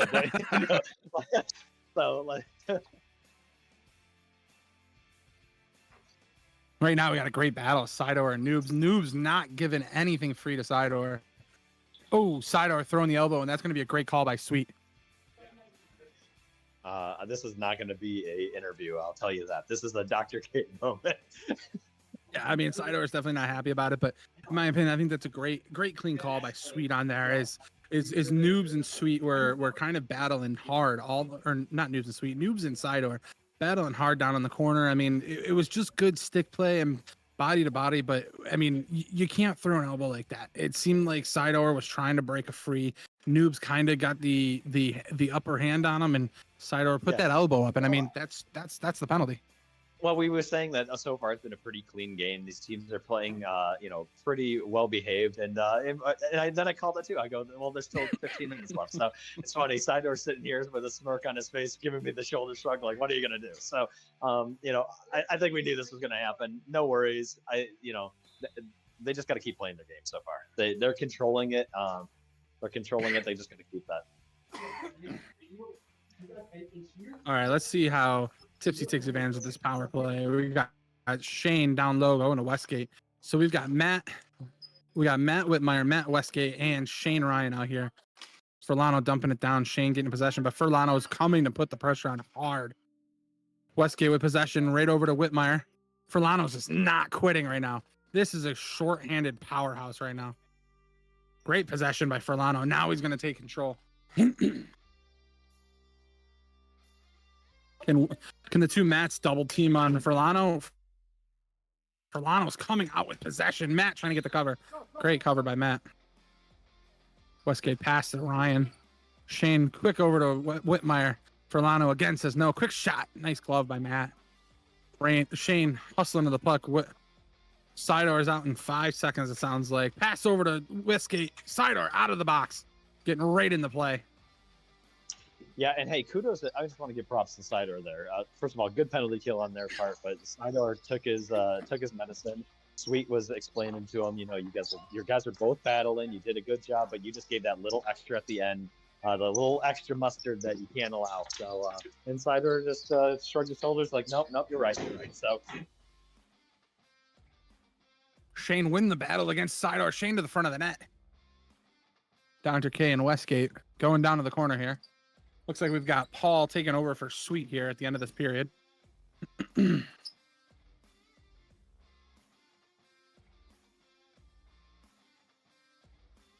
Dr. K. Real quiet in here. Yeah, there's no music. It's kind of eerie in here. I don't know what's going on. Nice glove save by Matt. Oh, there's the music. The music back. Maybe that's why we had a switch there. Quick shot by Haran, back of the net.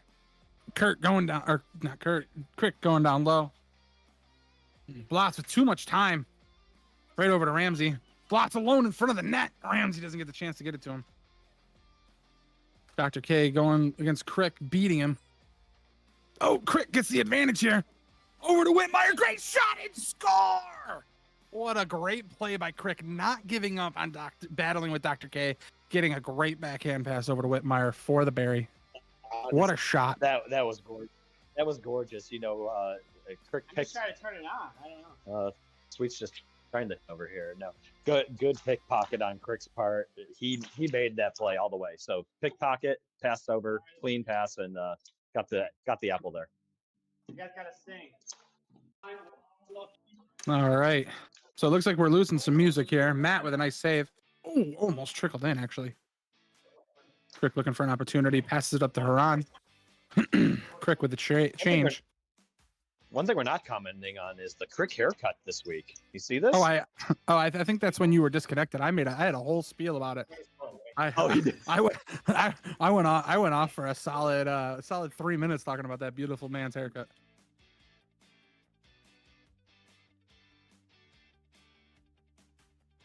Noobs almost tripped up by Blot. Ramsey in the corner. Oh, great shot by Noobs. It's almost self-conscious now. I feel like everyone can hear my broadcast over here in this corner. No music. It's just kind of eerie. It's also the downside of not being up in the Boner Jams press box too. So I'm not gonna lie. I love the feel of being down here and calling the game. It's real nice. We always talk Noobs about with how possession.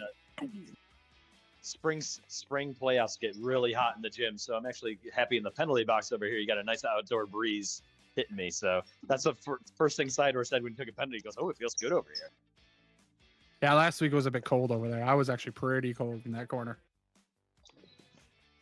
All right, Hernan with a quick shot. Oh, Shane almost has an opportunity to bat out of the air. Over to Newberry. Newberry possessing it. Quick shot. Kaz with a save.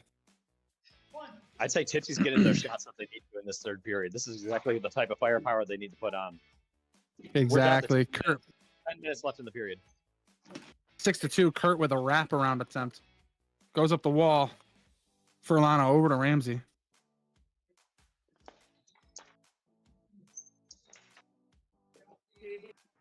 Steve battling Furlano. Just like there was in last period. Oh, great shot by Harana with a great toe save by Kaz. Ramsey over to Furlano. Glove save by Matt. Matt is starting to find a way to dial in right now. Westgate battling Furlano, getting the puck free, going to the corner. Going behind the net to Shane. It's a great line they have out here right now. Westgate up to Haran. Quick shot. Oh, deflected just wide. Westgate possessing the puck again in the corner. Has time. Goes behind the net to Haran. Haran to the front of the net. Just goes behind. Haran again. Down low. Furlano on top of him. Shane. Kurt battling him. Quick shot. Great stick by Kurt. Just to keep him out of there.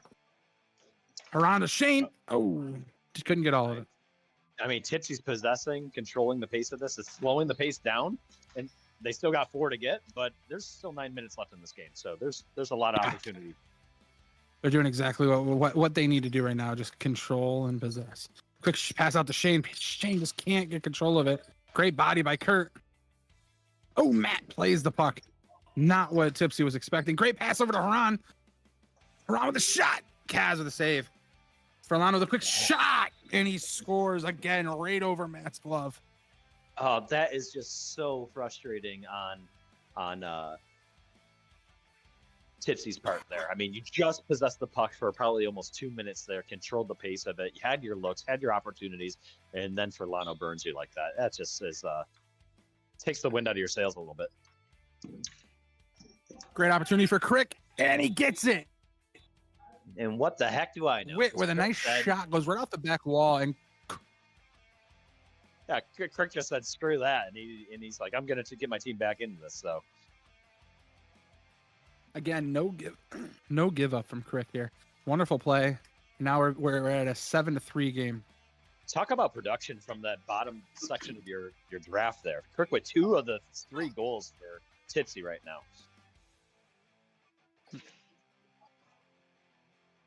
Ramsey all alone. Quick shot. I don't know if he has 2 goals, but definitely had that clean assist and made that one play. So, yep, he's got a goal and assist. Whitmire got the other one, and I'm not too sure who they credited the goal when Kurt scored on Kaz here.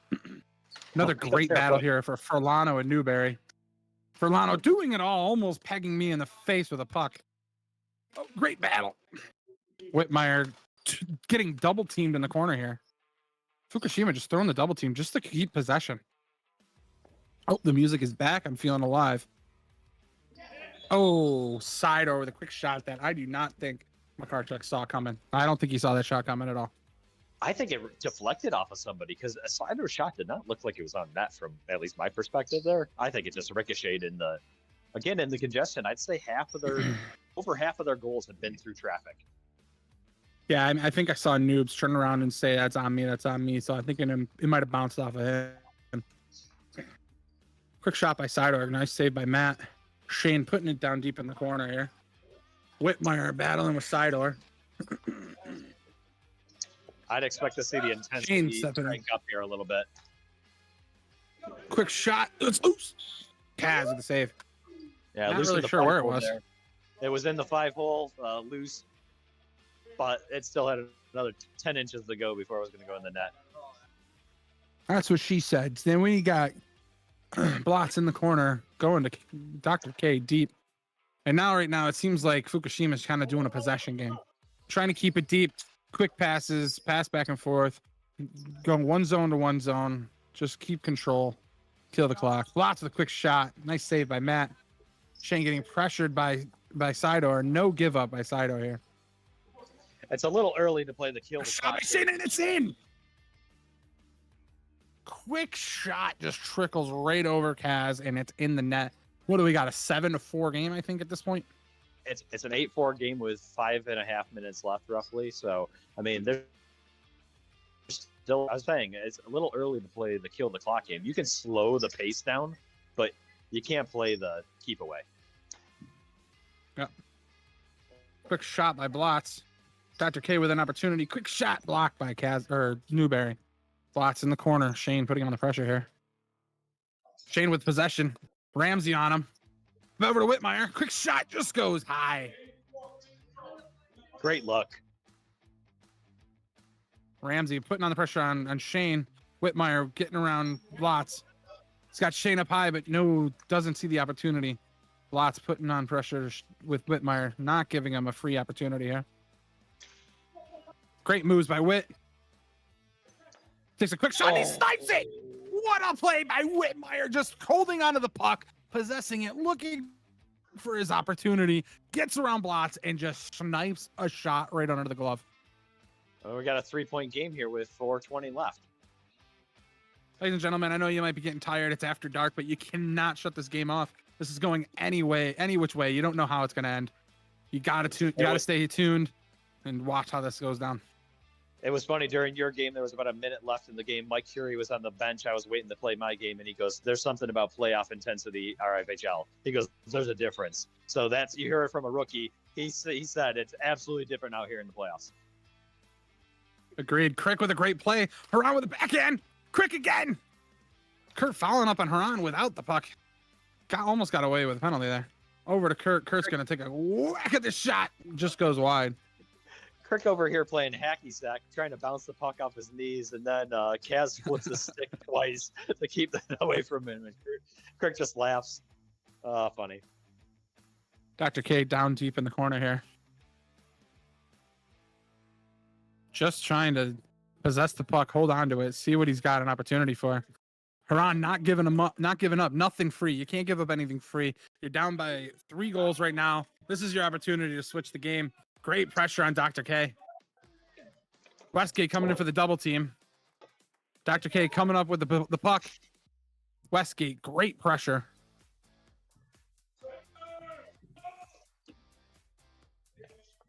Haran with a shot, just wide.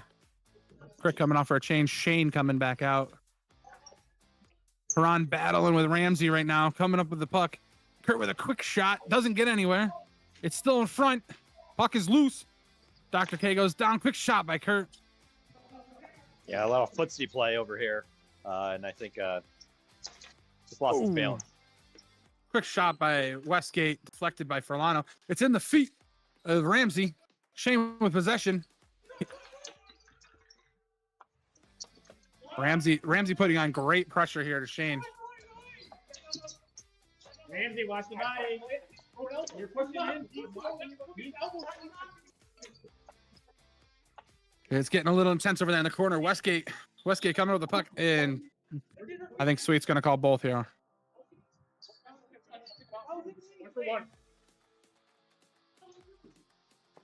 I think it's a good call here by Sweet to kind of just keep the cool air here.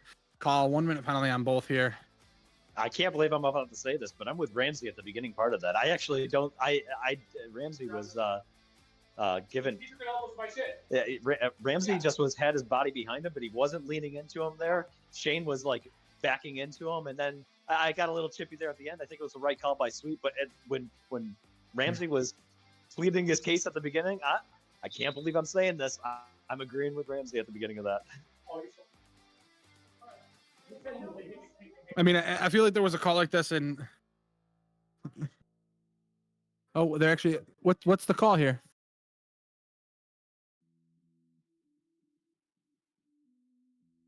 I think they're calling a penalty on Ramsey and nothing on Shane here. So it's gonna be another power play to Tipsy. And again, the two great penalty, a great save by Cass, snagging there with the glove. The great penalty killers are out there right now. We've got Furlano and Sidor just killing this penalty.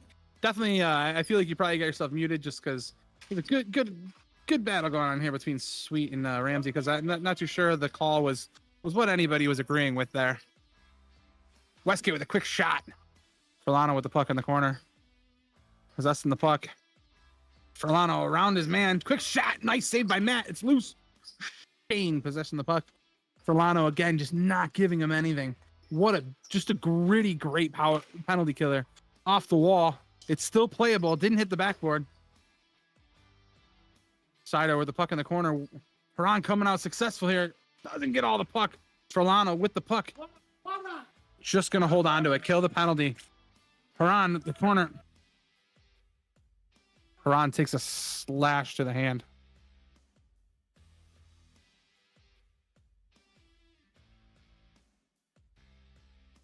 So it looks like we're going to have a penalty on Furlano for a slash here. It looks like we got a penalty on Furlano for a slash, and then Ramsey's out of the box now. I was just laying low there. I was kind of agreeing with Ramsey at the beginning part of that, but then Ramsey started trying to pull me into the conversation with Sweet, and I'm like, I'm done. I can't talk anymore. It was it was a flashback to a few weeks ago when you and I were announcing one of these games, and I'm like, I'm just going on mute. Yeah. Quick shot by Newberry. Whitmire possessing the puck. Sidor all over him. Quick pass out to Newberry. Quick shot just wide. Sidor looking to possess the puck. Dr. K dumping it. Yeah, Sidor with the puck. Furlano's looking for the slash too, with Whitmire coming down with the stick, and he has a bit of a point there too. So it's getting chippy. We said it was going to get chippy in the third, and it's getting chippy. Yeah, I mean they saved the best for last. I mean we called it earlier in the game. It was a very clean first two periods, and it just seems like there's a lot on the line here. I mean, it just could be also some stem frustration from the fact that Fukushima went into this period just complete domination. I wouldn't say anything's a sure win, but there was just a lot of dominance on the floor, and then now all of a sudden we've got like a 3-goal game, and everything's kind of changed, and there could just be a little bit of frustration here, exhaustion, and Fukushima's kind of just fallen into this trap of Tipsy trying to match the physicality, and unfortunately Fukushima's getting called for their response to that physicality. Well, yeah, and that's always been their case all year, that they say that, the teams match, and then all of a sudden they get the penalties, and, not agreeing or disagreeing with anything there. Furlano, listen, he's in the box here.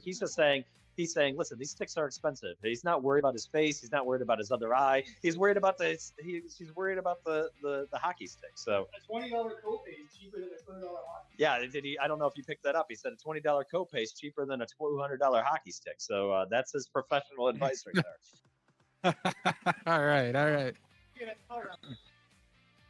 All right. Whitmire over to Shane. Shane with a quick shot. Kaz with the block, or not Kaz. Dr. K with the block. Tipsy's bench screaming, double up. Looking to put the pressure on Dr. K here. Noob's pushing down on Sidor here. Noob's winning out the battle, but Sidor is not going to give up on that. It's getting physical. Oh, there it is. Sidor is not happy about the stick up high. And we've got another call here. Newberry going out for, I'm assuming a hook maybe / some sort of thing. Newberry's stick kind of got tangled up in Sidor's legs there. So right up in Oh, there was 12 seconds left in the game. I don't even know. I've been kind of keeping my head back in. Should be 12 seconds left. Yeah, 12 seconds left. It's not. The clock says 0, but I guess seconds remaining.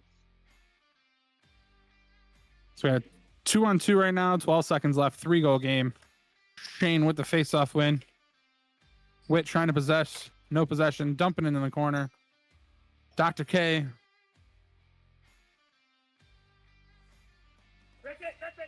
And that's going to be the game. was a great battle in the third period, but unfortunately, everything that Fukushima did for 2 periods just, I think, took a toll, and Tipsy Talking Twisters could not get back from it. Yeah, I mean, I think early on the podcast was talking. I think we knew Fukushima was going to come out swinging here. Nobody really wants to face them in the playoffs. They've had the most consistency with attendance. They have a 97% attendance rate, the season highest. They have good chemistry. They've gelled. They haven't missed any time, and it's showing in the playoffs here. They're just a force to be reckoned with. Agreed. Well, Brian, again, thank you for doing another broadcast with me, especially another After Dark. I appreciate it. This was a good fun one. And I mean, I wish you luck with the rest of the playoffs. Do you guys know who you guys are going to be playing next week based off of the wins and losses tonight? Yeah, we're the 2nd seed, and so with the 8th seed taking down Sinkhole Sidewinders, we will be facing Les Tremblements next week. Which honestly, that's a hot team. I got my worries about them going into next week. So we'll have to strategize in the team chat. Rack up another 1,500 comments back and forth, and maybe we'll get a game plan together.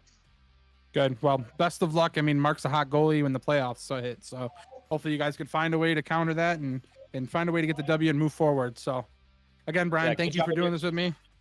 Yeah, good job in your game. Thanks for chatting. This was a fun one. Yeah. And thank you everyone for watching RFHL After Dark. Make sure you subscribe to the YouTube page if you have not. Anybody who is in the RFHL who has not joined the Discord or linked up in the Discord, follow that, everything. And that's going to be it. Until next week, everyone watching, Brian, why don't you give me a good one on the end here? Is it Wednesday yet?